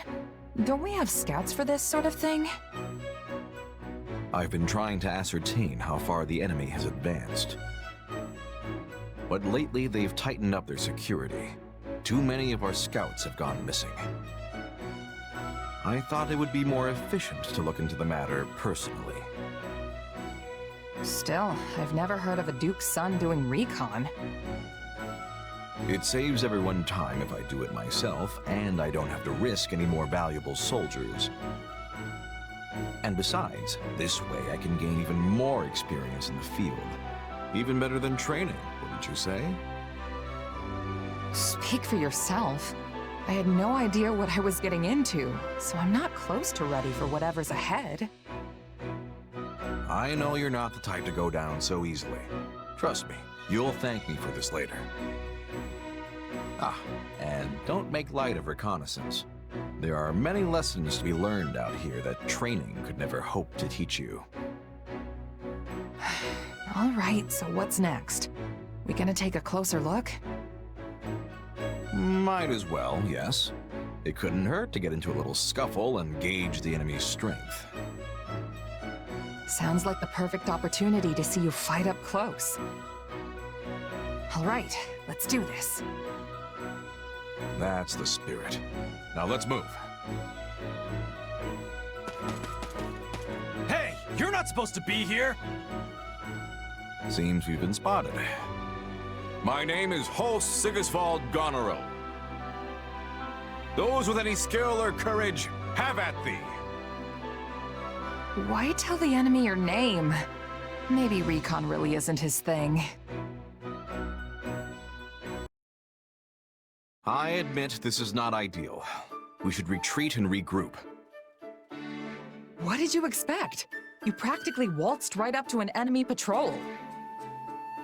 I thought if I pretended to be an ally and struck up a friendly conversation, they wouldn't notice. That's why I tried to stop you. Not even the greenest rookie would mistake you for an ordinary soldier. Regardless, it was a learning experience, so our efforts were not entirely in vain. Now let's head back before the enemy finds us. They've probably got a bunch of search parties out looking for us. We might draw too much attention if we're together. Splitting up will improve both our chances. I'm sure you'll have no trouble on your own. That's fine by me. It'll be easier for you to slip by on your own as well. Let's rendezvous in front of the nearest Allied encampment. We should arrive before dawn. Got it. Good luck out there. You as well.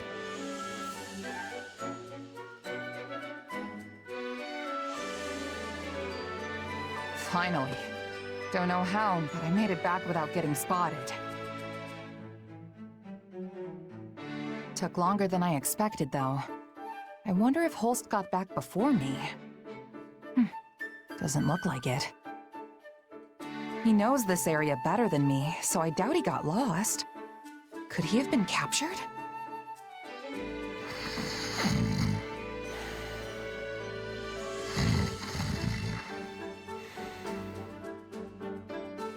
Huh?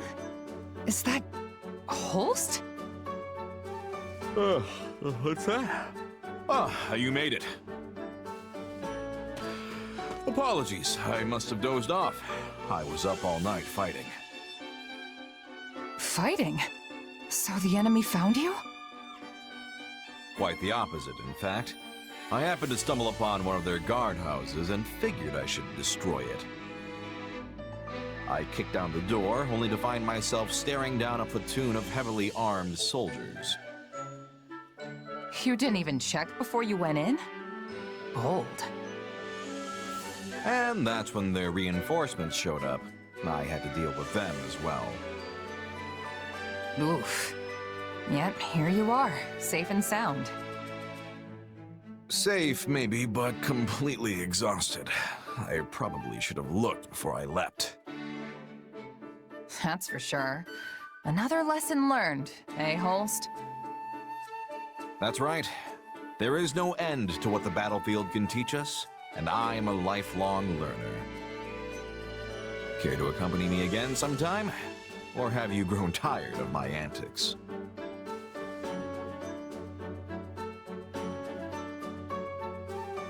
Honestly, it can be exhausting trying to keep up with you. But yeah, I guess I'll go. After all, there's never a dull moment with you around. I'll take that as a compliment. I think you and I truly make the best of partners.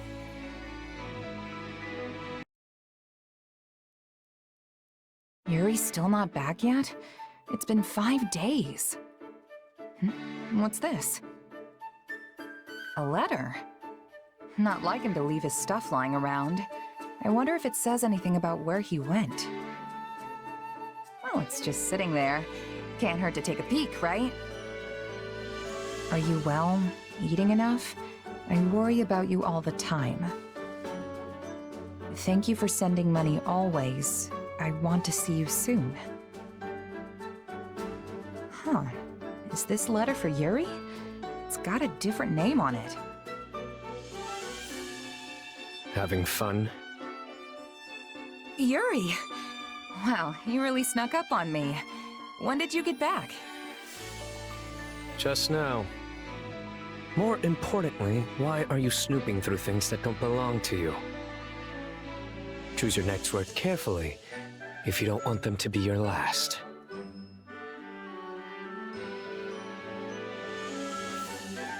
I'm sorry.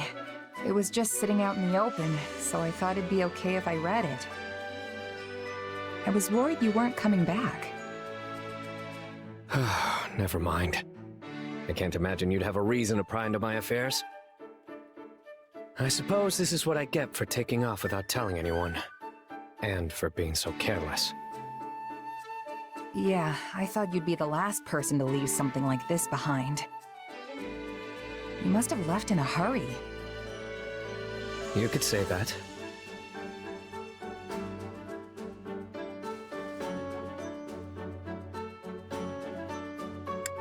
I see.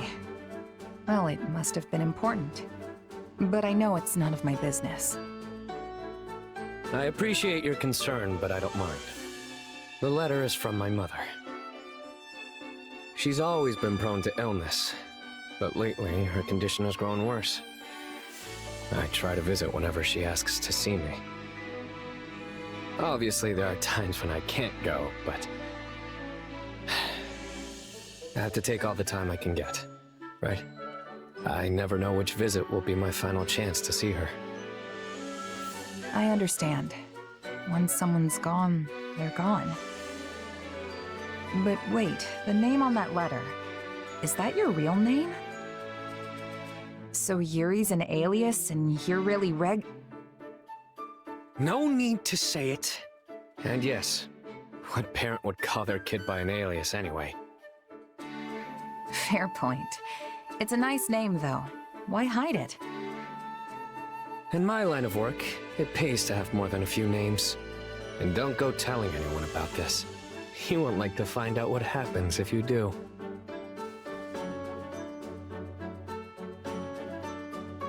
I won't, promise. And if I do slip up, you're free to do your worst. In any case, I am sorry for prying. And for what it's worth, I hope your mom gets better soon. If it were easy to cure, then we wouldn't even be talking about it. But I appreciate the sentiment nonetheless.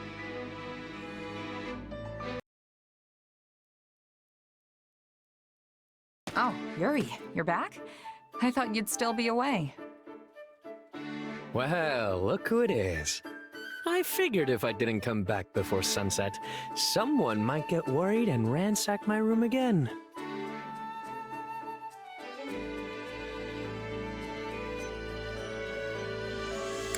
And who might this someone be, huh?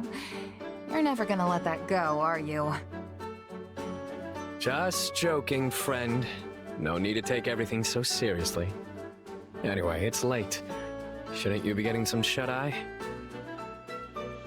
Probably, but I just got my second wind. How was your mom, by the way? Well, it's not looking good, that's for sure. But she's still got some fight in her yet. I'd planned on staying longer, but she told me to do what I had to do and sent me on my way. One minute she wants to see me, the next she's telling me to go home. Honestly, she's all over the place. Reminds me of my mom. The one who raised me, anyway. She passed away, didn't she? Judging by your expression, she must have been pretty special. She was. More than I can say. She took me in when I'd been abandoned. Taught me how to live. We weren't blood related, but she was my mom. No doubt about it. I'm sure wherever she is now, she's very happy to hear you say that. Oh, that reminds me. I wanted to ask you something. It's been on my mind for a while now. About your real name. Your mom gave it to you, right? Where does it come from? I've never heard anything like it before. Look up. No, a little more to the left. See that bright star over there? Bright star. To the left? Which one? There are thousands of stars up there, and they're all bright. Well, I guess it doesn't matter if you find it or not. Anyway, it's that star's ancient name. The white star that the goddess herself made into a disciple. My mother is a devout follower of Ceros. But I know it's a pretty ostentatious name for a penniless kid. I don't think so. It just shows how much you mean to her. Yeah. Well, I do like it. She gave it to me after all. I'm not sure how much of the scriptures she really understands. But knowing her, I'm certain she put a lot of consideration into my name. Then doesn't it seem like kind of a waste not to use it? What with how much thought she put into it? I've used many names, and each one comes with its own mask. But when I hear my real name, all those facades fall away. The only people who can call me that are those who are truly special to me. Immediate family, or someone just as important. Which means that if you're so intent on using my name, you'd better be willing to spend the rest of your life by my side.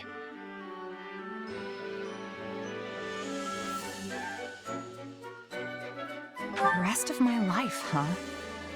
Okay, I'll think about it. The look on your face right now, it's priceless. Regardless, it does make me happy to hear that you like my name. And if you ever decide you're up for it, let me know, okay? I'll think it over too, just in case.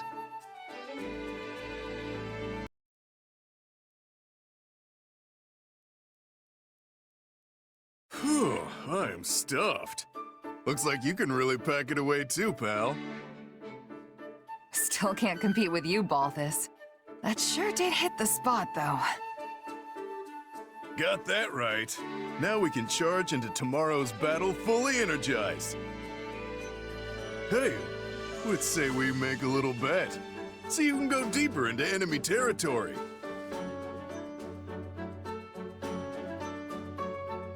No way. Warfare and wagers aren't a good mix.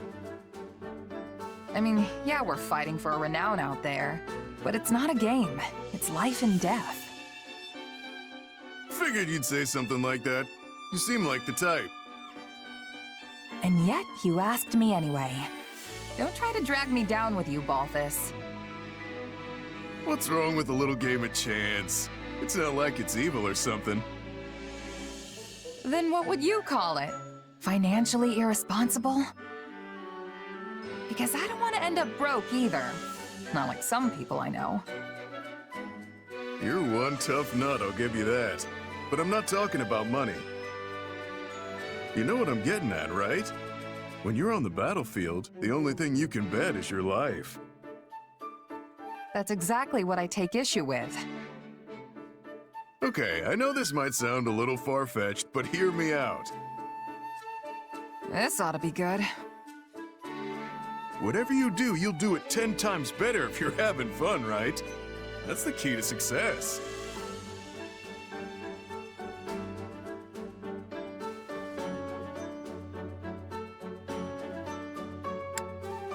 I'd probably agree if our lives weren't on the line out there. Battles are different, and you know it. You could be having the time of your life one minute, then one slip up and you're bleeding out on the ground. Look, I get where you're coming from. Really. But my way's gotten me this far. Living on that edge between victory and death is the key to survival. Maybe for you, but that's not how everyone else approaches it. I've known plenty of mercs who've said the same thing, but they never made it back home. In fact, you're the only one of them who's still kicking. So I'm sorry, but I have to disagree. You know, you and I have a lot in common. We're practically kindred spirits. But this is the one thing we don't see eye to eye on. Strange, isn't it? From where I'm standing, the only strange thing is the way you're thinking about this. Well, I guess the bet's off then. Let's just put this little chat behind us and give it our all tomorrow. Sounds good. Just don't get too reckless and wind up losing your head, okay? Today's battle wasn't half bad. Minus that close call, I guess. I tell you, when I charged ahead and saw all those archers waiting for me, a single thought flashed through my mind. Not how I'd like to go, but that's life, I guess. Phew, I was sure I was done for. What are you talking about? It was so windy, there was no way they could have gotten a clean shot at you. You completely wiped them out. Are you telling me you didn't plan it that way? I mean, I knew a breeze was blowing, but still. You're right. You would have been Balthus-sized target practice if the wind died down. But you bet your life that it wouldn't, right? That's something only you could pull off. I never would have taken those odds. It was all lady luck, pal. Pure and simple. Where's this coming from, anyway? I thought you hated all that gambling on life and death stuff. I did, but you're living proof that it can have a place on the battlefield. You roll the dice and get the job done. Can't argue with success. I have to accept that your way actually works. All I can do is hope you win your bets every time.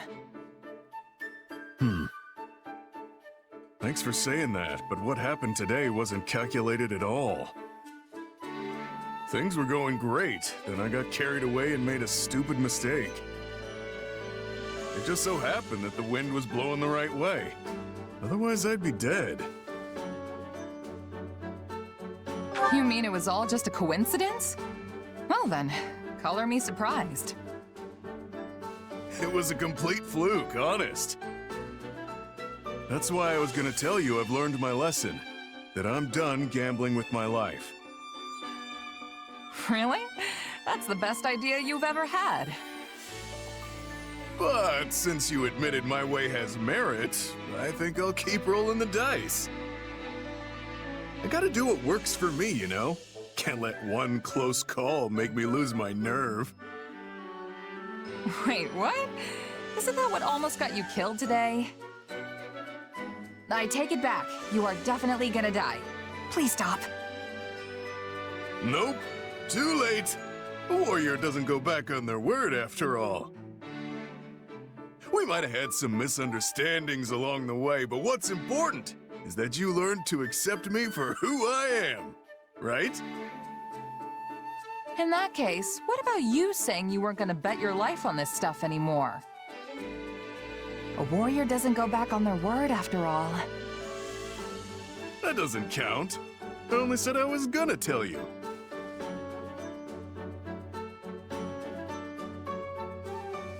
Sure, whatever you say. Your logic is flawed, but it makes a tiny bit of sense. I know, right? You're a good sport, pal. If you still want to grumble about it, we can hash things out later when we're celebrating our victory. Fine, I can live with that. It's a tough job, but someone's got to talk some sense into you.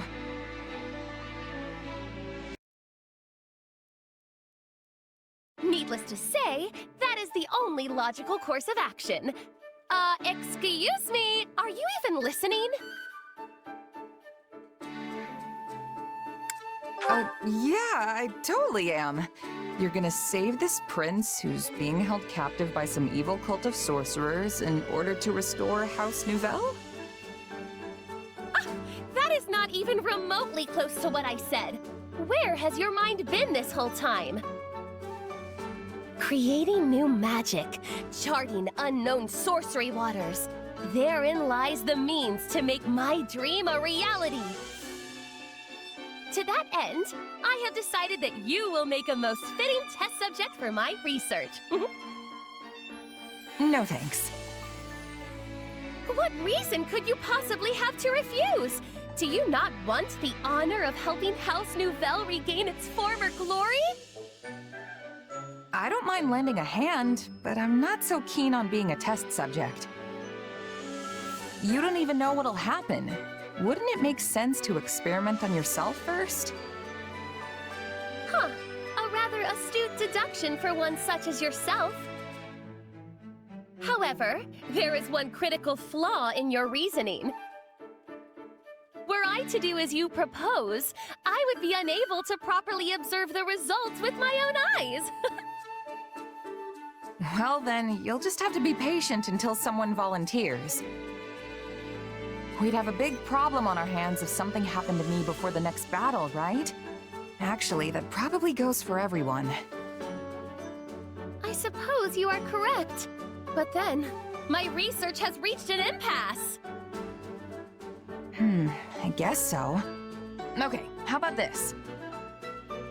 Since we're at war, why not try and distinguish yourself in battle? You could still conduct your research at the same time. Combat's more my wheelhouse anyway. In fact, we could even start right now with some training. What do you say? I respectfully decline. While I am not entirely opposed to the idea of military prestige, I am unable to accompany you at this time. Training at night will surely suffice. At night? But you won't have enough time if you don't train during the day. You're not planning on pulling all-nighters, are you? Oh, please! I am not that foolish! I simply do not wish to train at this very moment.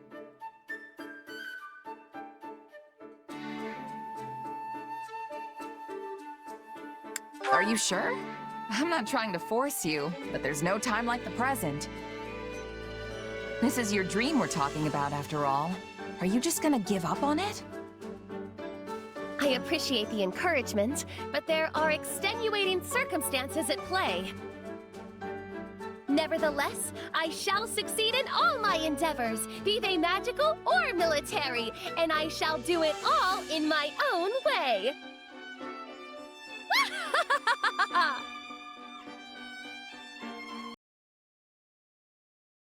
Constance, is that you? I don't think I've ever seen you train during the day. Good day to you, though I fear my presence is as a storm cloud in an otherwise clear sky. My sincerest apologies for subjecting you to this wretched sight. I shall vacate the premises at once to spare you any further distress. No, wait, don't go. Since you're here, why don't we train together? You're here because you're trying to achieve your dream, right? Though it pains me to deny such kind words, of which I am truly unworthy. I am afraid my dream will likely never come to pass. This pathetic excuse for athleticism you see before you is nothing but a futile attempt to strengthen my frail body and stave off death. How could I possibly ask an exemplary warrior such as yourself to squander your time with one such as I? Training so you don't die is as good a reason as any. I'd say that's why I'm doing it too. See? Our goals are the same, so there's no reason not to work together. Well, since you have given it much more consideration than I deserve.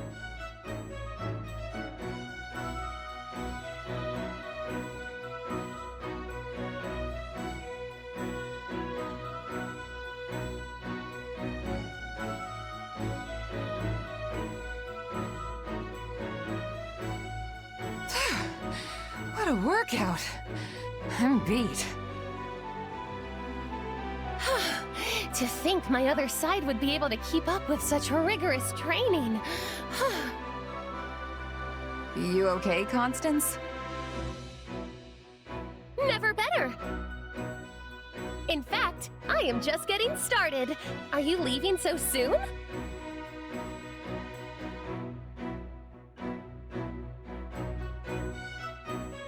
You're still raring to go? You're weirdly energetic all of a sudden. I surprise even myself sometimes. Making my dreams a reality takes effort, you know. I cannot allow something so trifling as exhaustion to stand in my way. Who knows how long things would take if I did? Therefore, I shall spare no opportunity to train today. And tomorrow, all of Fodlan will behold my military prowess. That's all well and good. But then why didn't you want to train before? I told you there were extenuating circumstances. Had I known you would respond in such a manner, I would have asked for your assistance much earlier. Oh, I just had a brilliant idea! I've got a bad feeling about this. We can train together and conduct magical experiments at the same time! You see, I've invented this particular spell that imbues the palms with a suction power that makes dropping one's weapon a hindrance of the past. I'm gonna go ahead and respectfully decline, on behalf of everyone. You refuse? Why, that is rather disappointing. Very well then, let us proceed with the training. One side has an overabundance of confidence, while the other is clearly lacking it. Maybe the two balance each other out. What are you blathering on about? Let us be on with it!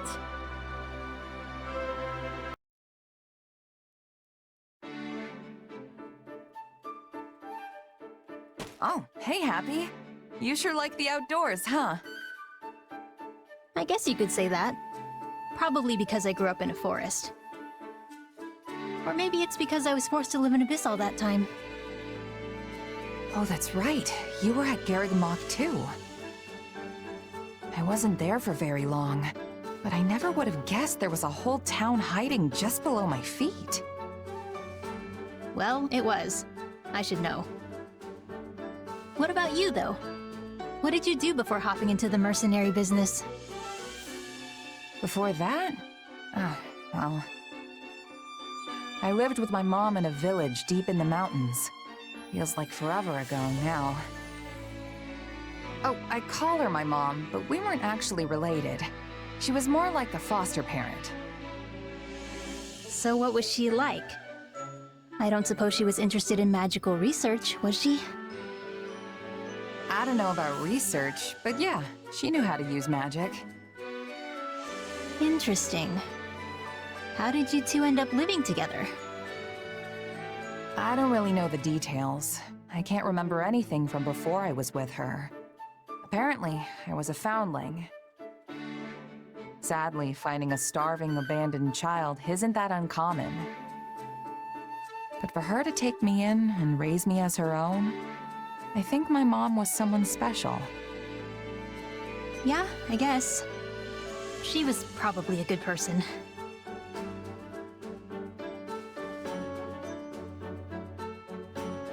Something on your mind, Hapi? I was just wondering why someone who could use magic was living in a remote mountain village. You know, someone told me one time that she wasn't actually from there. But when I asked her about it, she just gave me this sad smile. Very interesting. Seriously, Hapi, what's going on? Does it have something to do with my mom? No, it's nothing. Sorry to bring it up. I was just letting my imagination get the better of me. Sorry if I upset you, really.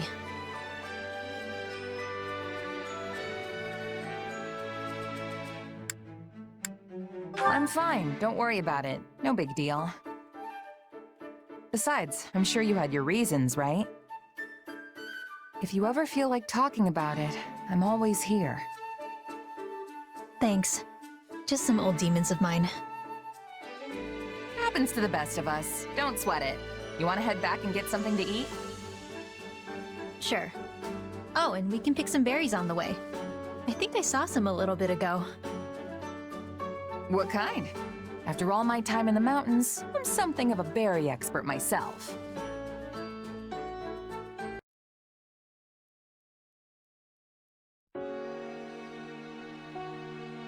Hey, Hapi. You got a minute? I have several. Need something? So, I heard a little about your past, and I was wondering if you wouldn't mind telling me more about it. I see. So now you know, huh? Not the most pleasant story. What did you want to know? I was thinking about how you asked all those questions about my mom. And I realized you were probably worried I went through the same thing as you. Yeah, that about sums it up. You do have those mysterious powers after all. When I was little, some strange lady kidnapped me. I became a test subject for her twisted experiments. That's how I ended up with my condition, or whatever you want to call it. Not that it's life-threatening.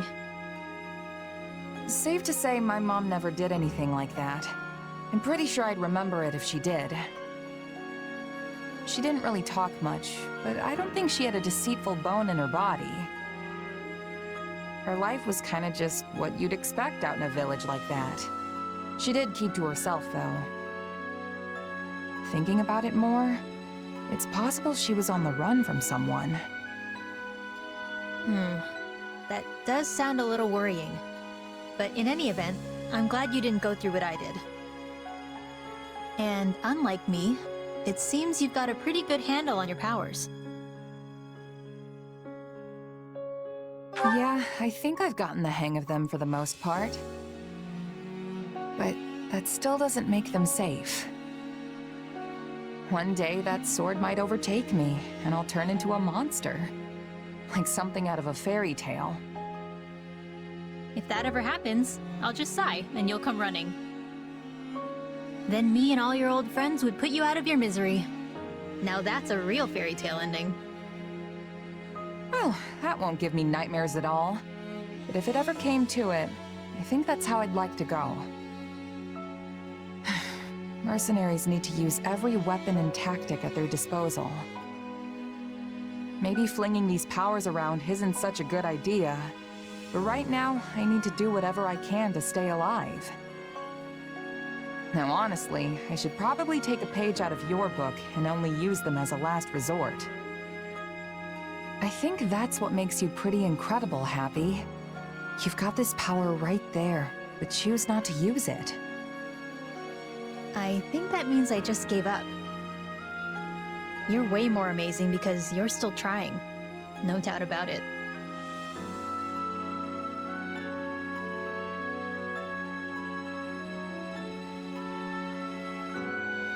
No, you're the amazing one.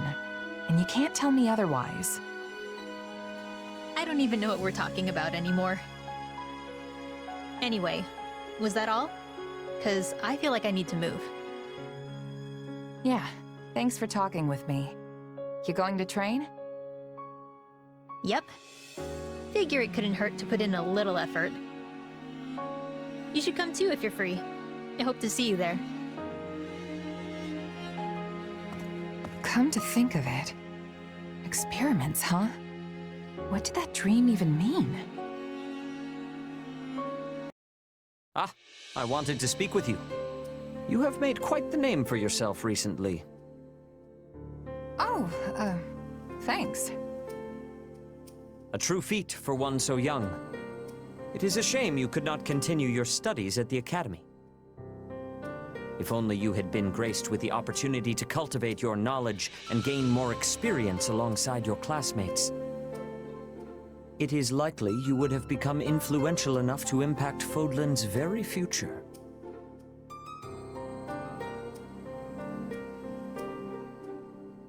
You have grown silent. Is something on your mind? What do you all think of me, honestly? We fought enough battles together. You know I've got this mysterious power. You and Rhea, you're suspicious of me, aren't you? Yes, I admit you are right. We have yet to determine if you are truly trustworthy. The power you possess is different from that of a crest. That alone is cause for suspicion, if I may be so blunt. You might not bear us any ill will, but what if you were to succumb to the manipulations of someone like Tomas? That doesn't sound very likely. Although, I guess it's possible I could accidentally hurt someone with it. Precisely.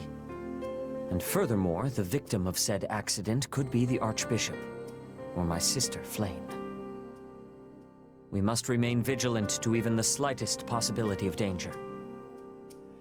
I know the Empire often accuses the Church of exploiting the people to fill our coffers. But the fact remains that the Archbishop has always gone to great lengths to maintain peace in Fodlan. She also serves as the spiritual guide for the vast majority of citizens here. We simply cannot risk losing her, even if it is only a 1 in a million chance. Well, okay. If that's the case, what do you want me to do about it? I can't just leave. That would be a huge problem for Dimitri and everyone else. I have no intention of telling you to go. I am well aware of how much the king values you. However, I would ask that you keep your distance from the Archbishop. And to stay away from Flame as well. This could prove difficult given you two serve in the Kingdom Army together, but it is a personal request. I know this all may be unpleasant for you, but will you agree to do so?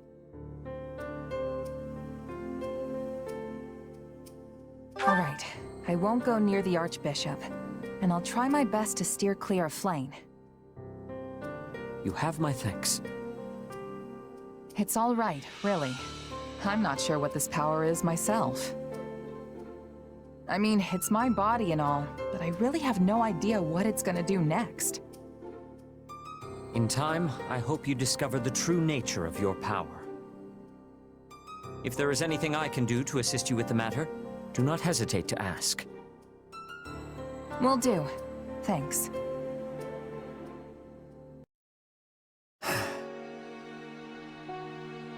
Hey, Sedith. What are you staring off into space for? Oh, it is you. I was just reflecting on the monastery. Yeah. It's that way, isn't it? In the mountains. Correct. So close, yet still beyond our reach. Can't say I ever learned much about it when I was there, but I know it's important to the church. Yes. It serves as the headquarters of our order. Many saints have been laid to rest there as well. As a sacred ground, Garreg-Mach Monastery is irreplaceable. It is also a place that Flayn and I hold dear to our hearts.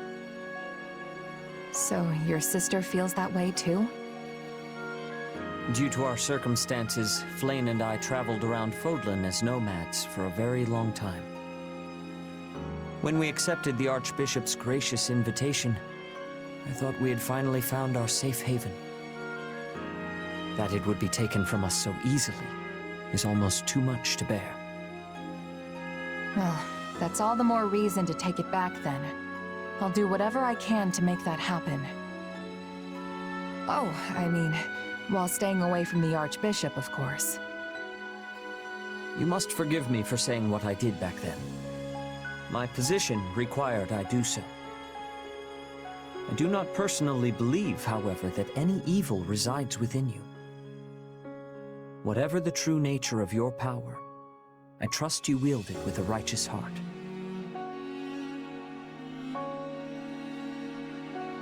So you finally trust me?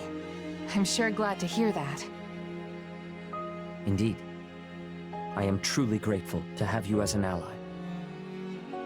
I know I have no right to say this after regarding you with such suspicion, but we need you.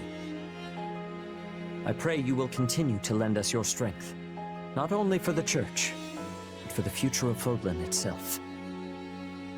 You can count on me, Sedith. Oh, hello. You're looking rather sharp today. Huh? But this is just the same thing I always wear. It's actually so dirty, it's kind of embarrassing. Well, aren't you humble? I happen to think that all that grime complements your rugged appearance rather well. Grime?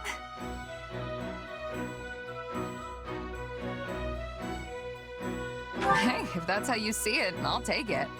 These clothes are probably starting to stink a bit, though. Hold on. I smell something, and it's definitely not grime. Flayn, are you wearing perfume? You noticed?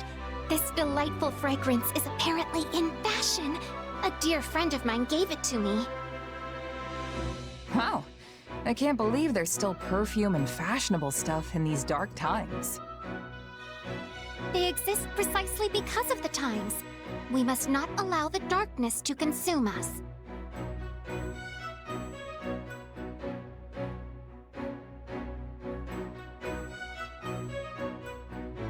I'm not sure we're gonna get consumed, but you've definitely got a point. The battlefield can be a depressing place. A little positivity goes a long way in raising morale. Besides, discussing popular trends always livens up a conversation, don't you agree? Oh, I know! Why don't we go to town and seek out the newest styles? You do not have any other plans today, do you? Come then, there is no time like the present.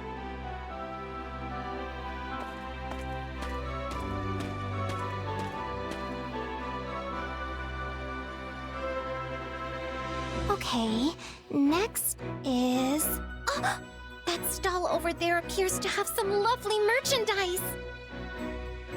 Oh, there's more? We probably should head back soon, or Sedith will... Worry not. My brother is still working.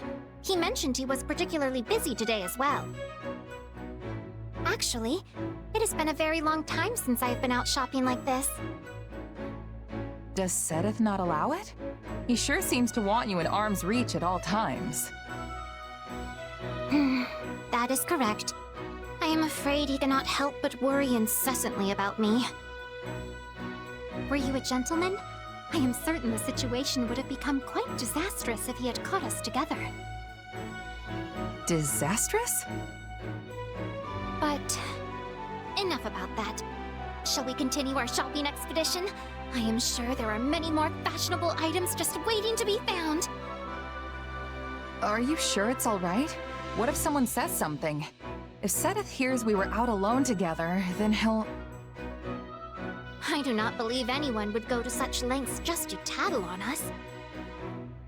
Most people find my brother intimidating, so it is unlikely anyone would approach him over something so trivial.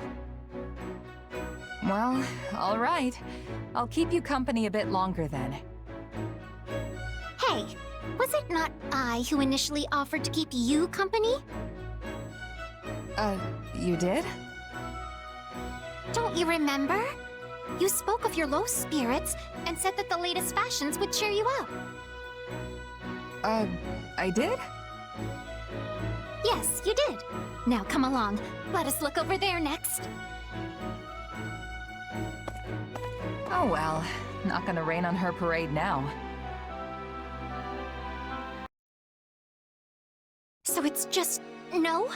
Not under any circumstances? It is not up for debate. This is for your own good, Flayn.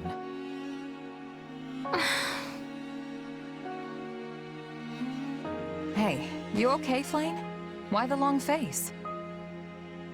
My brother has seen fit to forbid me from going out entirely. That doesn't sound unusual for him. But as long as he doesn't know, what's the harm, right? A fair point, but my brother truly is concerned for my safety. Perhaps... It does seem like the church has enemies all over the place these days. So I don't know. I think I get where he's coming from. As you know, my brother and I have lived in remote and secluded places for a very long time. All we had was each other. Then we went to Garrett Mach, and suddenly we were surrounded by all these people. I had hoped to make many friends and listen to their countless tales of all the places I hadn't been.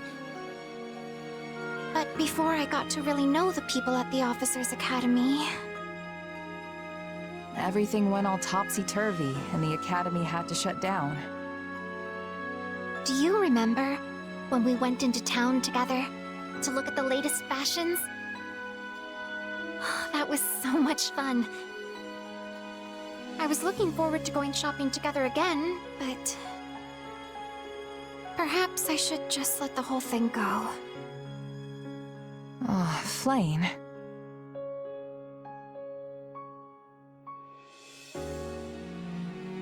Don't give up so easily. We're just talking about a little outing here. Even that would prove tremendously difficult for me. With the church thrown into such chaos, my brother is in a near constant state of agitation. I must not trouble him further by making him worry about me as well. You're very kind to your brother, Flayn. Just remember, it won't always be like this. You think so? Absolutely. Wars can't last forever, right? When this war ends and peace returns to Fodlan, taking a shopping trip will be no big deal. If that is so, then would you be willing to go into town with me again when that day comes? Of course! I'd be happy to keep you company. Or were you keeping me company? I forgot. With that to look forward to, it should be no trouble to summon a little patience. It is times like this I am grateful you're not a man. What? Oh, You mean because of Sedith? Yes. I'm not sure my brother will permit me to go anywhere with a man, even when the war is over. He'll never get to know any men if he doesn't. Are you okay with that? No. But if I do it anyway and he finds out, I'm sure it would be, as I've said, utterly disastrous.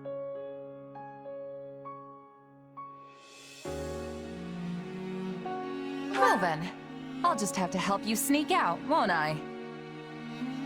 Oh my. Would you really do that? I should have known you would be so bold.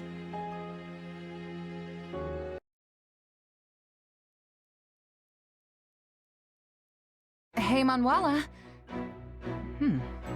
She must be out.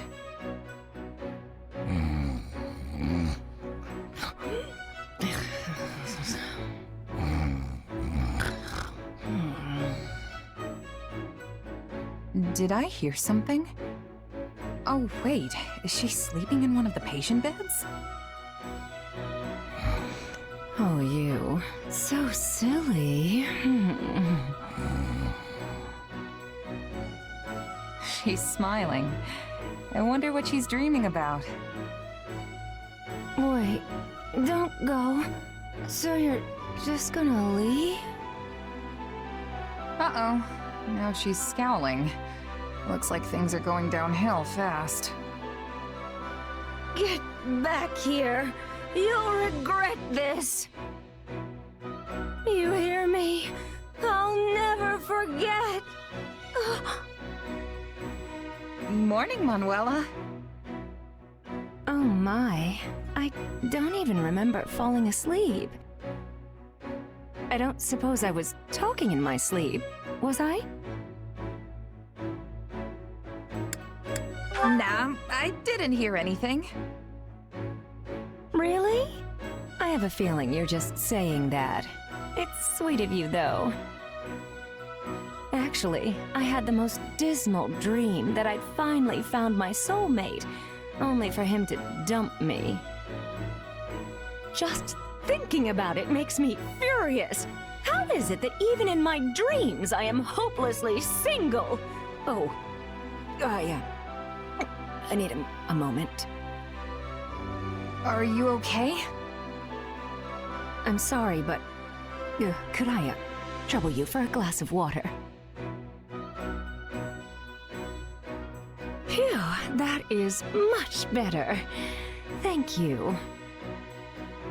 You got it. But, it smells like you've been swimming in booze. Are you hungover? I might be. Is that a problem? Well, I don't think the infirmary is supposed to look like a bear charged through here. That seems like a problem to me. Back off, will you? You're the one who trounced in here unannounced and eavesdropped on my private, if humiliating, sleep-talking.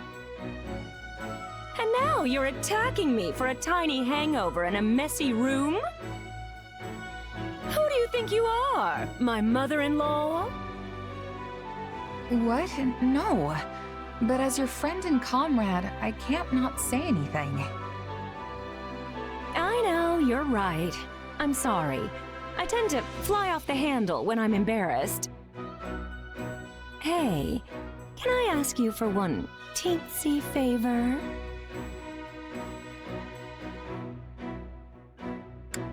You want me to pretend like none of this ever happened, right? Don't worry, I won't tell a soul. You're a class act. Thank you. Well, I don't want everyone to think worse of me than they already do.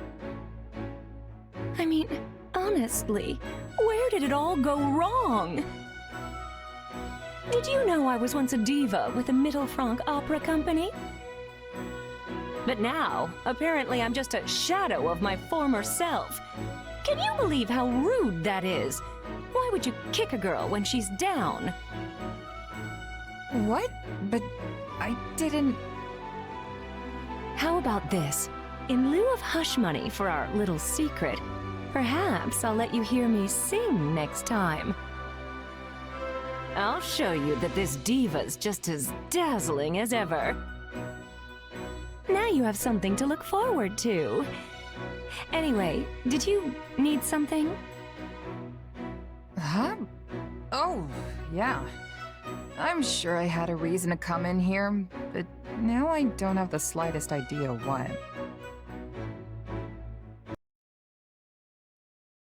Another rough night, Manuela? You could stand to learn some manners, you know. I had a little too much to drink yesterday, that's all. More importantly, you saw me perform, right? Yeah, I was at the inn. You really do have a beautiful voice. I was impressed. I told you so. But was it just my voice you were impressed with? Well, I mean, when you were singing in front of everyone, you looked stunning. Seriously. Is that how you always are when you perform for the people in town? Oh, please. In their dreams, maybe. Yesterday was a special occasion because you were there. We had a deal, remember? Yes. Hush money. You haven't told anyone, right? About what I said in my sleep and such?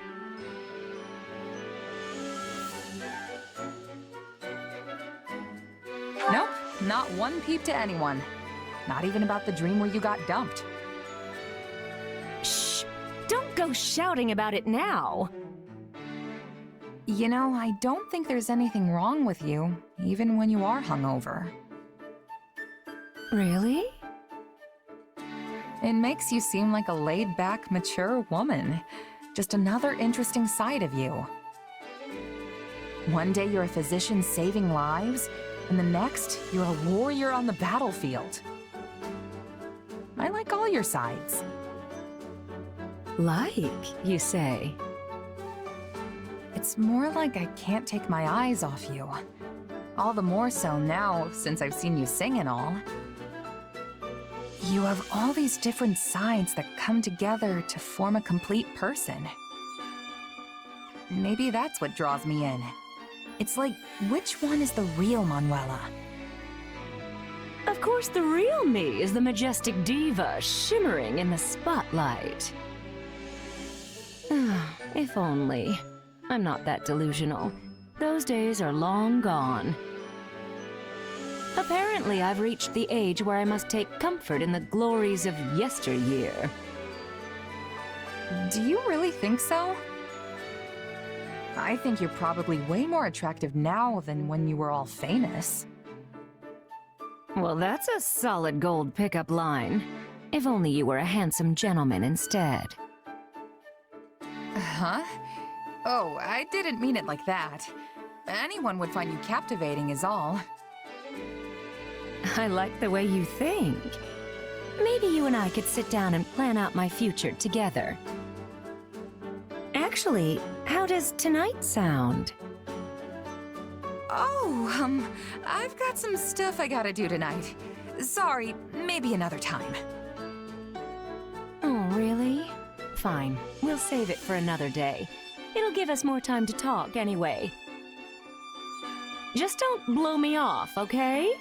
Or you'll be sorry.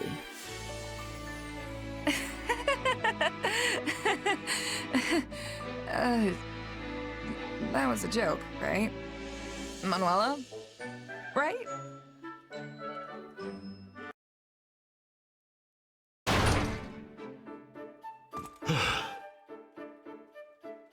Yuritsa? What's wrong? Not here, either. Hey, hold on. If you're looking for someone, I'd be more than glad to help. Leave me be. Friendly as ever, I see. You know, it's kind of hard to believe you and Mercedes are related. Why don't you let me help you? You seem worried. How could you tell? You're not exactly hiding it. You nearly busted the chapel door clear off its hinges. I'm looking for someone. She is injured. Huh? Did someone go missing from the infirmary? Wait, are you talking about an enemy? Not an enemy. However, she fled when she saw me. Well, then why would she run? Oh, I get it. Was it Bernadetta? Not her. Though, the one I seek was likely frightened by me as well. Well, you're not really the most approachable guy. There's kind of this murdery aura about you. Like, if I let my guard down for even a second, it'd be the last thing I ever do. That is not my intention. I know that, but you'd probably still scare the life out of someone who's already jumpy.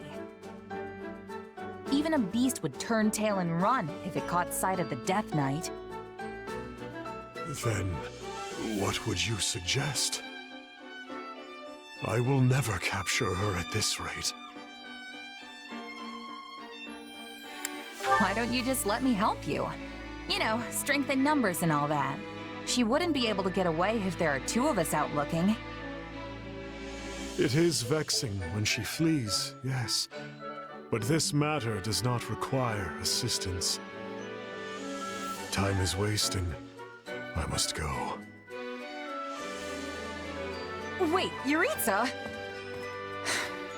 Is he really gonna be okay?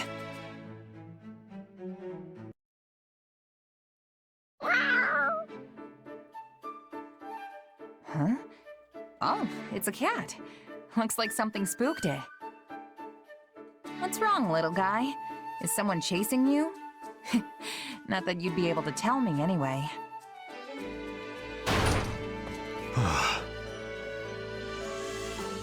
Yuritsa, what's wrong? Wait a sec. Why do I feel like this has happened before? There you are. Yeah? What's up? Not you. Her. The creature who raided the pantry. Wait, you mean the cat? She is swift. This is not the first time she has eluded my grasp. Not the first... Oh, so this is who you were chasing the last time. Yes, she was injured. I tried to tend to her, but she fled. Eventually, another soldier apprehended her.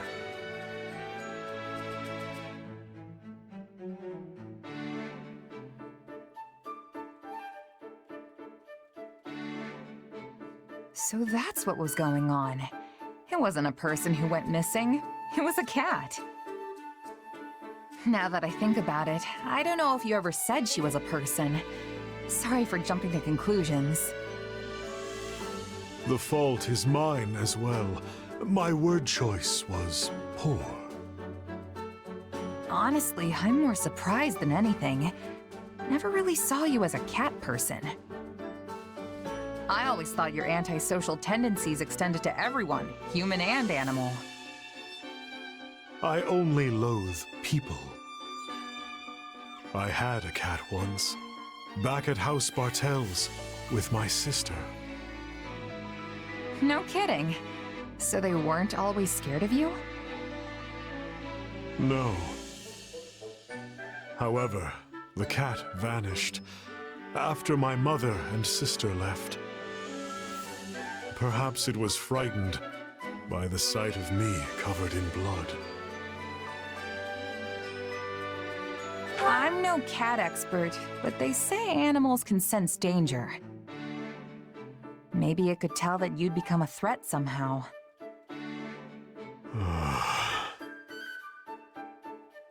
Cats are fickle.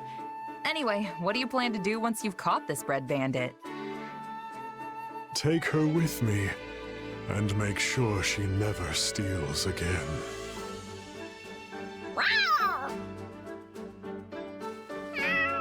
What's that supposed to mean? Look, you practically scared the whiskers right off her. I only planned to give her some food. I wonder why she was frightened. Yeah, I think it's gonna be a while till she realizes you just want to help.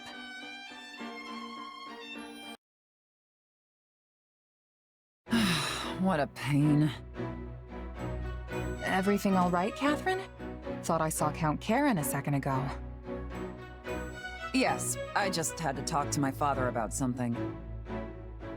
He wanted to request some of the church's soldiers as reinforcements, but I don't have the authority to make that decision. For the life of me, I can't understand why he'd come to me for something that only Lady Rhea or Dimitri could help him with. Whoa, wait. Count Karen is... your dad? Yes. Huh. I could have sworn you knew. Well, I guess you do now. I am, in fact, the daughter of Count Karen of Fargus. I had no idea. Oh, now that you mention it, you do bear their crest. Things are complicated with my family, to say the least. But basically, I'm keeping my distance from House Karen for the time being. Right now, I am Catherine, Knight of Seros. No connection to any house or the kingdom. I see. So you intend to keep serving the church going forward? But what do you think you would do if the church and kingdom broke their alliance? A foolish question. Obviously, I would side with Lady Rhea. It's not a matter of kingdom or church. My allegiance and my sword lies with Lady Rhea and her alone. Though, of course, I would prefer not to fight my friends and family from back home. So it would be ideal for me if the kingdom and church could play nice forever. The Archbishop's personal sword, huh? You've got one heavy blade. What about you? What are you fighting for here? Or is it one of those, I just tripped and fell into it kind of stories?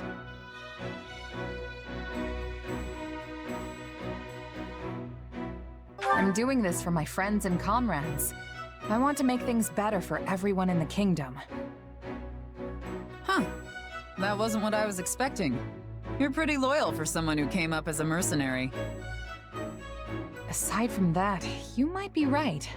Maybe my coming to Fargus was pure chance. A civil war broke out in the capital right after I joined the Officers' Academy. By the time things died down, Rhea decided to close the school. That's when Dimitri put me in my current role. Sounds like you've had a rough go of things too. But you're commanding kingdom troops now, right? That's a pretty good step up. I say that as long as you're living life in a way that would make your past self proud, that's enough. Make my past self proud, huh? Easier said than done, I know. But it can't hurt to try, right? Just keep challenging yourself. You'll get there eventually. Oh, hey. On your way back from training? It's admirable of you to keep at it so late. Yeah, well, I like to get in a little bit of practice whenever I can. Can't afford to fall behind with everyone else getting so strong on the battlefield. It's a little late for me today, but I could join you tomorrow. If that's okay, of course. Really? That'd be great! A desire to get stronger is not a bad thing in my book. While we're on the subject, can I ask you something? Why do you want to get stronger? No, wait. Let me start with a different question. What made you originally decide to become a mercenary? It's not really much of a story. This is kinda just where I ended up. After my mom died, I left the village we'd been living in, but I had no idea what I was gonna do. I eventually ran out of money and fell in with a mercenary group. Then I worked my way up from doing their laundry to fighting. You don't say. Well, I guess your story is a pretty common one, actually. How'd mercenary life treat you? Awful at first. But once I met some folks that I got along with, it wasn't so bad. Anyway, the plan was to keep fighting alongside my friends, make a name for myself as a merc, and eventually run out of luck and die. But somehow, I've suddenly found myself in charge of the king's private army, leading soldiers into battle. Not really what I expected, I'll tell you that much. That's how life is. You never know what tomorrow will bring. When I was a kid, I never imagined I'd be wielding some holy relic as a Knight of Seiros.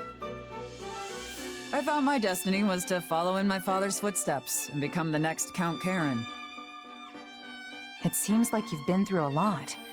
I heard you were a fugitive at one point. Yes, well, something happened. My best friend lost his way, and I couldn't set him right. Eventually, it cost him his life, and I let it happen. I couldn't stay in my hometown after something like that. But despite all that pain and sadness, I have no regrets about the choices I've made in my life. Not many can say that. So, you've succeeded in making your past self proud, huh? That's right. My past has made me who I am today. I'm going to keep moving forward, no matter what hardships lie ahead. You're a strong person, Catherine. I think I could learn a lot from you. Hearing your story and what you said about making yourself proud gives me so much to think about. No matter how hard we try, there will always be times when we have to make tough choices, right? My past self fought hard to get me here. Am I gonna make the choice that past me would have approved of? The tough part isn't making the right choice, though. It's what you do after. You must try your best to make whatever decision you land on into the right one in the end. You make it sound so easy. But the more I think about it, the harder it seems. Then don't think about it. Just keep trying your best day after day. Put one foot in front of the other, and eventually, you'll look back and realize how far you've come. That's all I've got to do, huh? That's all. You could even start right now. If anything I said struck a chord, that is.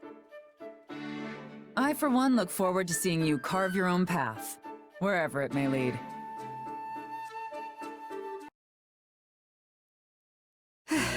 I should call it a day.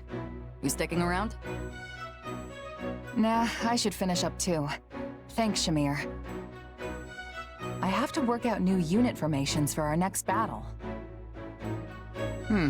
You're pretty conscientious for a mercenary. That's rare in our profession. Well, sorry to cut and run. Good luck with all that. No worries, I can handle it. It's my responsibility, after all. Right, well, if you ever need a hand, just let me know.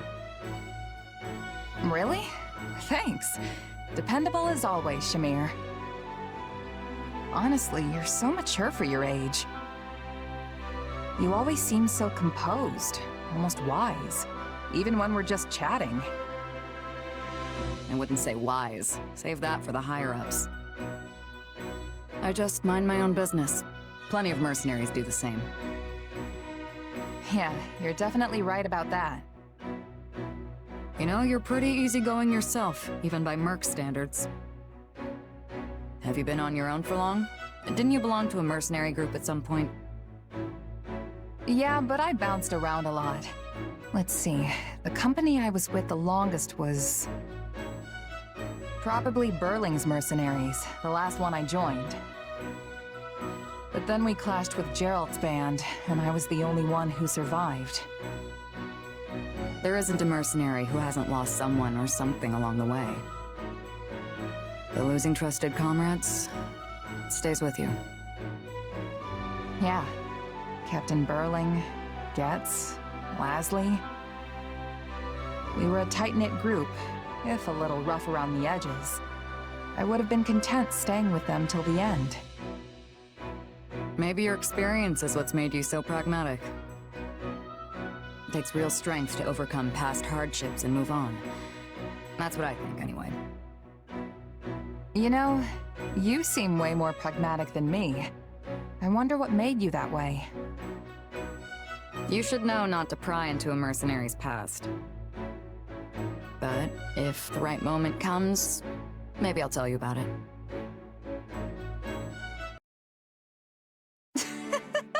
That's hilarious! Who knew there could be a merc like that? Yeah, he'd say it with a completely straight face, too. I take my pay in apples.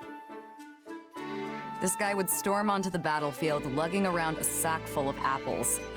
Truly one of the strangest things I've ever seen. I guess you could say he was hungry for battle. Wish I could have seen that myself. He was probably the best-smelling guy out there. I'll give him that. That reminds me. Remember when you asked about my past? Yeah, sorry if that was out of line. I shouldn't have pried. No, it's okay. Actually, I thought I would tell you, if you're still interested. Are you sure? I'm sure. It's not much of a story anyway. Besides, it's already been 7 years. I used to belong to an organization that was less a group and more like one giant mercenary state. Not the kind of place you go for building bonds of trust and camaraderie. Still, there was one person there who I thought of as a partner. As you can probably guess, he was killed. And that was that.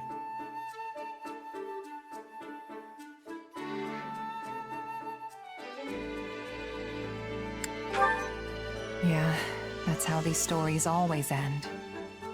I know it was a long time ago, but I'm really sorry. But why'd you want to tell me all of a sudden? I thought you hated talking about your past. I felt a little guilty. You shared your story with me earlier, but I didn't tell you mine. At the time, I wasn't about to go telling some stranger all about my past. But now I think you're at least somewhat trustworthy. So I told you. That's all. Seriously? Well, I'm really happy to hear that, especially from you. Why? Everyone here adores you. I'm sure you hear stuff like that all the time. All the time? Come on, that's an exaggeration. I've always felt that you were a more distinguished mercenary than me. Earning recognition from a merc I respect is a real honor. So if you see me as some sort of senior mercenary, I guess that makes me the mentor in this relationship. I guess. I see. All this time I've been treating you like an equal, but maybe I should have been taking you under my wing instead.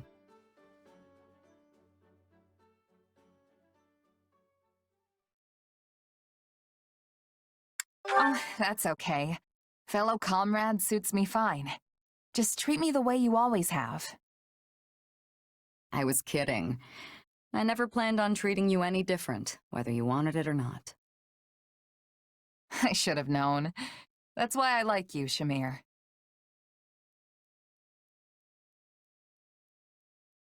You ready for this? Come at me. No hesitation. You actually managed to dodge that. Not sure dodge is the word I'd use. I just let my power loose without even thinking.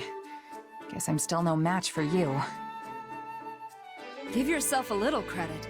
It took everything I had to keep up. If you could avoid an attack like that, then you're easily on par with me. But you barely even used your power. You know, the one that throws off your enemy's perception or whatever. I wouldn't have stood a chance if you hit me with that. So you've noticed it. How could I not? We fought about 1,000,000 times by now. Your power's not exactly visible, so it's definitely tougher to catch on to than mine. But I've experienced your kind of beatdown firsthand, so I'm painfully aware of the damage you can inflict. Sorry about that. I couldn't afford to pull any punches back then. It's fine. Water under the bridge. So, have you had your power for long? Where'd you learn it? I was kind of wondering if I could pick it up myself. I only became aware of it when I was fighting hard against you.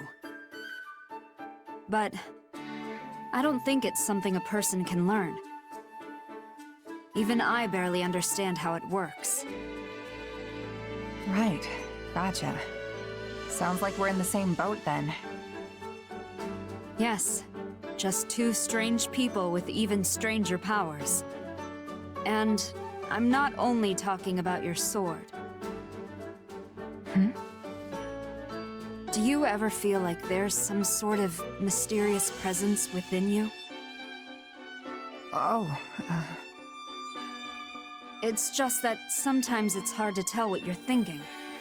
Like you get distracted by something from time to time.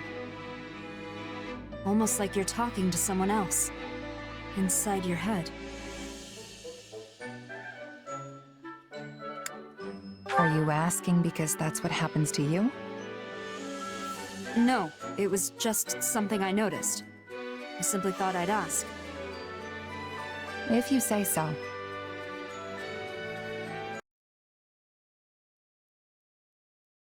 I want to apologize again. I'm really sorry. I can't believe I tried to kill you. It's all right. I know that wasn't really you. Still, the one who did it was a part of me. Literally. You asked me about this before, about some mysterious presence within me. That's right. Well, sorry I couldn't give you a straight answer back then. Arval told me not to tell anyone.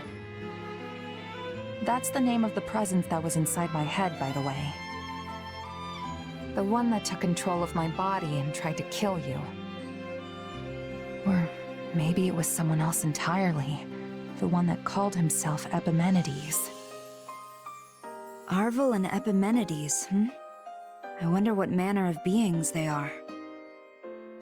Beats me. And it's not like I can just go and ask them now. Honestly, I kinda wish I'd talked to Arval more now that I can't. That's how these things work, sadly. When you're ready to talk, the person you want to talk to is no longer there. But there's still so much I don't know.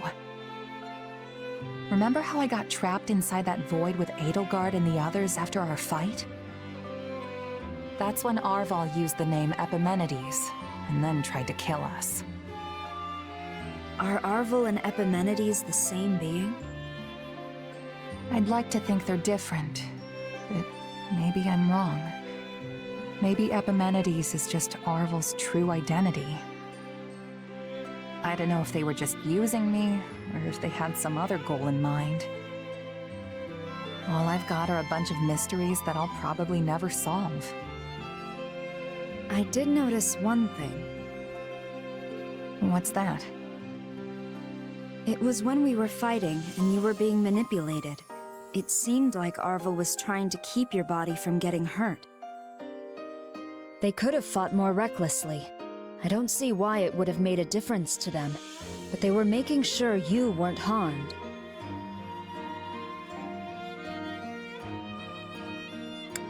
Come on, that's not protecting me. That's protecting the body they went through all that trouble to get. Maybe. Maybe not. I guess Arval's the only one who knows the truth. Or as the Seros folks say, only the goddess knows, right? But hey, thanks for telling me that. Really. It does make me feel better. I've got no choice now but to keep moving forward. Live out the destiny the two of us once shared. Funny. I came here to apologize, but you ended up cheering me up instead. I'll catch you later, okay? Only the goddess knows, Well, the goddess may have been the one telling you that.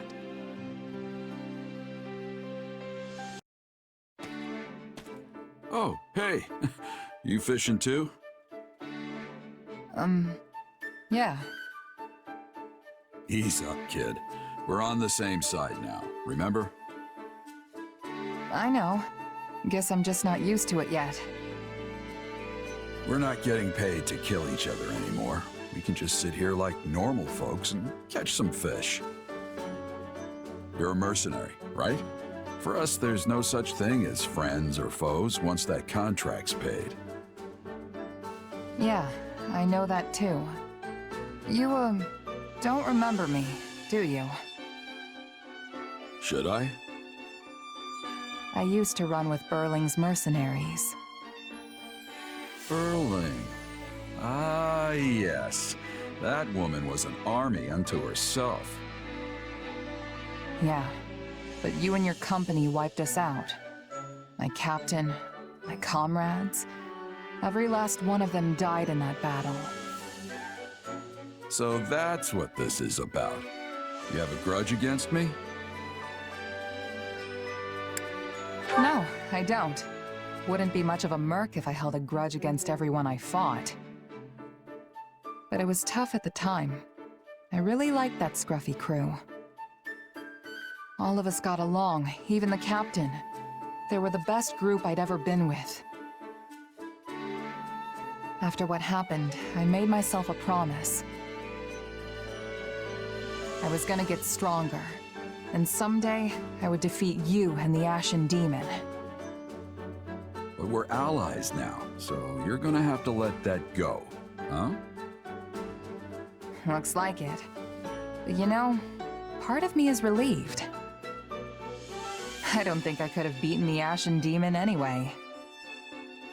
Hey now, what about me? Or are you saying you could take me? Well, no, unless I try. By the way, for a regular guy just catching some fish, you haven't even got your hook on. Yeah, well, these old mitts aren't exactly made for tying tiny knots. Give it here. I'll do it.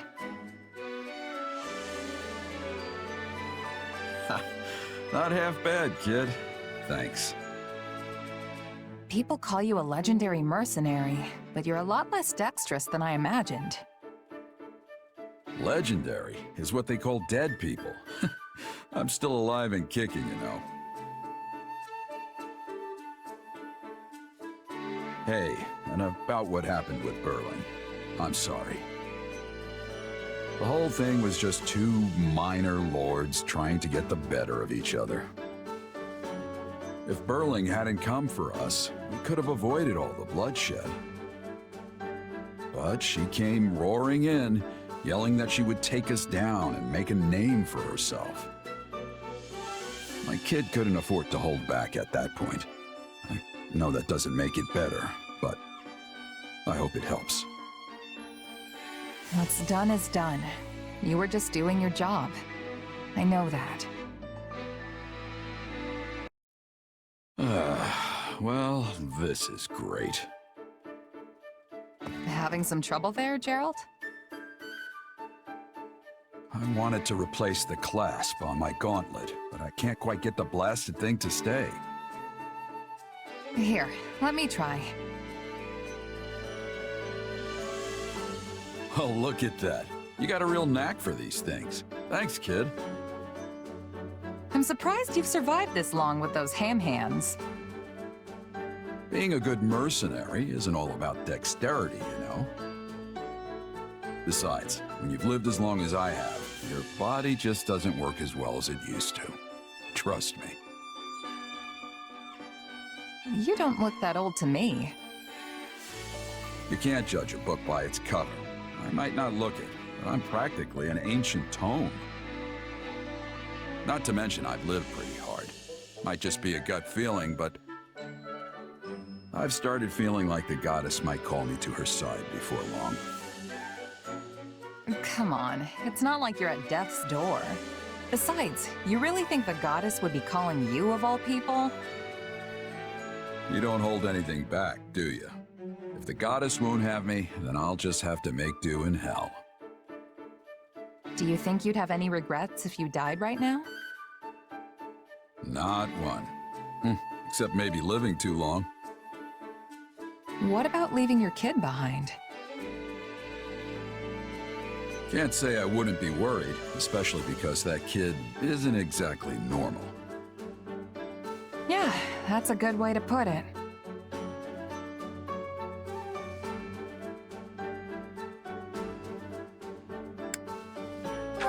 I gotta say, your kid's always real calm and aloof. Not one for emotion, huh?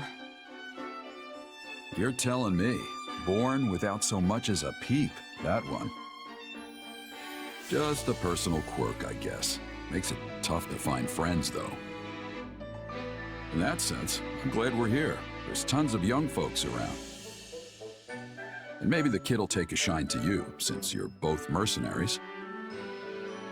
Who knows? I've been hoping we could talk more, at least.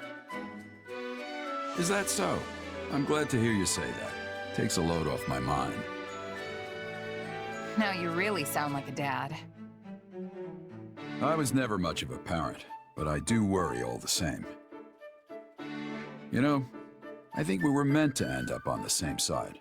Would you do me a favor and look after my kid? When you put it that way, it really does sound like you're about to die. Hey, it's possible. Tomorrow's never guaranteed in this line of work. I meant what I said. Can I count on you? Yeah, sure. I'm not gonna refuse a dying man's wish after all.